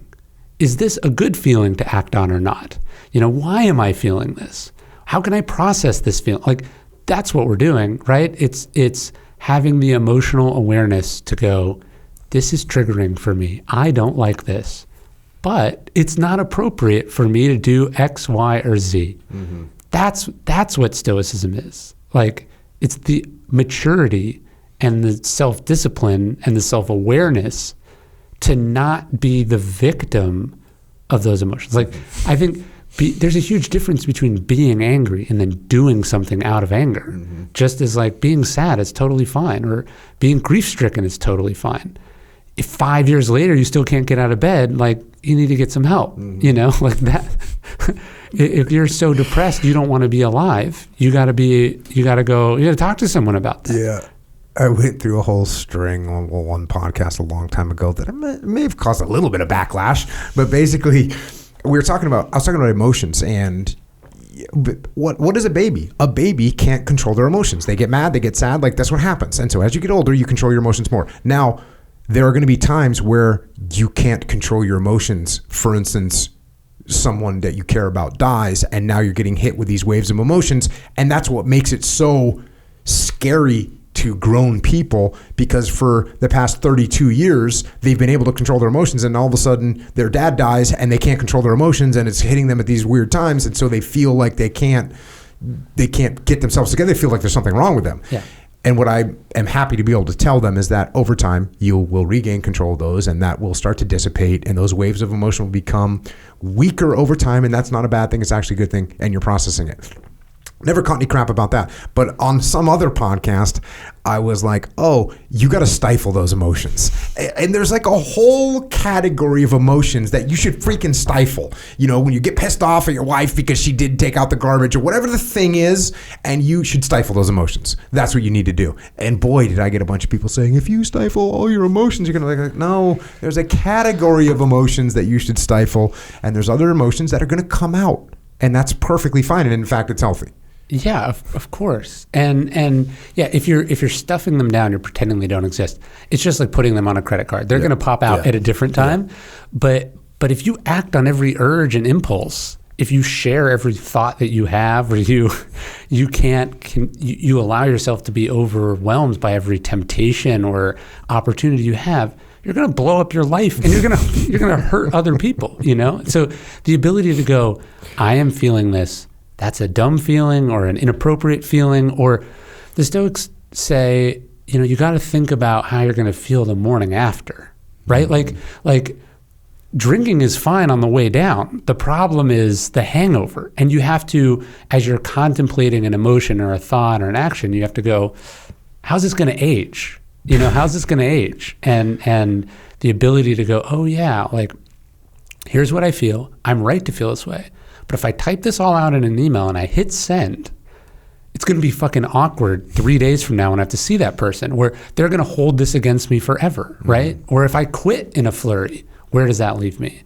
And so the ability to, be in command of, not even command of your emotions, but command of your actions instead of your emotions being in command of your actions. That's what we're talking about. Yeah, and there's another piece that comes into play when we were talking about truth earlier and like telling the truth. Another thing that you've got to look at is, where does the truth end up from a strategic level or a tactical level? Yeah. So I can tell you the truth in this email that I'm about to send you because you went behind my back and did something, and I can send you, it's the truth right now, and it's going to make me feel good tactically at this moment to tell you this. But now we don't have a relationship anymore. Now I can't count on you. And I said, the truth is, in a long-term view, this doesn't matter. That's the truth. The truth is, I'm being petty about something. That's what the truth is. The truth, when I aim it at you, is probably not going to work out well for me. And think of the truth over a strategic timeline instead of a tactical timeline. People make all kinds of emotional decisions on the tactical timeline, and they're not going to work out well in a strategic outlook. Yeah, Lincoln would write these letters. They're called his hot letters, and he'd be like, "This is everything that's wrong with you, McClellan," you know. And then it would sit in the desk, and he would not mail it, right? And that's the emotional self-control that we're talking about. He's right to feel everything, and it's good that he felt everything, and it's good that he didn't pretend that he didn't feel it, because it would have vomited all over the next time he saw him. But then he goes, "Is this what I want to send to my general right now? And where's it going to leave us? And do I have a replacement yet? And blah, blah, blah, blah, blah."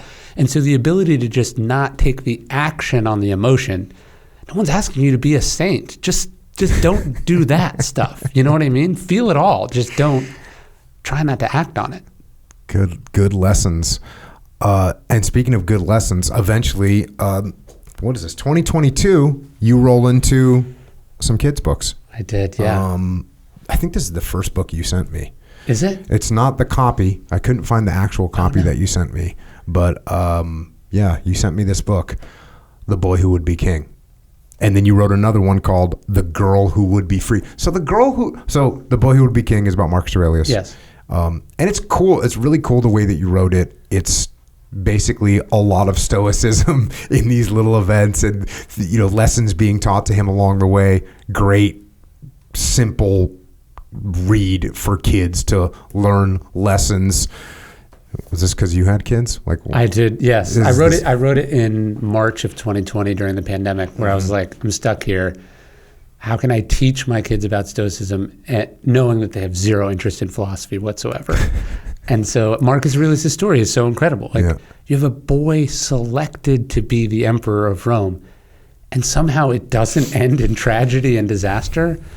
I wanted to tell that in a sort of an all ages way.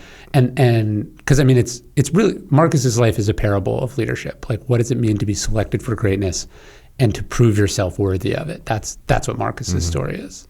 And then what about The Girl Who Would Be Free? Now, what's this story based on? I know in the book she's a slave. Yes. And becomes free. Yeah. Is this an Epictetus? It's Epictetus' version? So I wanted to tell Epictetus' story, but I really dislike the idea that Stoicism is just for dudes. Mm-hmm. So I wanted to tell a female version of the story, and I'm like, Epictetus is dead, and Epictetus isn't a boy's name. Epictetus just means acquired one.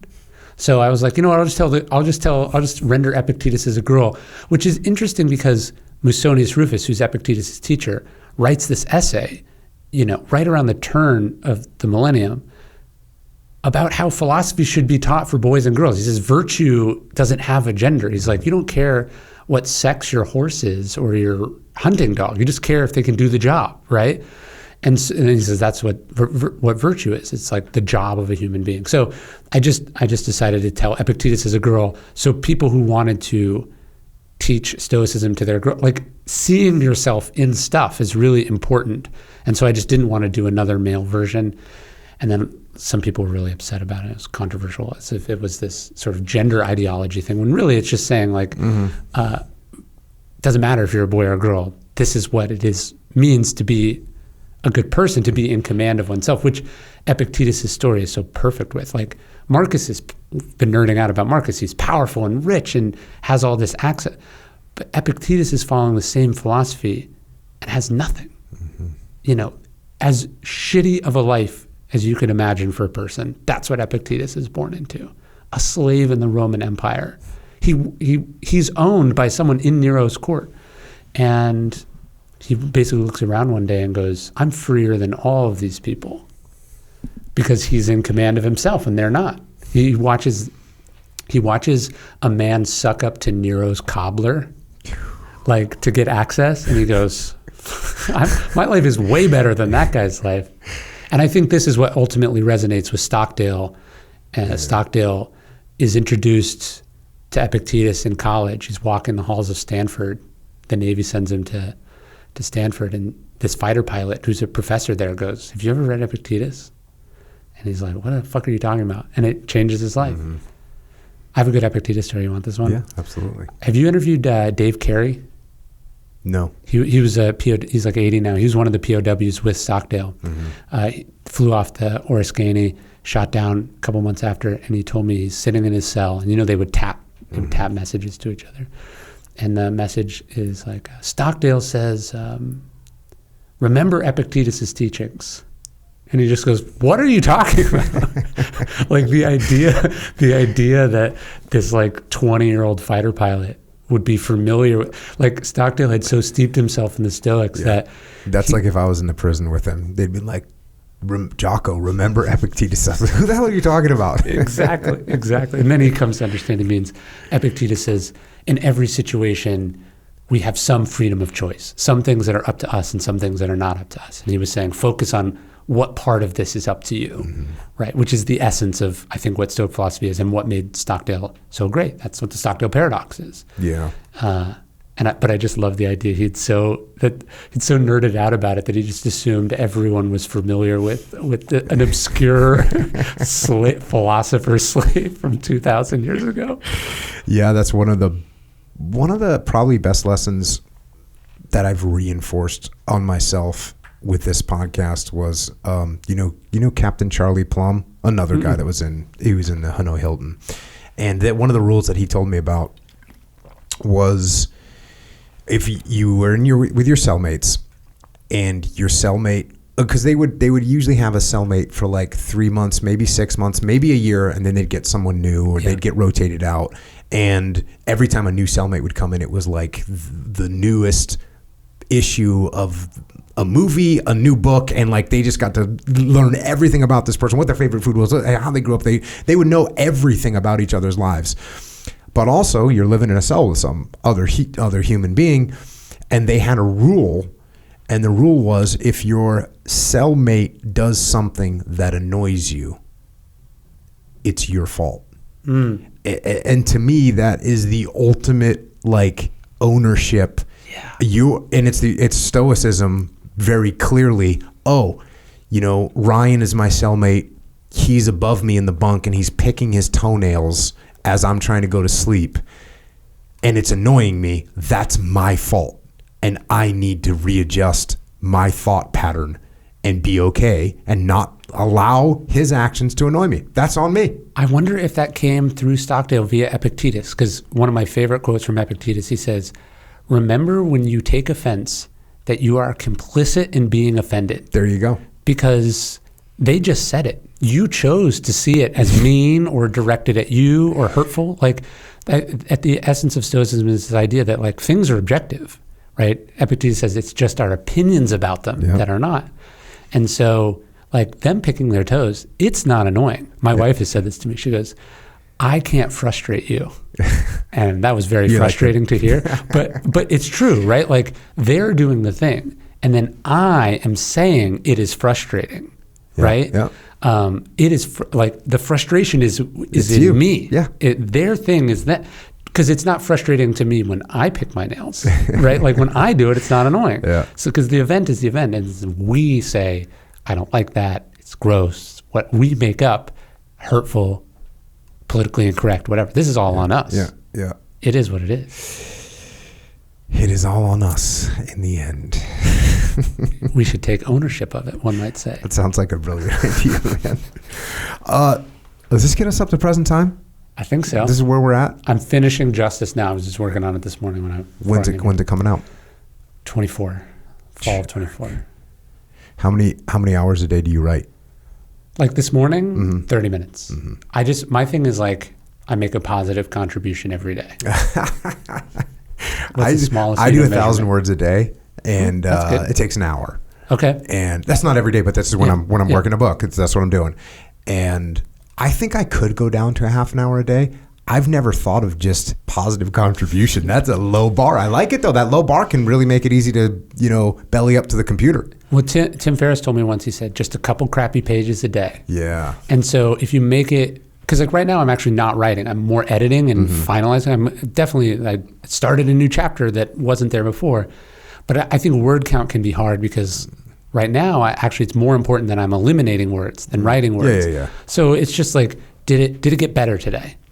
The thing that I found that really locks me into this mode is that if I write 1,000 words today, tomorrow I can start writing immediately. I don't have to review anything. I know exactly where I left off. If I wait literally one extra day, I have to go back and read maybe, the last 1,000 words I wrote, maybe the last 500, but I definitely am going to have to reinvest and re-engage my brain and redeploy into this mode. Whereas if it's from my mind yesterday, and I do the thing that Hemingway did, which was like stop in the middle of a sentence. Yeah, stop in the middle of a sentence. I won't quite do that. I'll finish the sentence, but then I'll write like where I'm going in a phrase or 3 or 4 words, move towards the building, take it down, and whatever thing I'm going to write next, I'll kind of just know where I'm going, so that way I can get back into it really easily. But yeah, if you take more than a day, for me, I have to go back and re-engage the whole freaking thing. What I like to do is, so I write in the morning, get it done, and then I'm working out later, or I'm hanging out, going for a walk, or swimming, or whatever. Ideas pop into my head, and I write those down, and I don't go back and work on them. Like I wait until the next, so you want to be excited about what you have to do for the next, like you want a to-do list for tomorrow. not, well, what should I do today? Yeah. You know what I mean? Like, so I'm saving it. Nice. So you're always like, ready to go. Getting fired up for it. Exactly. So that gets us up to speed, though. That's where we're waiting on that one. In the meantime, you've got RyanHoliday.net. Yeah. Is where people can find you. Also, dailystoic.com. Both those things have Facebook, Twitter, and the gram. Instagram at Ryan Holiday and Daily Stoic at Daily Stoic. You also have a YouTube channel that's at Daily Stoic as well. So every day I do, so the Daily Stoic, the book is 1 page a day, but then I just do a free email version every day I have for 8 years. And then there's a podcast version of it. So it's just kept going. So I do the writing practice every day.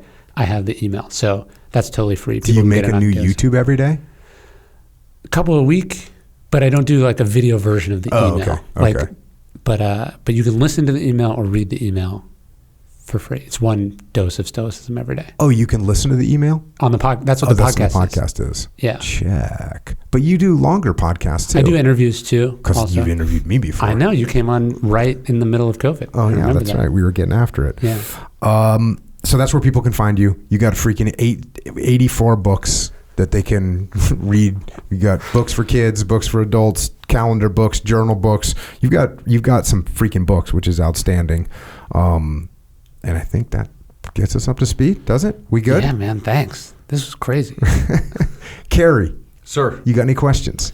I do have one question.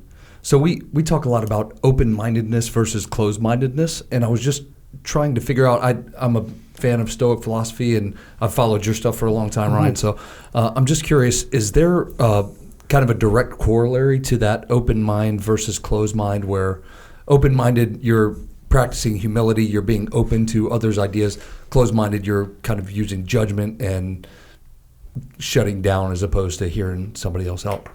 You might like this. Marcus in Meditations, he writes, remember, things are not asking to be judged by you. And he says, you always have the power of having no opinion.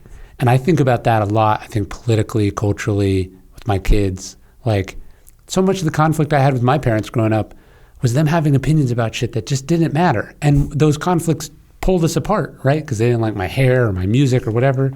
It's like, you don't need to have an opinion about it. It doesn't matter. Mm-hmm. And you don't need to have an opinion about 99.9% of the things that are happening in the world, particularly other people's private choices in their private life. And I just see people, they just make themselves so miserable, but it's worse than that because they make other people miserable too. Do you know what I mean? Yeah, oh yeah. By having strong opinions about who they should marry or how they should live or how they should raise their own kids. It's like people are not asking you for advice on how to live their life. And it's called self-discipline for a reason, to go back to where we started. Like people did not ask for your standards. You can't hold them accountable for not living up to them. You know, like I heard someone say, don't yuck someone else's yum. And I think about that a lot. That's a pretty good one. You know, people go, that band sucks.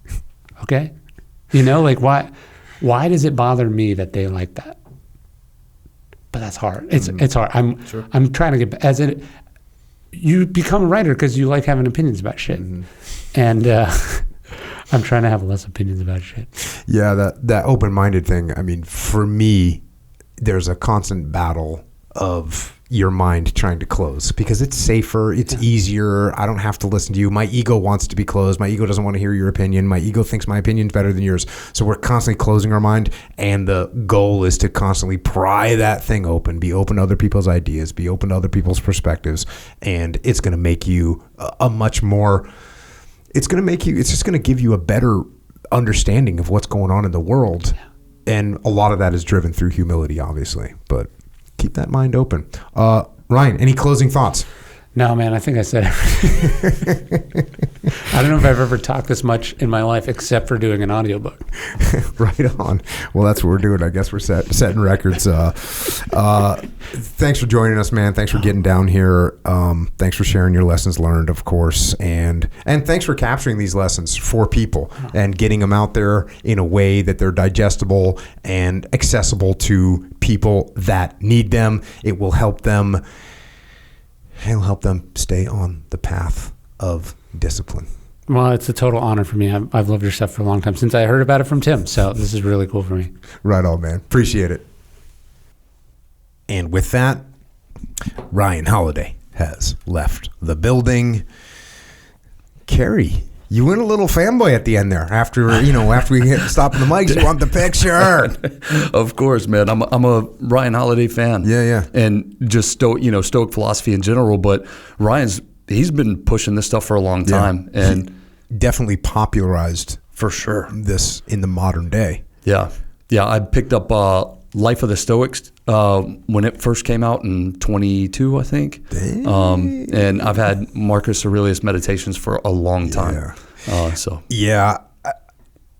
Like I said when we were talking, I guess we can cover it. I guess we can cover Meditations, but it's like I might as well just do an audiobook and just read them because they're that self-evident. For sure. I mean, they're awesome. So, we'll think about that. But the ancient lessons still being applicable 100% today. And it was cool too. You were saying you hadn't really heard many people talk with Ryan about like the whole marketing, American Apparel. Like that's a crazy story. His story is awesome. In that first book he wrote, Trust Me, I'm Lying. Mm-hmm. I've never even heard of that book. Yeah. So I'm stoked now. It is definitely an interesting book. And it's like he said, you can read it and be like, whoa, I can't believe people would do this. Or you could be like, whoa, I'm going to do this. If you're a nefarious way of doing it. For sure. So definitely some stuff to just look be out aware of what's actually happening out there. Oh, for sure. Like, this is a manufactured story that was then leaked to get more press on and then push a particular. So let me give you an example of some of the stuff in that book. They got a book coming out. They want to make it. They want press for the book, so they put up billboards and vandalize the billboards themselves, so it gets reported that the billboards were vandalized. Right. You know what I'm saying? Like that's a good move. That's if some you think about it. checkers marketing. Right there. That's some chestnut checkers marketing. So those are the kind of things that are in that book. It was very, very interesting. So cool, pretty cool to talk to him and hear about all the stuff he's been going on. And just like I said, it's pretty impressive that he went through that time period of being the kind of it kid and money and all the other stuff that was thrown into his face, and he was able to steer clear of that sort of demonic downfall spiral that people can get onto, which a lot of people get. You go to Hollywood. Like they're in LA with money and action, and go look at those advertisements. You can pull them up. They have whole websites that are dedicated to the advertisements for American Apparel. You can see it's a very, and like I said, I didn't know about it at the time because I was just so detached from like fashion. But when you look at it, you can see why it went Richter and why it was doing so well, because it's cool looking stuff, cool looking advertisements. But very cool conversation. Glad to have him on here. So thanks once again to Ryan for coming out. What do we got going on? We got Jocko Live, by the way. So we sold out in Ann Arbor, Michigan. We just got done with that in Chi-Town. We were sold out there. What was your you were there, both shows. What was your assessment? Powerful. I'll say that. Yeah, they were. It was awesome. It was awesome to be out there. We got 2 more shows. We got one in Boston. The Boston one, I looked at the chart. There's not many seats left in Boston, if any. Honestly, I think Boston sold out. And Philly's, so Boston July 21st, Philly's July 22nd. There's still some seats left in Philly. It's a bigger venue, but there's like a handful of seats in Philly. So if you want to come, and listen, I'm going to meet you. Like if you want to come and say hi, I will stay there until we shake hands. Bring your books. Bring your books. Damn it, I shouldn't have said that. I signed a shit ton of books. I'll sign your books. Just because, look, I'm a normal person. I'm not in the green room. I'm not hiding. I've got freaking 9 security guards standing in front of me to whisk me out of there when it's over. No, I'm like, you're my friend, and you want to come hang out, come and get it. I'll be there. We'll hang out, and I'll definitely meet you, shake hands. You want me to sign your book. Yep, bring it. Let's do it. So once again, next up is Boston, July 21st, Philly, July 22nd. Come and get it, man. Look forward to seeing you there. And I will be hyped up on a little something called Jocko Fuel when I'm there. It's weird because I love Go, my own energy drink, right? I love it. I love the taste of it. I love the way that it makes me feel. But I have to put a governor on myself, right? I can't drink 9 of those things in a day. I would, but you can't, right?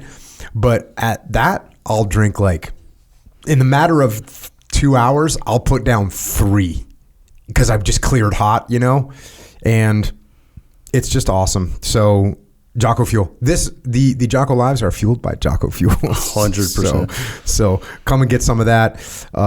You can get it at jockofuel.com. You can get the protein powder. This is another thing. The protein powder, you're traveling, throw some of that protein powder in your bag. You're good to go. You don't have to eat that crap in the airport. You got the Molk with you. Get some of that.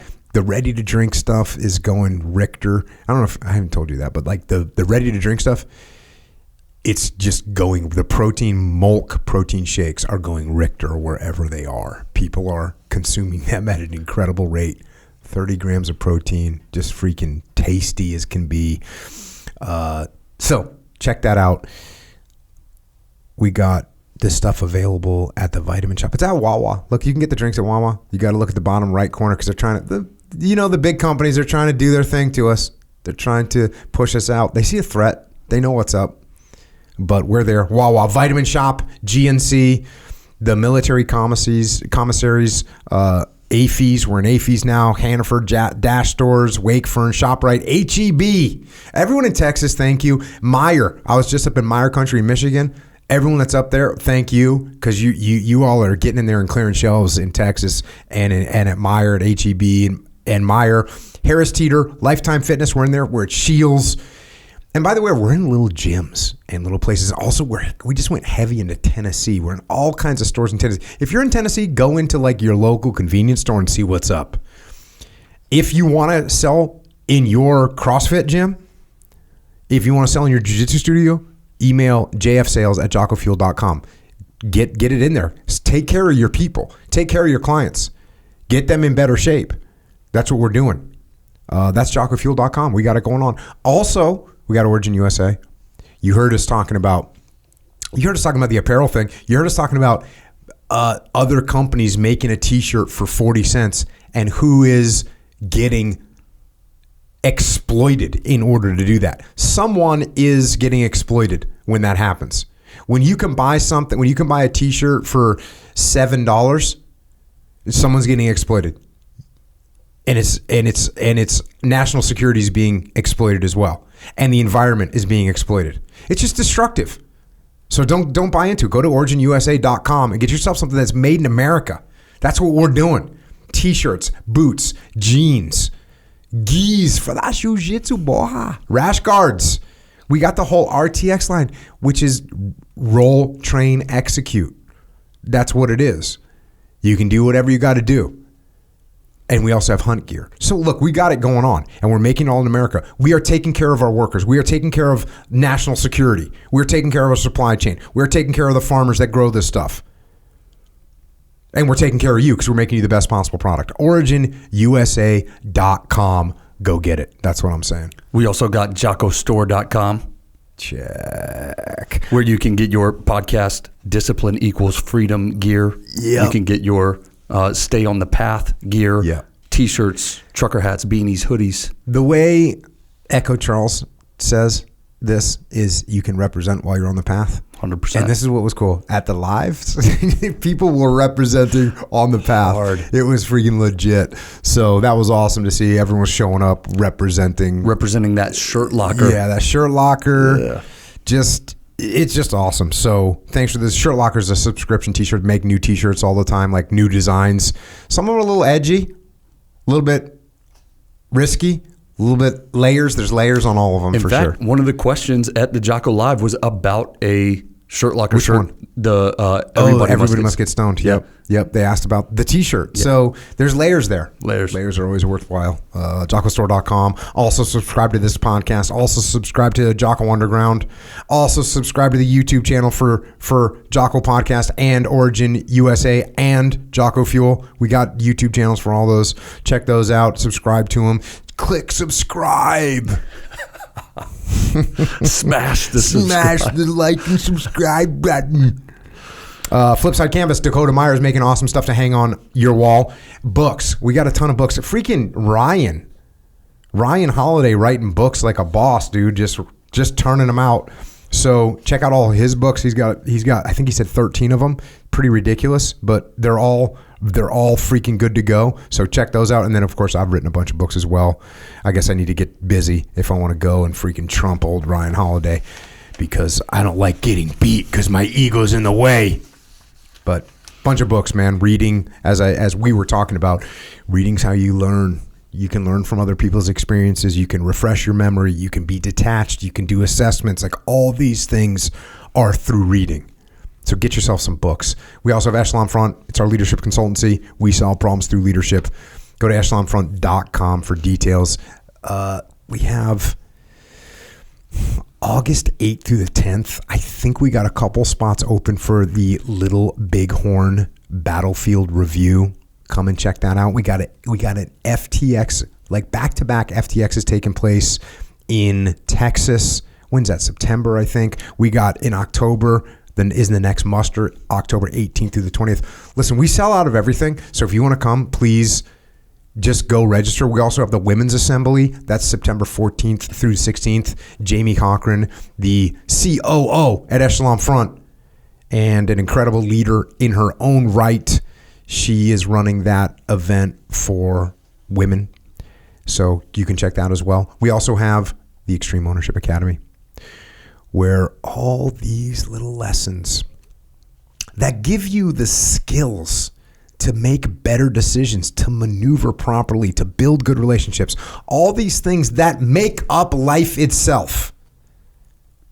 Relationships, decision making, these are things that make up life itself. And if you're good at them, if you're good at decision making, if you're good at building relationships, if you're good at discipline, if you're good at these things, you will be good at life. So check out Extreme Ownership Academy. It's at extremeownership.com. We got free courses on there that you can take. Listen, go take some of those free courses, if nothing else. If you're broke right now and you can't afford to pay for some of the courses, that's fine. Go and take the free courses. The value in the free courses you will benefit from immensely. You'll benefit with your family. You'll benefit with your business. You'll benefit in life. So get in there. It's free. Get in there. Get in there. It's gold. We're giving away gold.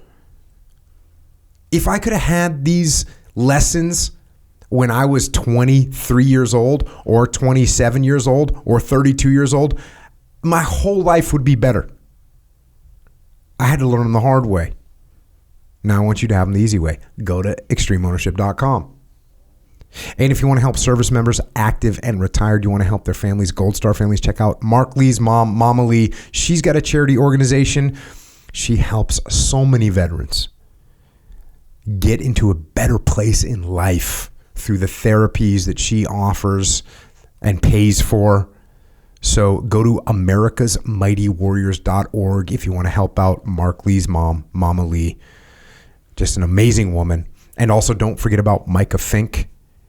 Latest report is that he just fought off 2 grizzly bears with a pocket knife and a twig, and he came out on top. That's Micah Fink. He's got folks up in the field right now. He is taking veterans into the field where they can get lost and then get found. Incredible program that he's running. heroesandhorses.org. And if you want to connect with us on the interwebs, ryanholiday.net. Also, Facebook, Twitter, and the gram at Ryan Holiday.